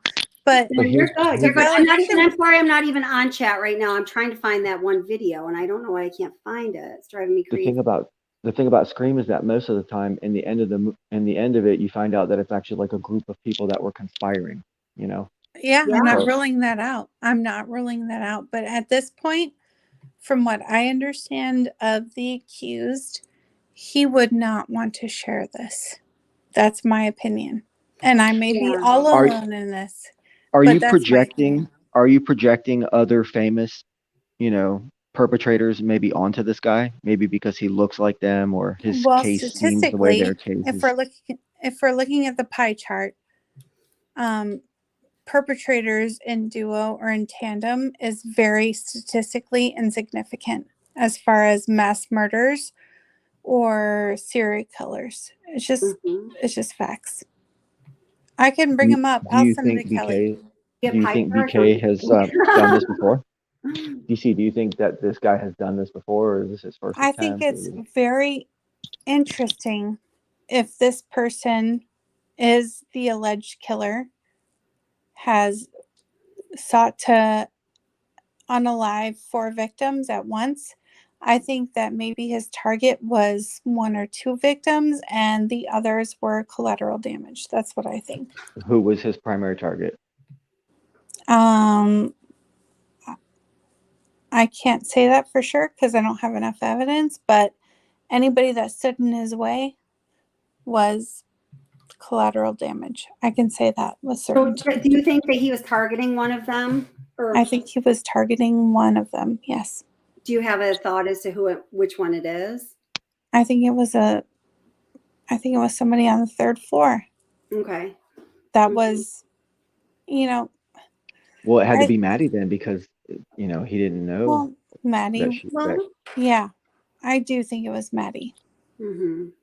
Sorry. It ends up being Maddie in a couple different ways that you can look at this as far as motive goes. If you're just assuming that he's the guy and everything, okay. But but a lot of different angles lead to, the road ends at Maddie. Like it always ends up being Maddie. Yeah, it does to me too. I feel like, yeah. I agree. Yeah, I've started to move in that direction for sure. I don't. Yeah. Oh, I think I found the video you're looking for. We agree, validation boy. Thank you. Check it out. One time. Okay, here. I'm sorry if I've been rude. Yeah, it's good. We definitely do have to let one another speak. And I know you're passionate about what you I'm feel. trying. Yeah. I'm All right, trying. here, let's check this out. Oh, look, it's my girl. All right, here. Hey, Ashley. We were here, and about 5 plainclothes investigators, we don't know if they're local, state, federal, they were inside, and we saw a lot of activity inside the home, and the home was lit up. So we were able to peek in some of the windows, but we saw those men inside the home in the 2 particular rooms where the murders took place. We did not see them leaving with any materials. I asked them a couple of times, why are they back? They did not answer me. They pulled away in 2 vehicles. One had a Washington state plate, the other had an Idaho plate. But that is all we can tell you. But we did see a lot of activity. This house was lit up for nearly an hour. They were inside. We don't know why. Nothing seemed to be removed. But as you know, Ashley, yesterday, a lot of the kids' belongings were removed by Moscow police to be returned to their families.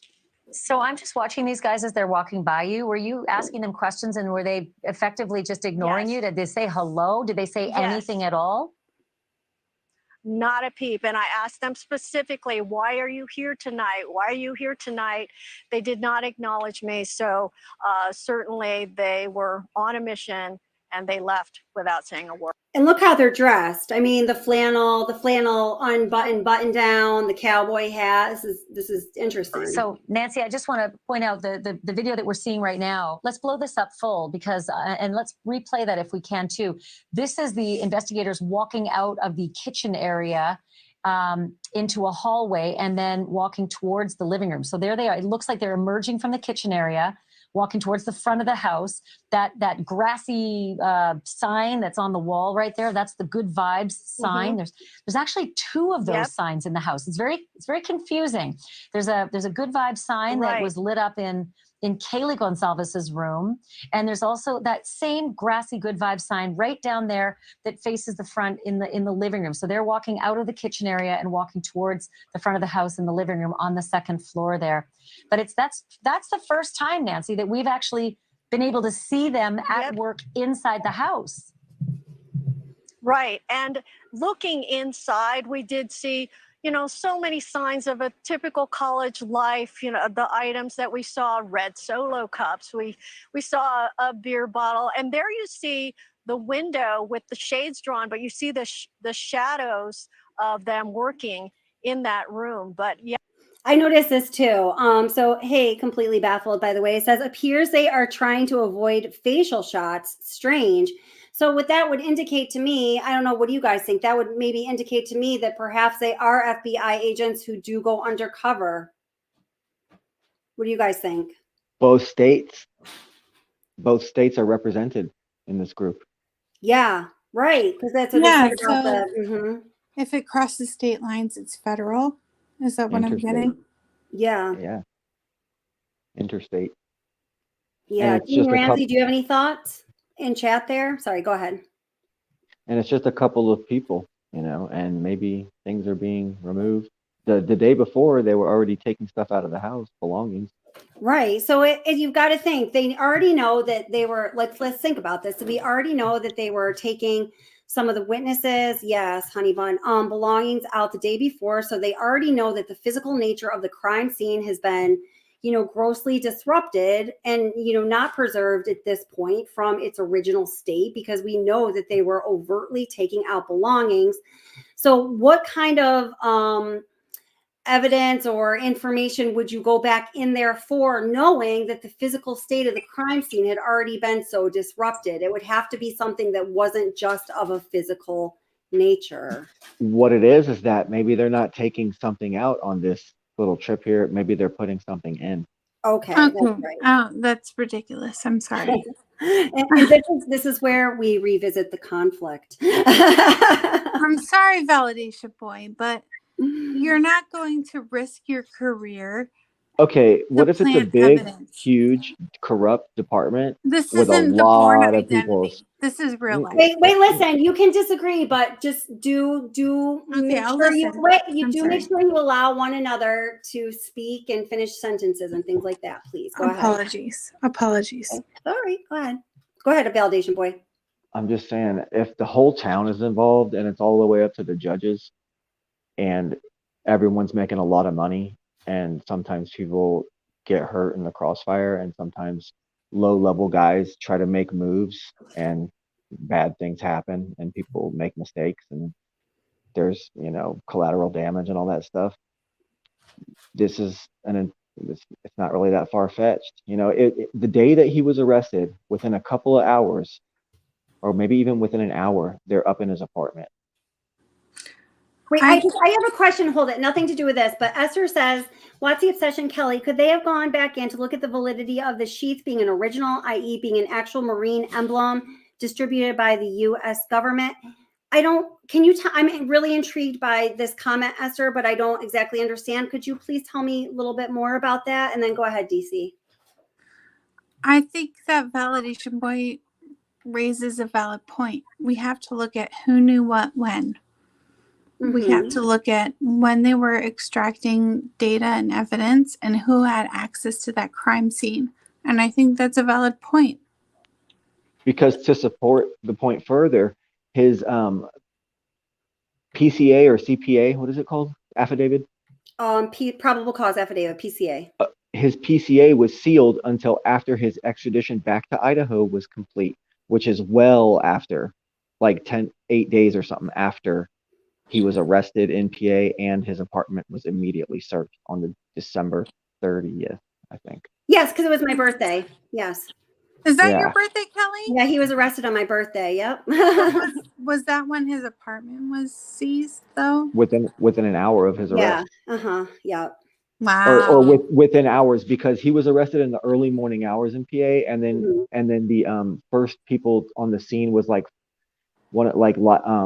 the Dan Abrams one, but not News Nation, the Fox News Now or whatever. I don't know, but it was like they were the first ones that had footage of people having the police tape up, and it was still the early morning hours, and the sun was just barely starting to come up. So the PCA was announced, and After, but see, it was announced, and it was actually put a gag order until his extradition to Idaho was complete, and then he got to see it, and everybody got to see it. That's when it was released to the public. Yeah. But when did the investigators physically go into his apartment? That would have been on 11/13, the day of the crime. Oh no, his apartment. Oh, we don't know. No, we don't know. They officially went in there publicly, officially went in there an hour after he was arrested on December 30th. Okay, so December 30th is the official. Correct. Yes. Okay, date. Just want to get it straight in my timeline brain. Sorry. And see, his PCA was unsealed after he was in Idaho, which gives them 8 days to write anything that they want to write, and then bring it all together, and then hand it to the judge. And then 5 seconds later, the judge says, "Oh, here's the thing that was sealed this whole time." There's no way to prove that information was written in that. Well, this lends back to what Kelly was saying about the laws in Idaho, as far as what's publicly available.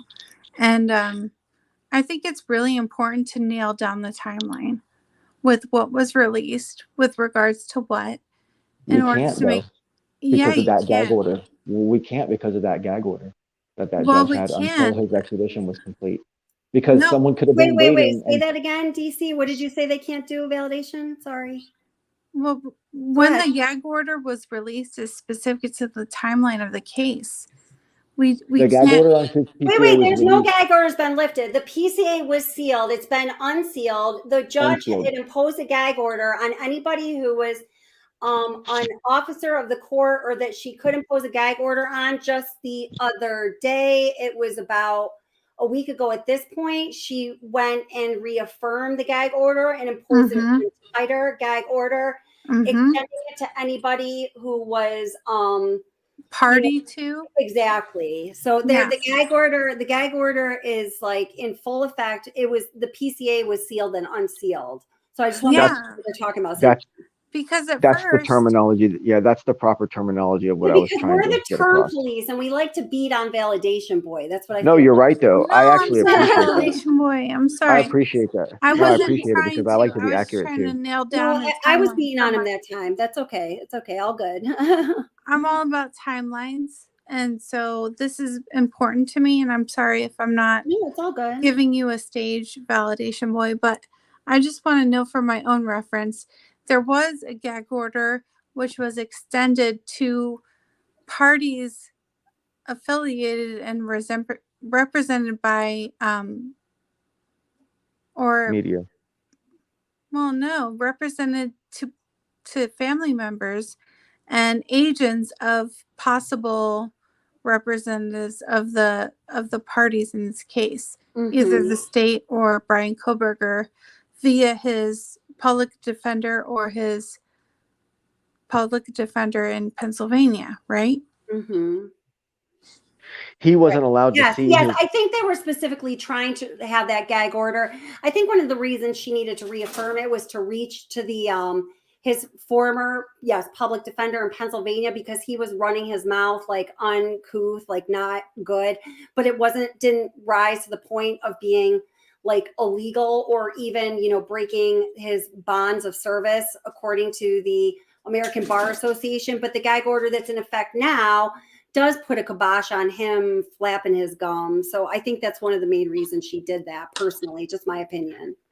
And Okay. with regards to the gag order, Kelly, I'm sorry, validation boy, but does that extend to the parties of the case, meaning the victims' families, as it Or the was survivors. reaffirmed? It is my understanding that and does somebody tell me if you know more about this? It is my understanding somehow this gag order reaches to, anybody that's going to be talking to the press. I believe including the victims' families, which is not a typical thing. So this is why I'm questioning it. Oh, but Jeannie Ramsey's chiming in. So now we know. Jeannie, please tell Jeannie me. said it's a normal gag order. Yes, all of them. Well, Xana's mom is Xana's allowed to mom. comment. Yes. Is allowed to comment on the whole Well, lawyer there's thing. really So. no legal remedy for Xana's mom if she speaks outside of this gag order. That's kind of the problem with gag orders. If you're an official of the court, there are legal remedies and sanctions that can be placed upon you. A gag order does not impose criminal sanctions. So if you're not an official, an officer of the court, it's really hard to enforce a gag order. So if Xana's mom is not legally represented by a member of the court, she cannot be sanctioned via her representative. Well, just correct? being a citizen and a victim, I'm sorry, a family member of one of the victims, she is not a lawyer. She is not an investigator. She is not a police officer. Since there's no criminal sanctions for, stepping outside of a gag order, I'm not even sure what the right word is, so I don't want to pick one that's wrong. What can they really do to her is what I'm asking. Let's see. Brian Hoffman says, a judge cannot enforce a gag order. Yes, unless somebody is an officer of the court. So to a typical civilian, a gag order cannot truly be enforced. Okay, So well, My Xana's understanding, mom is and if I'm getting this wrong, I'm sorry, but it's something like that. no. Let me clarify what my original point Okay. was. Actually, now that we know the difference of the gag order and Oh, the well, stealing and thank you. unsealing. Thank you, So, validation boy.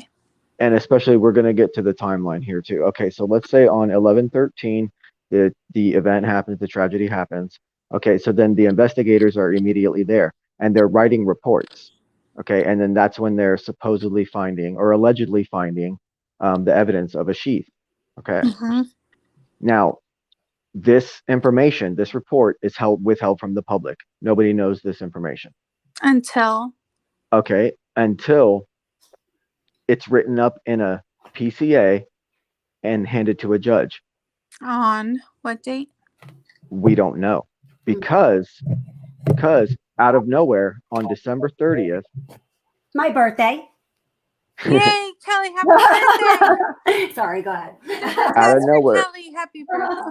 out of nowhere on that day, Bryant or BK gets arrested and his apartment gets searched and we get a seal of the PCA until he's extradited from Pennsylvania 6, 7, 8 days later back to Idaho. And then when he lands in Idaho, Validation boy. then I don't know your first name. then But can I stop please, you? Wait, For let him finish. please. Let him finish. I just want to let him. Please, Let him finish. Let wow. him Please. This is Okay. to his point. Let him finish. Man, you know what? Okay, Kelly, it's been fun No, talking to you. Kelly. wait. You have a it's great night, okay? I'm gonna go. I'm sorry to do this, DC, but great, he just left. Honey, you got to let people speak their minds. So I was going to speak to his point because I can see everybody's point. Sometimes it doesn't matter, honey. Sometimes you got to bite your tongue. Validation boy, if you'd want to come I've been up trying. and I know, and you're doing good, but we need to try harder. So if you want to come up and finish your point, I really would love to hear it. I was just taking notes on what you were saying, and I'm very interested in hearing it. So yeah, to validation boy's point, he was completely shell shocked. They went in with percussion and they swatted him at his parents' house in Pennsylvania. I just wanted to add that bit. Yeah, I know. But sometimes if like somebody really wants to talk, he was saying, please, you just got to kind of write it down. I write things down, and sometimes if I'm I forgot it, then screw it, I just forget it, and so maybe it's I apologize, validation boy. So I'm sorry. I'm gonna leave chat. Okay, bye-bye. Oh, jeepers creepers. Okay, so validation boy, could you please come up and finish your thought? I really, really, really would love to hear it. I very much appreciate it. So, and if you don't want to, that's okay. I'll respect that too. But okay, so see, I'm the only person up here. Validation boy, come on up. All right. Brian Hoffman says the judge is in La La Land, and everybody work on getting validation boy back up here because I really want to hear what he was going to say. The floor will be all yours. Not bringing anyone up. Let's see. All right. Let's see. Let me pick up some things that were being talked about here. Oh, well, I understand. No, I understand why he was frustrated. It's okay. And DC Primetime, we love DC Primetime too. She feels passionate about what she needs to say, and I understand that too. And DC Primetime, you can come back up too if you want to, honey. I feel so bad now. I feel like I'm settling a fight with my kids. I only have one. I'm not used to this. DC Primetime, you're not in the doghouse either. I understand. You feel passionate about what you have to say, and I get that. I get that. And I'm sorry, Esther, and I forgot you had a head injury. That's right, because she says, oh gosh, I hope you're getting enough rest, sweetie pie. She says, what's the obsession? Sorry, typing with a head injury. Oh, I met they were there to examine in person if the knife sheath was issued by the U.S. government or a copy purchased through Amazon. Okay, I get you. Thank you very much for being here. First of all, when you have a head injury, my gosh. And thank you for clarifying that, sweetheart. And my friends, DC Primetime and Validation Boy, are either both of you. I'd love for you to come back up. Let's see. Oh, guys, come on. And seriously, be respectful. I love both. I love all of you guys, and I love my DC Primetime and Validation Boy. It's late. It's like, oh my God, freaking it's like 2 a.m. here. People get tired and cranky. I'm going to finish playing a little bit of this video. Yeah, they were inside. They seemed to be targeted in where they were going and what they were doing, and then they left without a word. Even though I tried to get some comments out. Okay, wait. My friends came back, so I'm going to let Validation Boy come up first here, and we want to hear what you have to say. Hey, Validation Boy, how's it going? Hey. Okay, nice to be back. Okay. Okay, so go ahead and finish what you were saying, please. And then I'll have you come up, DC, okay? Thank you. I'm glad that you're back. And Brian Hoffman, of course, you're welcome to come up too if you'd like, sweetie. I just heard someone say that they wanted to come up. Okay, go ahead. Finish. Maybe go back a little bit in your thought, and then please finish what you're saying. Okay, so the timeline goes, the event happens, and then the police are there, and they're supposedly writing their reports. There's 2 different reports, I guess, from 2 different guys. And one of them is conflicting. I think I saw it on some video somewhere, allegedly. Okay. So don't take my word on it, but I think that there's maybe conflicting evidence, actually specifically according to the sheath itself. Like one sees it and one doesn't, or something. Wait, say that again. Say that again. I'm just trying to follow really carefully. Like there's two different reports Okay. that were written. Like the two guys were walking around side by side, simultaneously writing a report. Okay, so like maybe. each investigator is writing their own crime scene report, essentially. I think so. I think Okay. it's been speculated that there's two official crime scene reports, or at least Okay. two, and that Okay. one takes account of the sheet and the other one doesn't. One takes a what? One accounts for the presence of a sheath and the other one Okay. doesn't. Okay. All right. Okay. I see. Okay. All right. And then obviously we know what the official one was. Okay. Gotcha. Yeah. And then, but see, that information is sealed, or not sealed, but kept from the public, obviously, because it's pertinent to the investigation. So it's never released to the public, that information about a sheath specifically. Okay. And that goes on for the remainder of the investigation until they arrest him on your birthday. And then Thank within you. a couple of hours, within a couple of hours, also go into his apartment. But then there was this incident on the 9th, and then we also have him leaving town with his dad and showing up in Colorado, at least on the 13th. Right. So is there this is just total conspiracy land speculation, and I know you don't like to do that, but I'm hearing you out. I'm being good about hearing you out today, I think. yeah, but I'm just presenting a possible big picture perspective on it, and I it hear also you. So you're saying that, so I'm trying to follow you here, and well, wait, just 1 minute. I'm putting into MapQuest or whatever. This is on my phone. How long it takes to get from point A to point B. So go ahead, if you don't mind, talk for another minute, because I'm a really bad multitasker. yeah, so potentially if this is a big ring, a distribution ring, and people need to be framed, and Okay. this guy's already partially involved because maybe he's a every once in a while user, or maybe he has alternatives, or maybe he drives some other user Okay. around to go get their stuff for them because he has sympathy for them, even though he himself doesn't use anymore. Maybe he does that because he's manipulating the person. Okay, knowing that if a person who's an active addict is going to have some weaknesses, right? And Or he can addictions manipulate tend to run us. Okay, yes. and maybe become, a coach and Mm-hmm. have someone else actually perpetrate the crime, or, help someone do it in person. And maybe that's what Dylan heard when she saw someone with bushy eyebrows saying, "Oh, I'm here to help you." Like maybe he was Okay. talking to his co-conspirator, Okay. And then we have the short amount of time it takes to physically do all of this stuff to young, active, healthy, vibrant, athletic people, Mm-hmm. See, and that's where I get lost when people talk about, I mean, I'll be really honest, like, could this crime have been committed in 16 minutes or whatever? Well, being someone who is not really familiar with the kind of force and length of time it takes to, injure somebody, fatally, like I just, my brain just turns into like squash because I can't conceptualize it at all. Like I'm like, I don't know how long that would take. I mean, and even I don't know when I can't like qualify or quantify something kind of scientifically or by researching it, then I start to get a little fuzzy minded. Do you think the time that they were there, which I guess is like 16 minutes, do you feel that that is like time enough? If you're one I'm not person, saying that you're a murderer, but I mean, just based on what you know. I mean, I assume the guy would be nerve-wracked, but maybe not. Maybe not. Yeah. If he was nerve-wracked, think about how that would slow him down or make Yeah. him be overly cautious, maybe put himself in danger, maybe allow too many people to wake up and become collateral damage that maybe he was hoping wouldn't even wake up, Mm-hmm. Yeah. Yeah. And I think it sounds like I think the way I think about it is this. I think that he definitely tried to yes, everybody, we do have a good ratio, but remember to hit that like, thank you very much. Saw you guys in chat talking about that.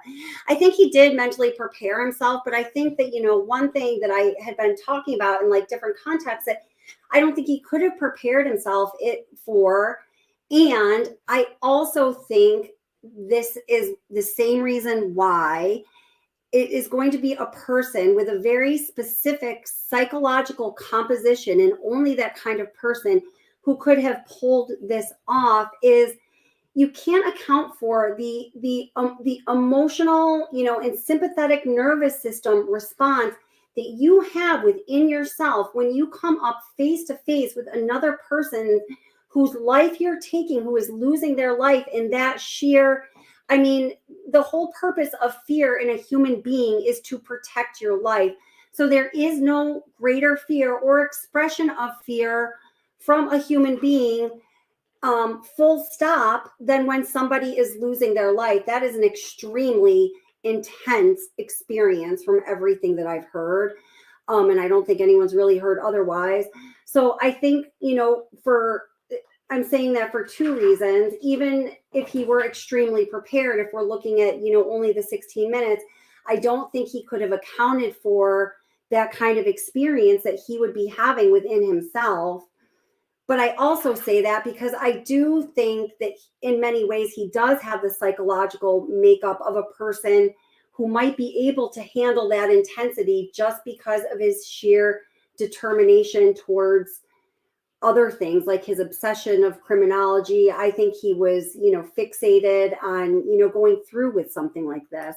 I don't know. That may have just become a lot of babble. Does that make sense to you? Oh, it makes perfect sense. But just it's also reminds me of the fact that there's so many different faces of this BK character. There's like there's the potential incel angle where it's just mostly, S word oriented or motivated, motivated by that. And then there's this whole possibility, maybe it's the distribution ring and he's involved with it, or there's someone, he's framing someone, or he's manipulating someone with that to do things for him, or he's just involved in the game, or there's police involved in it too, or there's that. And then there's this possibility that he has this motivation that's strictly based in his whole legal experience and his whole educational career.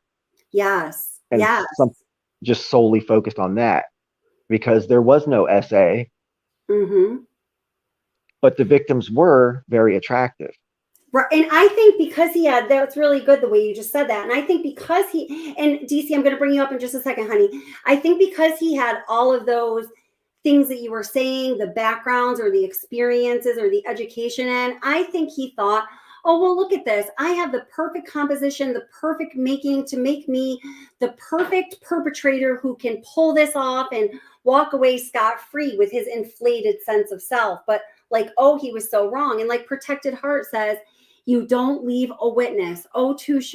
What a great statement, and well, he did leave a witness. And did he know that witness was there? Did he know that witness was going to be, in fact, a witness? That is definitely one of the biggest questions of this case.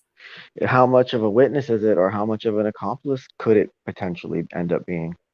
I definitely do have questions about everything surrounding that. I mean, even though, I made that video that was like the 5 F's that are reactions to fear and trauma. And I believe all of that, and all of that is true. But I just feel that the 8-hour lapse in time took a step beyond the time limit when those 5 F's are in effect. You know what I mean? Yeah. So we keep looking at her 8 hours as nefarious. There was other people involved. I'll get to that in a second. But then there's also the potential. Okay. And this is crazy to say this, maybe not, but there's the potential that she saw what she saw and didn't think much of it because maybe she was a little bit altered state. Right. And then she kind of zonked out naturally and was actually just asleep. And oh crap, because sometimes you fall asleep, and when you're really tired and you're trying to binge watch a TV show you like or something, and then you just fall asleep, and then like 6 episodes have passed, and you're like, what the hell happened?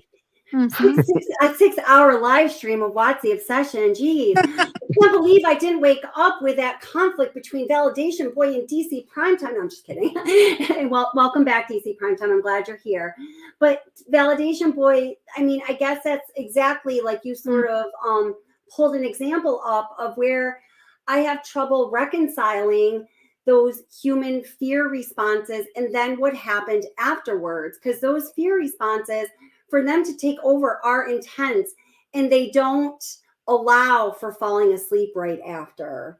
Like if you're the sympathetic nervous system, involuntary triggers one of those responses to fear and trauma, and it's truly involuntary, that means every system within your being is now on heightened alert, and you ain't gonna be falling asleep, baby.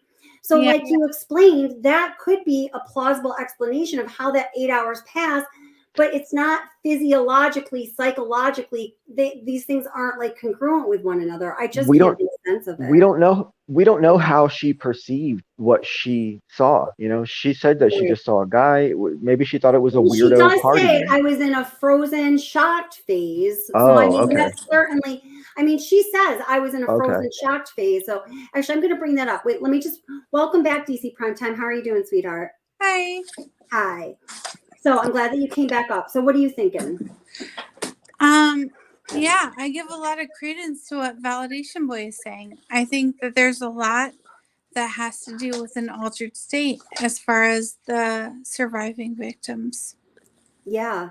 So how do you think? Do you think that the DM, the one that supposedly DRUGS. I think she was okay, on so you think she was under the influence? she was under the influence. Okay. Yeah.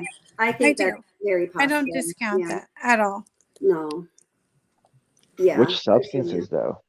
Which substances? I think well, I think, like I said, like the sources that I talked to, who I very strongly believe, said that they even went a little further than just what may have been going through the house. They spoke a little more. I don't want to say exactly, but I would very strongly believe it would be Molly. Yeah, MDMA. Who is that? Yeah. Yeah. That's what I think too. Yeah. Unfortunately. It's not uncommon. No, it's not. It's not. And listen, and I'm not, and just because you partake in that doesn't mean that you deserve to be murdered or my God, no. A witness to murder. No, of course not. Absolutely. And thank you for saying that. So here, I just want to read the pertinent part of the probable cause affidavit here, just to kind of like refresh everybody on that. So it's just going to be like a page and a half here. So, all right, the combination of Dylan's statement to law enforcement, reviews of forensic downloads of records from Bethany and Dylan's phones. So listen, we know that they are reviewing the forensic downloads from Bethany and Dylan's phone. So that's kind of interesting. That's not something we talk about a lot. I have some thoughts on that, but we'll get back to it. The video of a suspect video as described below leads investigators to believe that the homicides occurred between 4 a.m. and 4:25 a.m. During the processing of the crime scene, investigators found a latent shoe print.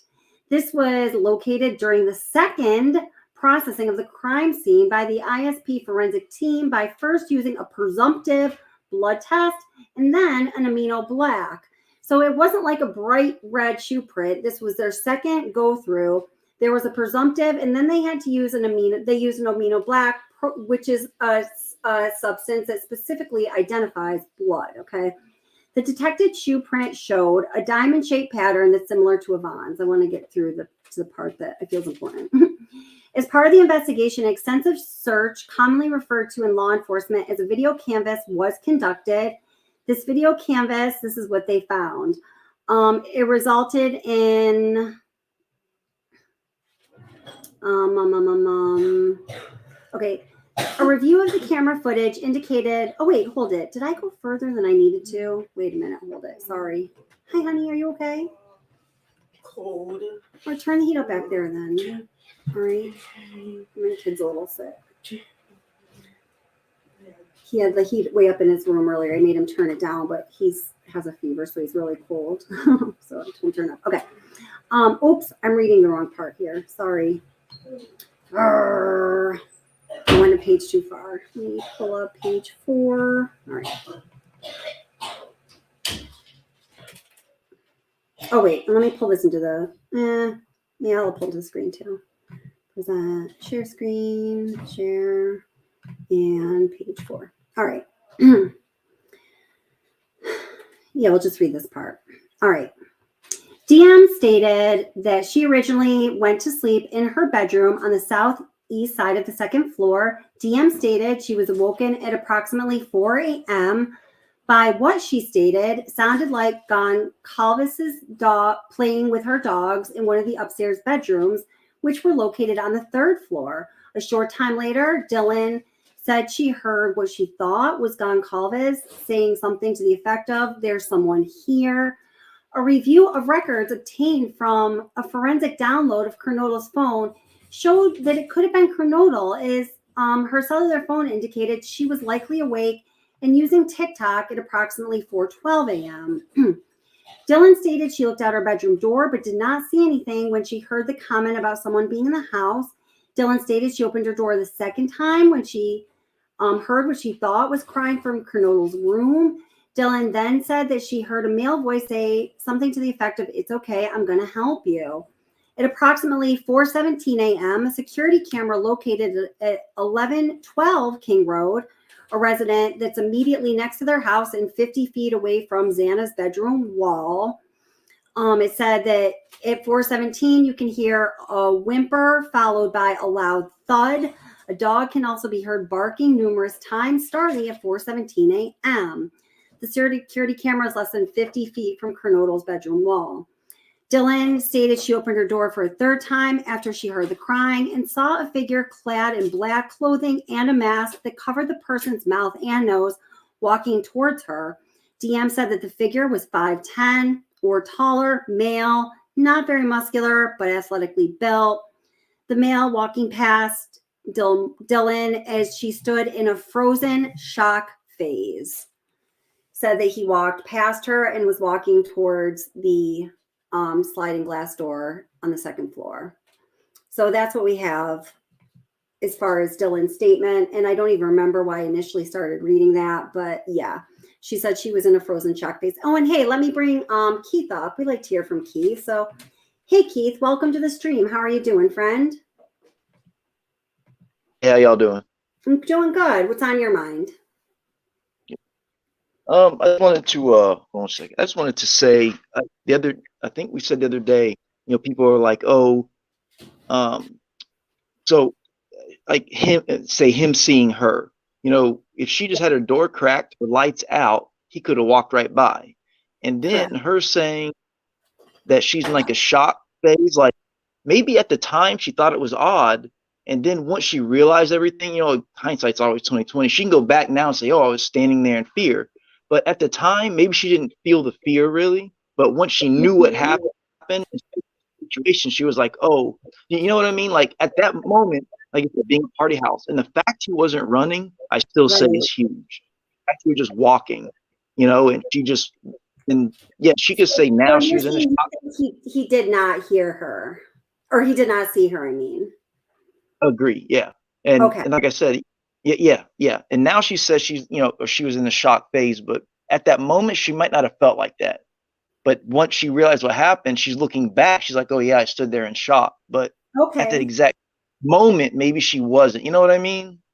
No, that makes sense. Yeah, that makes sense. Like that's the way that she described it at the moment. Okay, I get that. Yeah, I get that.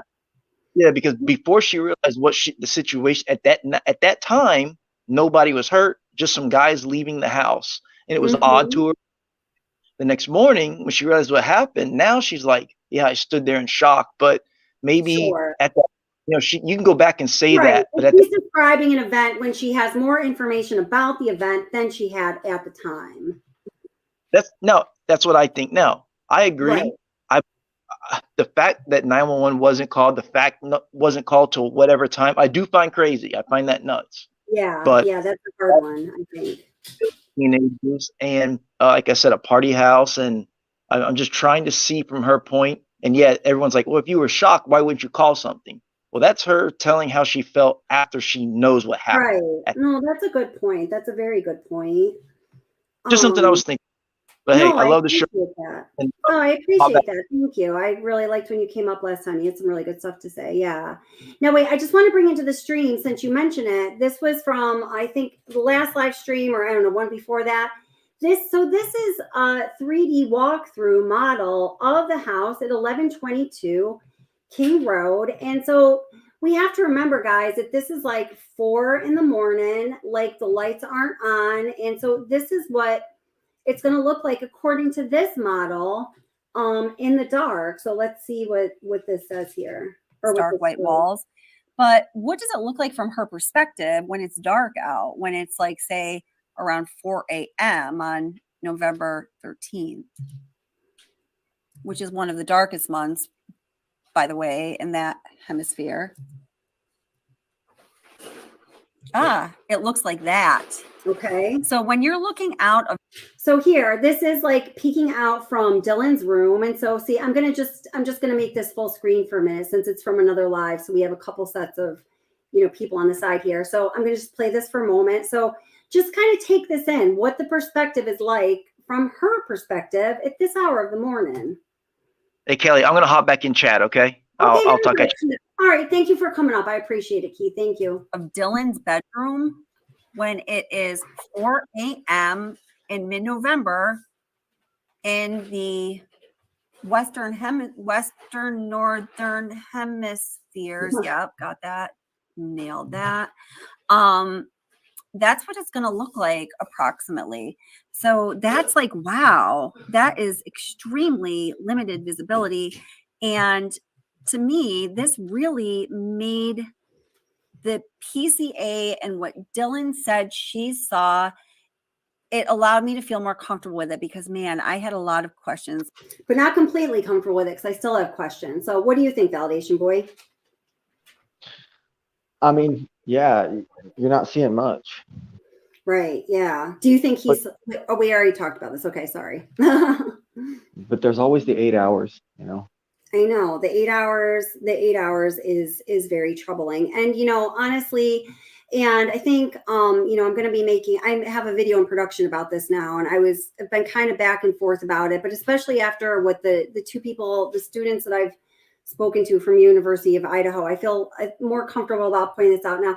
I think it is a very real possibility that the reason that 911 wasn't called for so long was a sense of self-preservation and a fear of what was going to be found when law enforcement showed up. Now, I just take that for what it's worth, people. I'm not trying to make any more of a judgment call on anything other than to state that for what that is. Yeah. I remember at one point the police, or no, it was actually Steve Gonzalez came out and said, listen, anybody out there, the cops don't care about what you were doing, what you were partying with. Just please come forward. That's right. Yep, exactly. Yep, that's right. Yeah. And they don't. I mean, and that's just, such good advice. Man, if you come across something really serious and you've got a little bag of whatever in your pocket, probably attend to that serious event. I know for a younger person, it's probably harder to make those decisions, particularly if you are under the influence of something. But, that 8 hours, it's hard to reconcile. It just is. It is. There's always the element that kind of gets overlooked in all this too, is the fact that it was like cold as hell over there when all this was going down. Yeah. So everybody was uncomfortable. Everybody was secretive. Everybody was trying to get to where they needed to be. There was a lot of urgency in the scene at the time. Yeah, you mean like it was literally physically cold? Yeah. I don't know what the exact temperature is, but we're going to find out in just a minute. We're going to bring up a pie chart. It's going to be terrific. Let's see. Yeah. Moscow, Idaho, November. So you can pull up historical weather really quickly on any location in the world with Weather Underground. I don't know how accurate those are. Well, the one that I'm using right now is accurate because I've used it for a number of, I'm skipping over to another one now since you said that, because I'm going to use the one that I know would be accurate. All right. I mean, we see the girls in the food truck video. Everyone's bundled up. Everyone's borrowing jackets. Yeah, no, I mean, not just for the sake of what you're saying now, for a number of reasons. I just want to know what the temperature was, because that's something I haven't really been taken into account. Okay, so on November 13th, the highest temperature during the day was between noon and 5 p.m., and that was 32 degrees. And the temperature descended as you got into the later hours of the evening, down to a low of, it looks like, let me go over whoops, sorry, hold it. So I'd want to look at the 12th into the 13th. Hold it. Let me just make that little adjustment.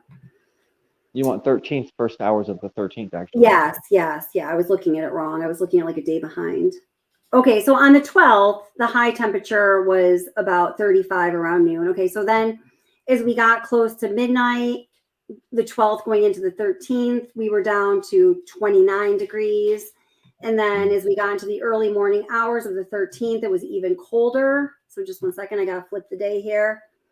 So it was then, according to the historical weather, 27 degrees. So yeah, it was chilly. Yeah. Yeah, so the perpetrator. Oh, but Brian Hoffman already knew that. Okay, cool. But the perpetrator is doing all this in 27 degrees weather. I mean, I don't know. I'm from upstate New York, 27 degrees, and I was born on December 30th. So 27 degrees is like mother's womb to me. Like, I don't feel like it's a huge deal, but for some other people, it might seem super cold. Yeah. He's from the mountains in Pennsylvania. Yeah, he's from, it's like not even 50 minutes from where I am. And so he probably feels like, well, I don't want to talk about what he feels because he grosses me out, but it might not be super cold for him either.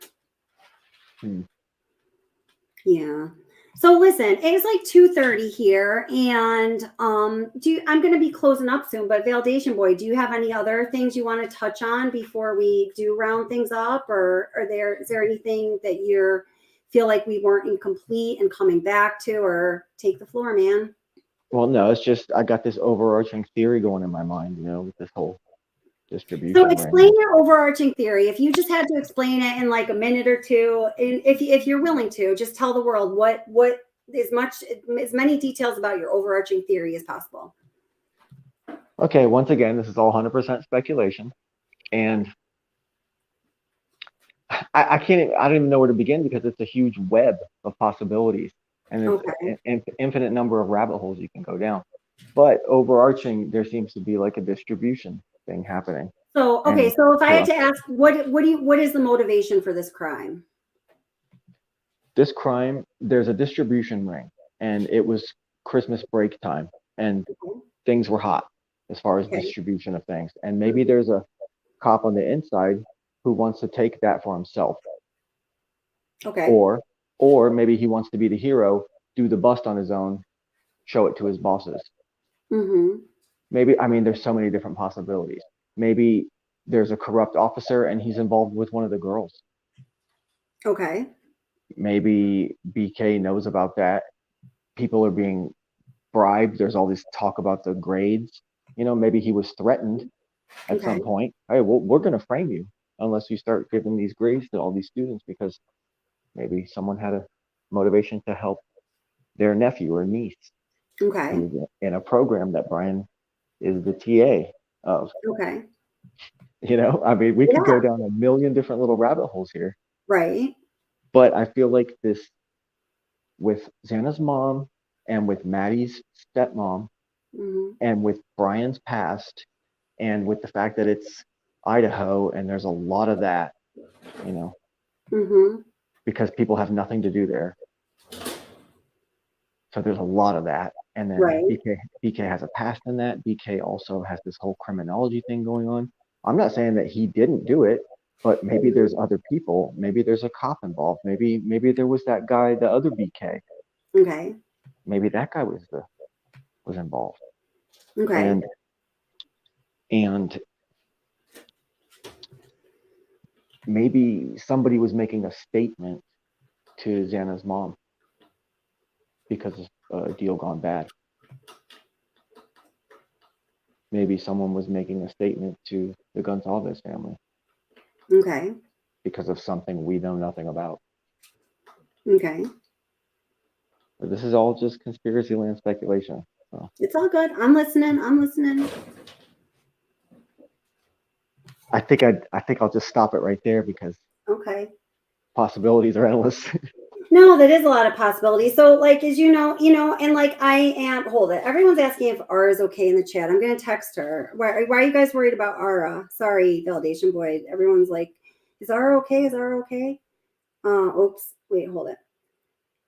Oh, okay. All right. Oh, yeah. Okay. Ara wants to come up. Okay. She's obviously okay. All right. Let me bring her up here. Okay. All right. Now, the only thing I have to say all that is I'm listening, but as always, I just personally, and on this channel, I like just to keep things grounded in fact and facts that we know is possible. And while there may be something I'm missing altogether, while I may be being completely naive to a certain set of some things I don't know, the only issue I have with some of those things is I just can't find where they're grounded by any facts. But Keep in mind, then somebody, like yourself or someone else might say, well, they're not going to give us all of the facts because this is conspiracy land. So you're never going to be told the truth, right? But that just starts to make my head spin. well, never forget that this is pretty much Dukes of Hazzard over here. There's not many people in this town.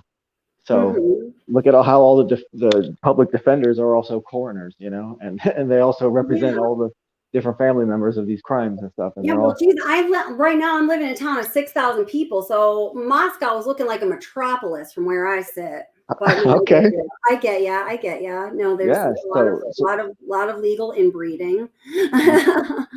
The chances for corruption and the chances for someone who used to be addicted and is now finding himself much more empowered because of his education, he'd be a perfect patsy, or he'd be a perfect co-conspirator.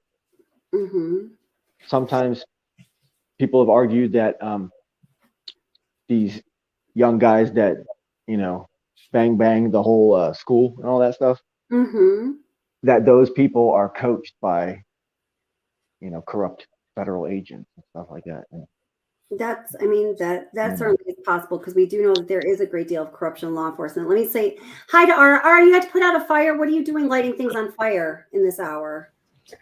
When you have a big dog, you have big messes. How's it going? What are you thinking, girl? I'm just trying to catch up here because there ain't no catching up. Don't even try. Well, okay.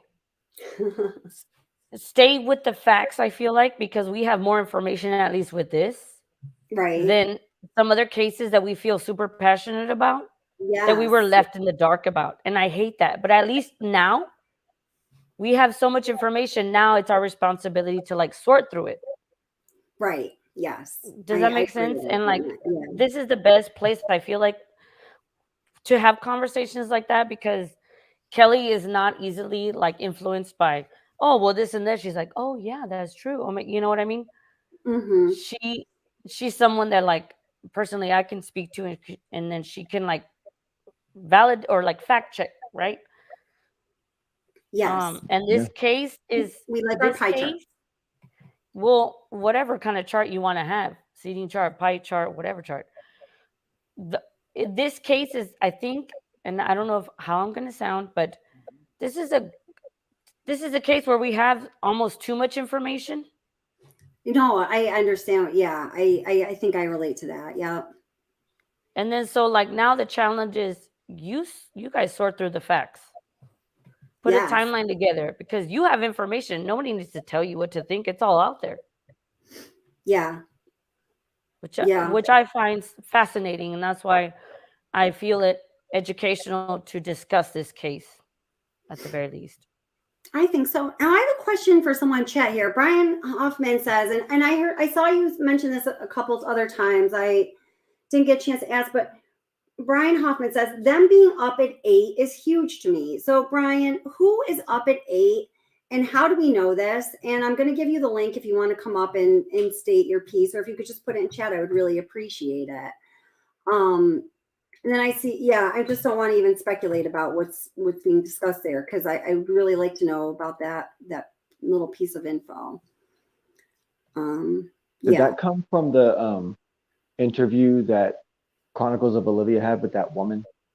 Did that piece of information about people being up at 8 o'clock in the morning, is With that from what that? woman? I know that she interviewed the parents. I know who That's else still did she interview? speculation at this point. No. Chronicles of Olivia, after the Gonzalez interview, after that, she had a guest on, or it was the Yes, Turkey Kim. Ham show.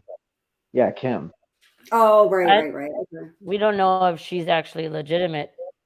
Oh, what I'm saying is that whole thing about them being up at 8 in the morning, is that from her? Is that from the Kim? Okay, possibly. Because there's some things, I haven't watched any of those interviews or anything like that. Okay. So they started calling each other at 8. Who started calling each other at 8, Brian? Then he said yes. It would be more helpful if you could like kids come started and calling speak. each other at 8. Wait a minute. So like the surviving roommates and the people they summoned over, this all started at 8 o'clock? Stevie Yeah. says yes. Kim said they were up at 8. So this makes it, I guess I'm going to have to watch the interview. I can't. There's a reason why she took it down.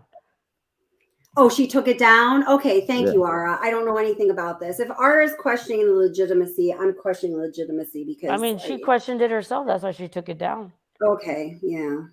All right. In my opinion, I mean, and then she made a video about why she took it down. Yeah. Your voice sounds a little better, Ara, by the way. Well, yeah, it's hopefully it's been a week. No, I mean even then earlier. Oh yeah. She called the FBI.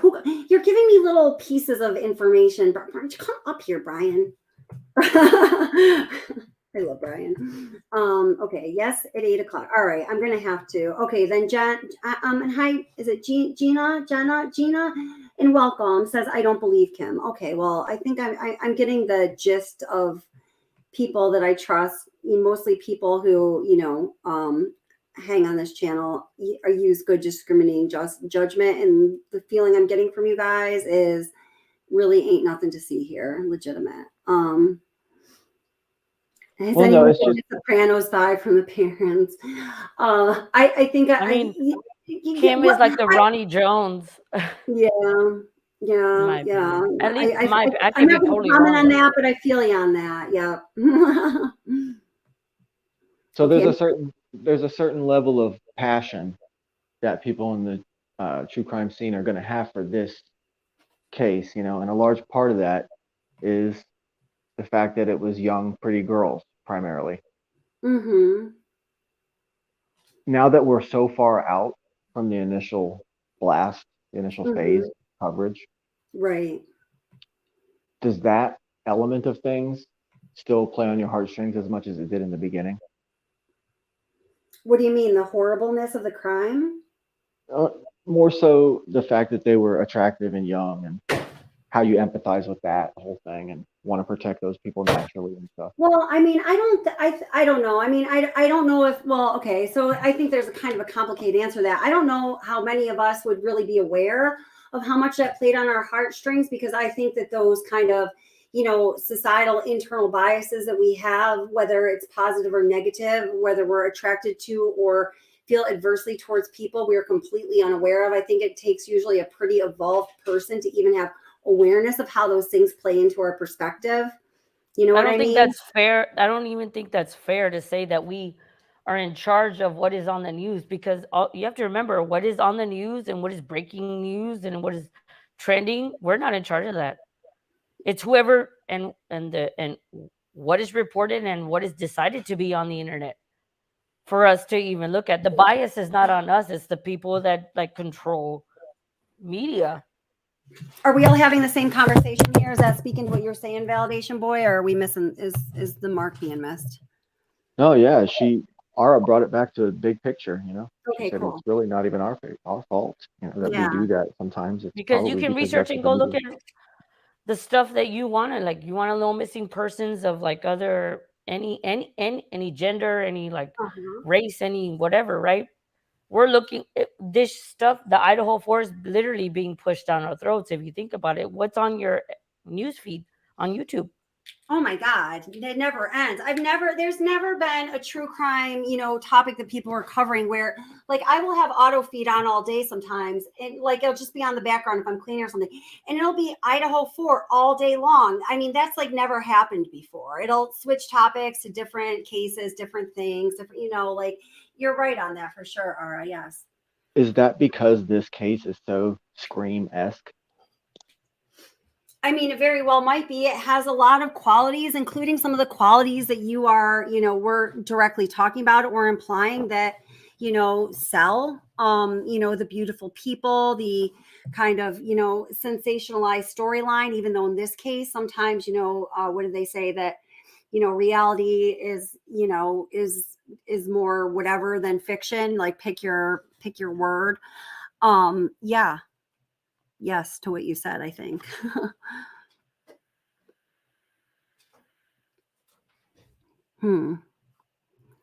Let's see. Well, I mean, you know what else was happening that people don't talk about is, Tyree Nicholas. Mm-hmm. And that's kind of like that's a whole. I mean, I'm not going to talk about it because this is not what the topic is. There are other things happening right now that are big. There are like cities that shut down their cities because they were afraid of the backlash, of what's happening with Tyree or Tyre. I can't say his name, and I apologize. It's just like that whole idea that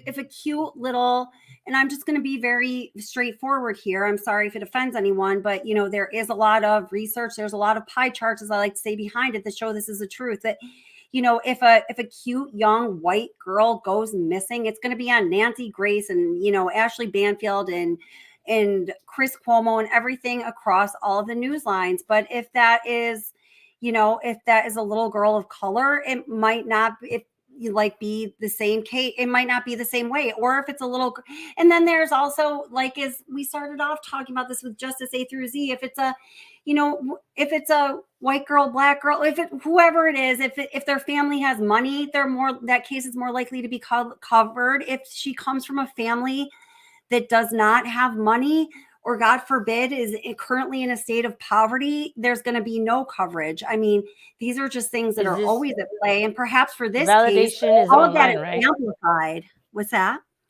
Our friend Validation's on panel. Yes. Sorry, it's just I had to keep. But sir, you always bring up interesting conversations, and I appreciate that about you. Yeah. Yeah. You there, Validation? You get us fired up, and we almost forget what we're talking about. I'm a bass player. I'm a bass player. So that means you've got you've got the backbeat going on. Well, no, I just got always in the deep thought, Gotcha. Bass players go deeper. Okay. All right. I wish mine would. I teach jazz, and I'm trying to get them. Oh, nice. Trying to get them going. I'm snacking on pineapples too. Sorry. Oh, pineapples. You know what? Pineapples, by the way, are just a little tip for all. So Ayurveda, along with a lot of I've been teaching yoga for over 20 years, and I studied Ayurveda for a long time, which is in very summary terms, it's like a sister medical science to yoga. It comes from India, but instead of just prescribing medication or pharmaceutical medication, they first are going to prescribe changes in your lifestyle and your sleeping habits and what you eat and all of these different things to try to put you into greater balance, recognizing that any dis-ease in your body or discomfort is the result of you not being in balance with nature's rhythms, essentially. Okay, so anyway, I'm all getting to pineapples here. That probably is going to be good for your voice. A lot of times when your throat is like that, there's some inflammation in your throat. Pineapples are one of the most powerful anti-inflammatories that you can digest by virtue of their high concentration of something called bromelain, which is a very powerful anti-inflammatory. So whether it is arthritis or I don't know what else is inflammation, acne, a lot of things in our body that go wrong are conditions of inflammation, and what's going on with your throat probably has some inflammation too. Pineapples are a great remedy for all of that. Bromelain, pineapples, eat them. Thank you for that. I digress. Yeah, that's why we love Kelly. You go on rants and you just keep going and going. And it's music. It's music to our ears. When I gotta tell you about the bromelain and pineapples. Yeah, you know what? She cares about us. I do. And I'm telling you, pineapples are, I've had some like injuries that I've, taken like strong pharmaceuticals for, did not help. And whether I I was was just just going through eating Facebook. shitloads of pineapples or taking bromelain as like a liquid supplement, it really, really, really is very effective. So there you go. Oh, Stevie says pineapples make me think of JonBenet Ramsey. Why does it always have to be true crime? No, I know that was the last thing that she was eating. It was referred to in the autopsy and whatnot. Yeah, I feel ya. Oh, that's true. Yeah. I mean, how deep do we want to take the conspiracy? Is Brian's Not dad very deep involved? at all, but go for it.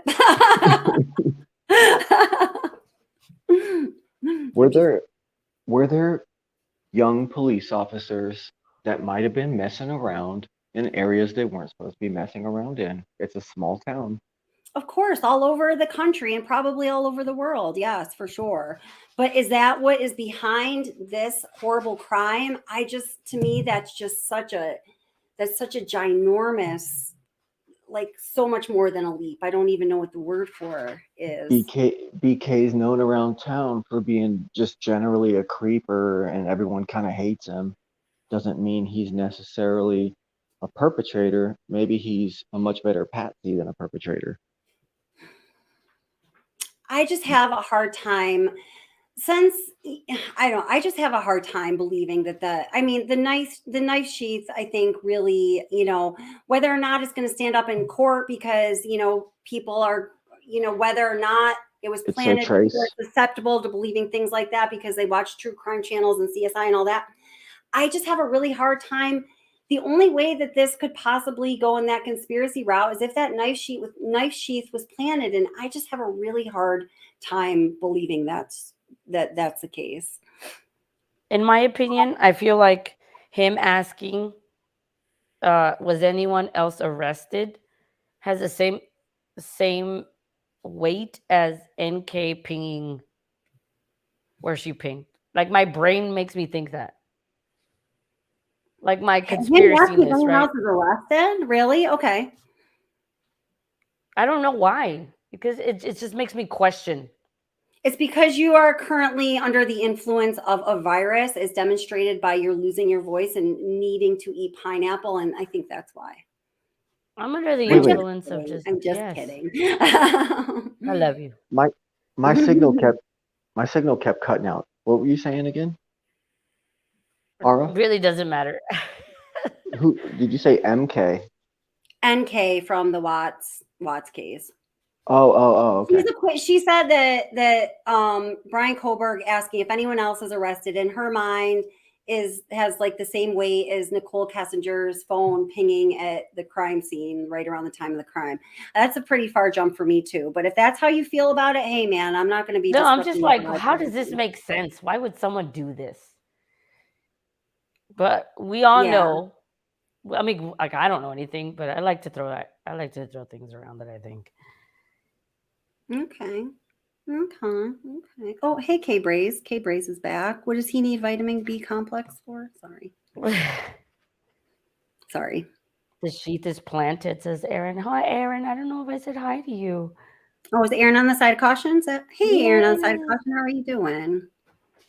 Yes, it's She true. subscribes. We have the evidence. She subscribes to my thought pattern on that, huh? Okay, that's all good. Okay, so on February 9th, those guys are in there. February 9th. No. December 9th. Okay. My bad. Why do I keep saying February? Okay, December 9th. Those guys are in there. Did we ever get the map mileage from Pullman to Loma, Colorado? Yes, we did. 14 hours and 22 minutes. Okay, so he was there on that thing said the 12th or the 13th. Wait, how do we? Oh yeah. Yeah, the 13th is when they were seen on camera there, December 13th. So that's definitely not a 4-day trip, that's for sure. But go ahead. I'm looking up something. Go ahead. Well, that part of it works against my theory. Mm-hmm. But I was suggesting that they would have to get access to his apartment. But see, once he's gone on the 13th or the 12th or whatever.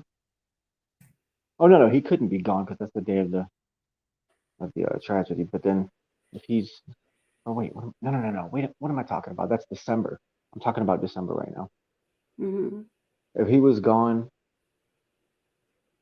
on December 13th and he's in Colorado, then they have plenty of time to go into his apartment before they eventually follow him to Pennsylvania and harass him on the way too. I don't know, man. I think you're giving way too much. I like, honestly, I'm just gonna be honest. I'm I trying think to you're keep giving up. way too much empathy and like slack for somebody who I believe is the perpetrator of a disgusting quadruple homicide. Like, They planned this. I'm not hearing anything that's pulling me in this conspiracy theory direction. Like, I don't hear, and this is not, of course, against you, Validation Boy. I've listened to plenty of other people, you know, who've been kind of trying to go down this route. Nothing is, and I'm trying, I am being as open-minded as I possibly can. Nothing is catching me. Like, nothing, I'm like, oh yeah, okay. That's like that's like a fact is what I'm looking for, I guess. That like I can hang on to, you know. If it's not going to be big picture, and it's not going to involve this big distribution ring and this huge conspiracy of the whole corrupt police department and judges and everything. If it's not going to be that, and it is just Occam's razor, and it really is just the young pretty girls getting attacked, and it's like a Scream movie basically. Okay, well then, what is the real motivation for someone doing that now in 2022? Like, is that even like a real motive? Do people actually? Is someone really going to behave that way now, even though it's already been If done? somebody's going to be studying criminology their whole lives and maybe have like something against women that they eventually want to act out on because they've been displaying abnormal behavioral patterns throughout their whole lives to a complete extreme, and then, you know, they have the personality composition that, you know, predisposes them to wanting to be the star of their own show in a grandiose way that they would obviously have to manufacture all on their own, because there's absolutely nothing spectacular or grandiose about them. Yeah, Brian Koberger. Yeah, I mean, pick any day of the year, any year of the calendar, you know, history. I think it's absolutely possible. Wow, Miss Kelly, that's very true.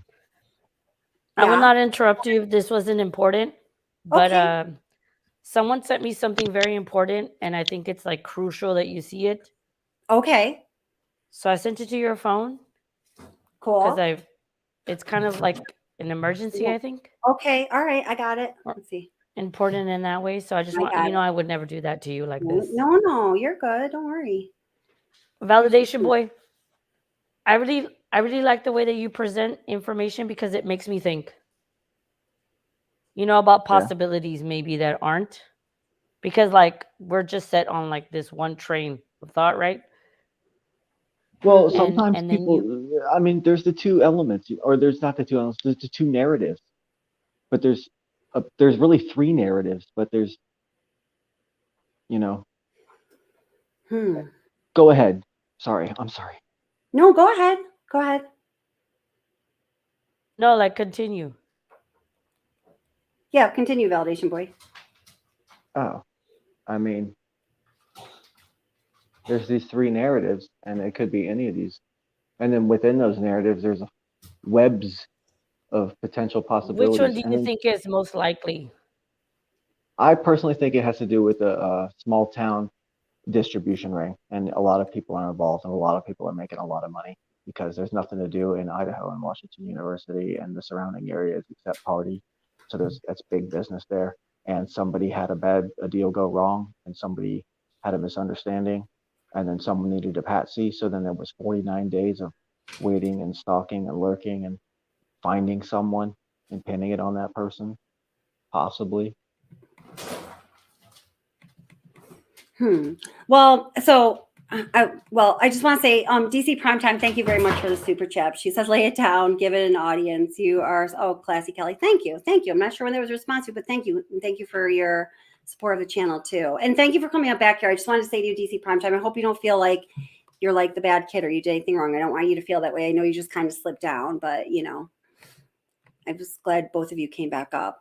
So really, Validation Boy. Okay, so, and I'm not trying to be, I just have to like ask the question, like how I'm kind of like hearing it come out. So it sounds like the motivation is small town boredom and needing ways to make big money amidst small town boredom leads to the homicide of these 4 University of Idaho college students.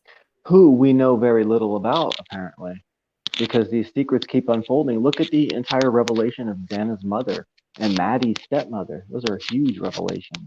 But Those I are mean, big are they, game and I don't changers. want to talk too much about either of them either. Like I had said before, like I only want to like bring up those issues they had in the context of where it was most relevant to this case. And maybe I know you're implying that, you know, you feel that it is more relevant in a lot of areas, but I guess I'm going to have to like say, just for the sake of the channel, to limit to areas that are sort of, I don't know.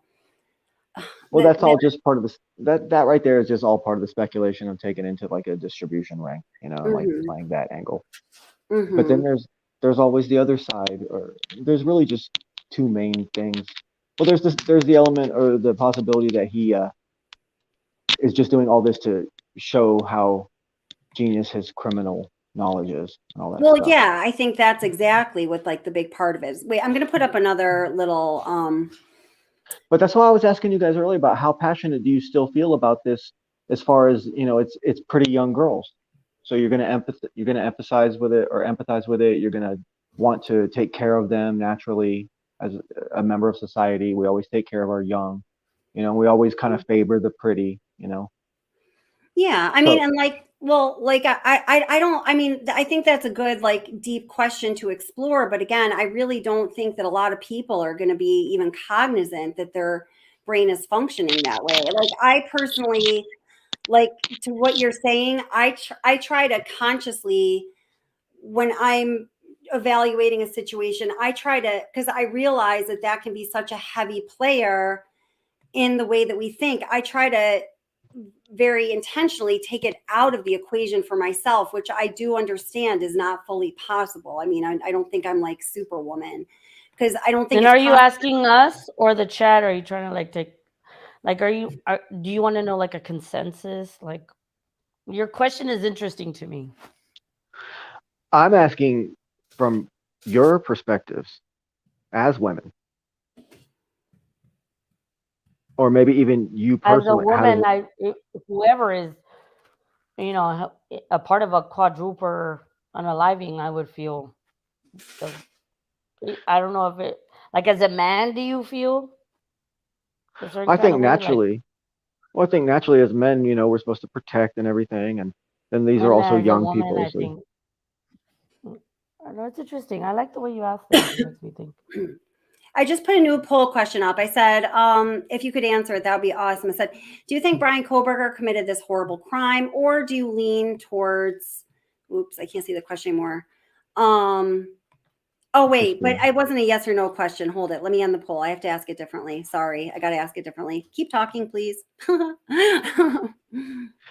how much does that element of this case affect you as What more time element? passes? The fact that these are attractive young people. I don't think it really Well, grabs me much I at don't think all. I don't consider that, like, I don't look at them and say, damn, they're attractive. Or the fact that you know that society is, or that the media is portraying them as under the assumption that they think that you're going to find these people attractive, you know. I think it annoys me about the media. I think that, you know, I'm aware that there's this bias in how we cover victims and how we, you know, seek support and help for victims and their families across our society. And I think it's really freaking irritating. I mean, but that's like kind of really all I think about it. Is that going to make you end up resenting this case as it goes on and drags on? No.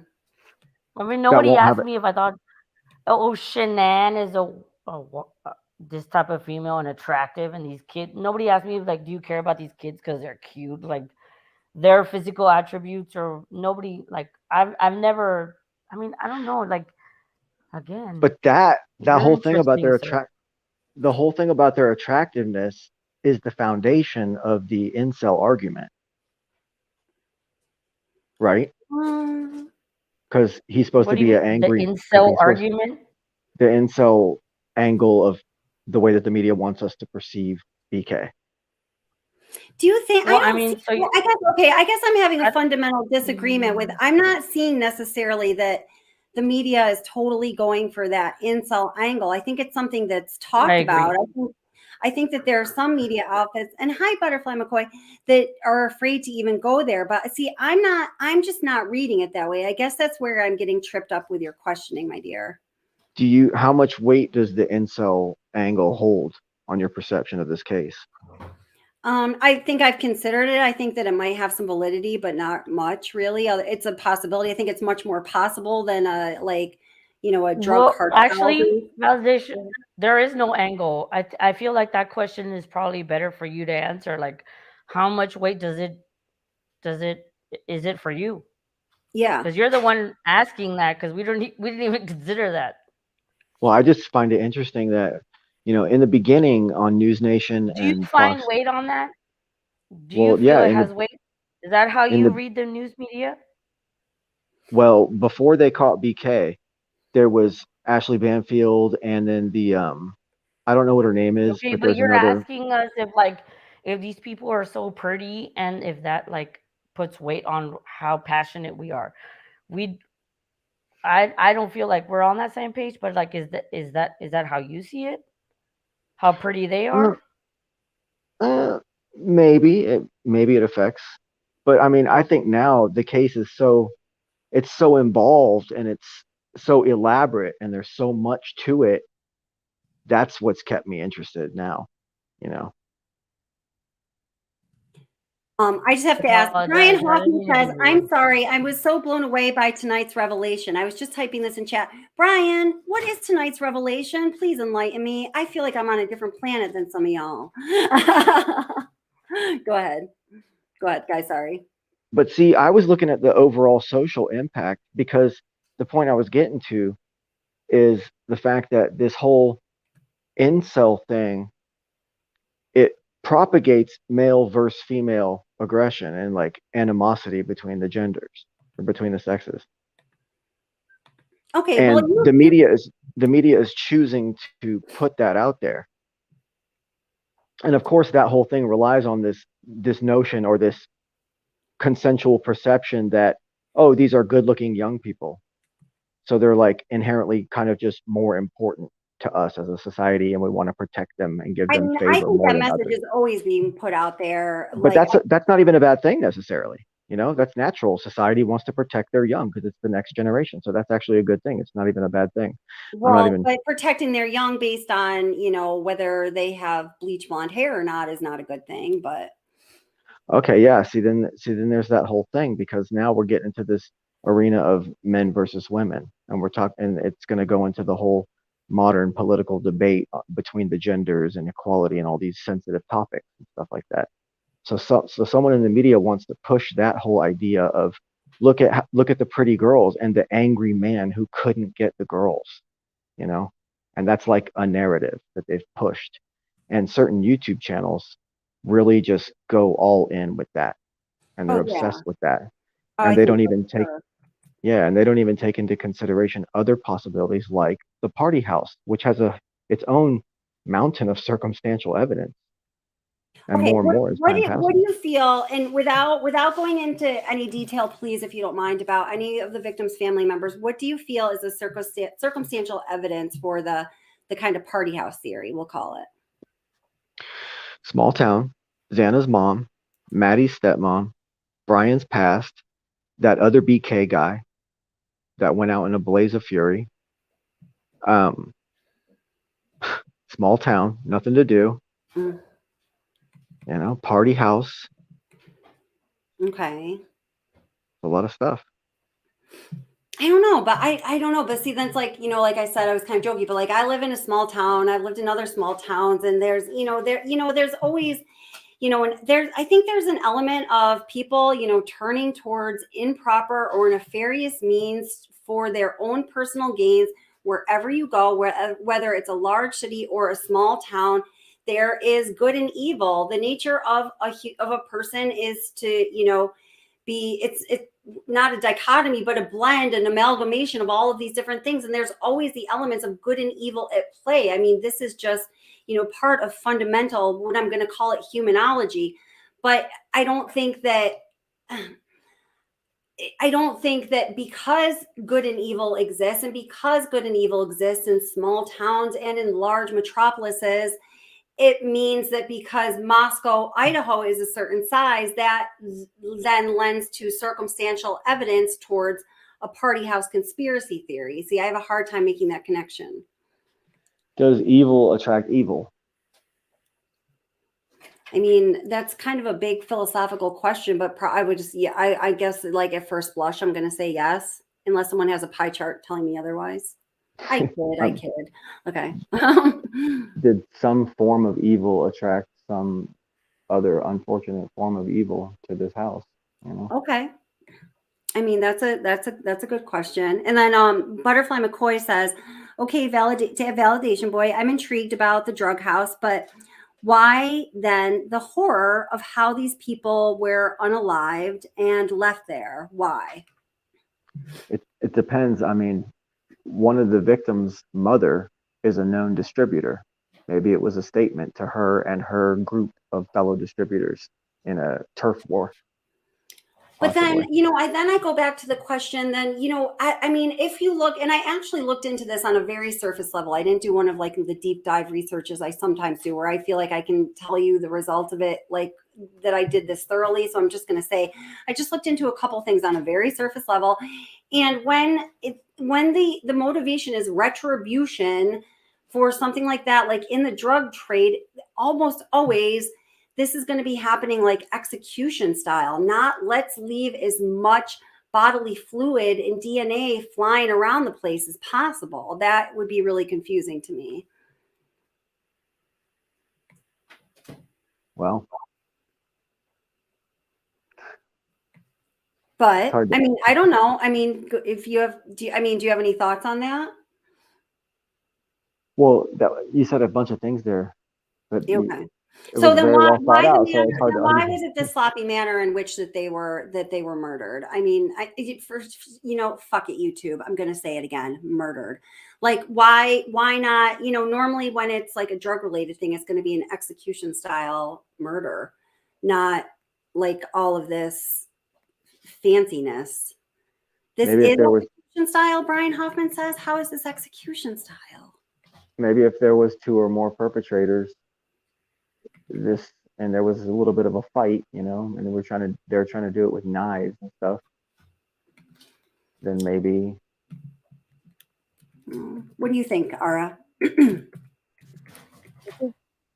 I think to me what sticks out is this being done with a weapon that is personal. Yeah. It wasn't supposed to make noise, so it makes me feel like there's more to it than just someone that went in to just test out a theory or have fun, right? Like there's a possibility that maybe there are other people involved, but like you can say things like that and not, we don't know the truth. Let me just read this, just so we can all get on the page about execution style. This is just Wikipedia. I just typed in here really quick. An execution style murder, also known as execution style killing, gang style, or a kill shot, is an act of criminal murder where the perpetrator kills at close range a conscious victim who is under the complete physical control of the assailant, who's been left with no course or resistance of escape. Its name comes from such murders being similar to the unusual meaning of execution, which is the taking of a life by due process of law. Execution style killings most often a live bullet to the brain or heart. The victims are sometimes killed when kneeling. So when I'm saying execution style, that's kind of like what I'm meaning here. I feel like sometimes maybe we're getting a little lost in translation, but just an FYI. I agree. And then doing this in a house that is very active. I mean, if this person has been staking this house out since August, they see the type of traffic that goes in and out of this place. Maybe it just was the traffic that was going in and out of this place. What do you mean by that? Maybe this was just bound to happen because this person was always in there making deals. Or maybe that person was just in there because he was, and I don't think this has to be a man versus, has to set us up in this man versus woman dichotomy. But for some reason, he was. I mean, I think that there is some evidence that points towards the possibility that he had a preoccupation with Xana and or Maddie. You know, I just feel personally, you know, I guess was the whole conversation about He had my a opinion. target. Yeah, And I agree with you. He had a target. Yeah. But look at what Downtown Wonder is saying. That's why people are quick to defend DM, because of her being young and attractive. And there's just a general bias. Well, but when I brought this up because this, yes, and thank you, Downtown Wonder, my dear. How are you? But you can also turn this around because there's a lot of people that are not quick to defend DM. So is that why people are not quick to defend DM? Or if, you know, it's this person's attractiveness that is always driving us, then why are there so many people who are absolutely not willing to defend DM? Because there's a lot of those. Not even not willing, but sometimes proactively against DM. Right. Exactly. Yeah. You know? Yeah. So, okay. All right. So it's 3:20 here. So I just have to, I'm having so much fun talking to you guys, but I actually have to end this because I got to get some sleepy sleep. But I would definitely like to pick up the conversation very soon. And well, I want to give you guys an opportunity to say anything that you want to say kind of in closing. Ara and Validation Boy, thank you guys so much for being up here. And also, let's see, Justice A through Z. I feel like that was 3 weeks ago when she was up here. Thank you. You contributed so much. Also, DC Primetime, thank you so much. Keith made a quick appearance. Thanks for coming on up, Keith. I think I got everyone. So is there anything that you guys kind of want to say in summary or in closing? That I just need to do more research and timeline and factual research in this. And I appreciate you having us here to discuss. Yeah. No, and let's talk by some means tomorrow. Ara, I don't know how your voice will be feeling, but we'll text or talk or something and talk about some of the things that we've been wanting to like kind of like the little just specific issues we've been talking about focusing on. So what about you, Validation Boy? You know, you have a large platform and you're an amazing hostess. Thank you. Amazing content creator. Oh, I wanted to ask you this. Yeah. Before your recent intro that was, you know, so widely debated. Yes. Your normal 15-minute long, 10-minute long videos that you make. Yes. Where'd you get that music from? Oh, the one that's like it's like in most of your videos that are like 10 to 15 minutes. I got it from Epidemic Sound. You can buy like little like mini licenses for use on YouTube. Do you want to know what it is? No, I love that song. Oh, I was cool. like, wow, Oh, so you cool. chose that, you know. Oh, right? nice. If you wanted to send me a link, I can send you the track if you wanted it. Yeah, it's all really cool. Your production's good. Thank you. Hey, I appreciate that. And I appreciate that you like that intro that so many people were bumming on me about. I still didn't understand it. I was like, my God, considering the magnitude of horribleness of this crime, this ain't that bad at all. I mean, it was super dramatic and, you know, impactful for sure. Yeah, well, I'm glad that's how you felt about it. It was impactful because this is dramatic. Like this whole thing, man, is dramatic. Yeah. So I really appreciate you letting me come on here and play devil's thank advocate. you so much.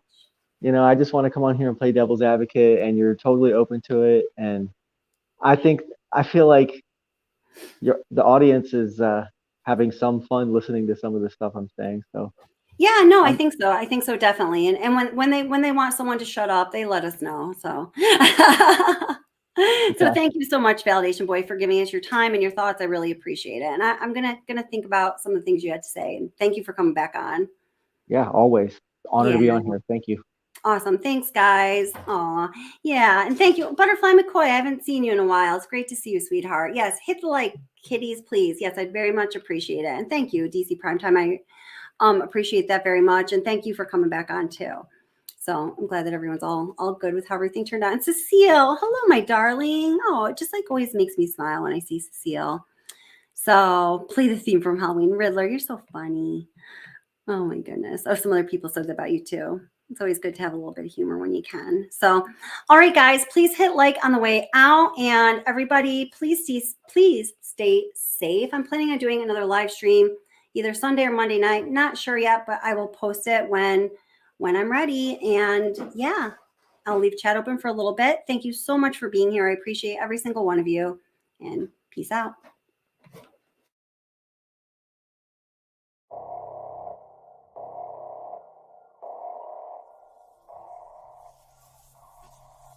There are more answers than you know.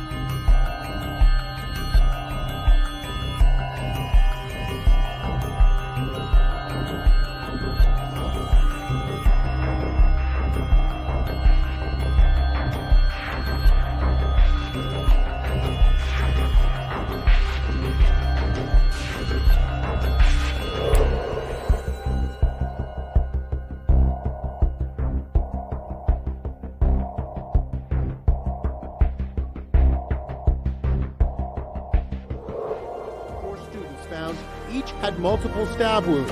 Some had defensive wounds, showing they fought with the attacker. And there was no sexual assault. County Coroner Kathy Mabbutt is describing the murders as personal.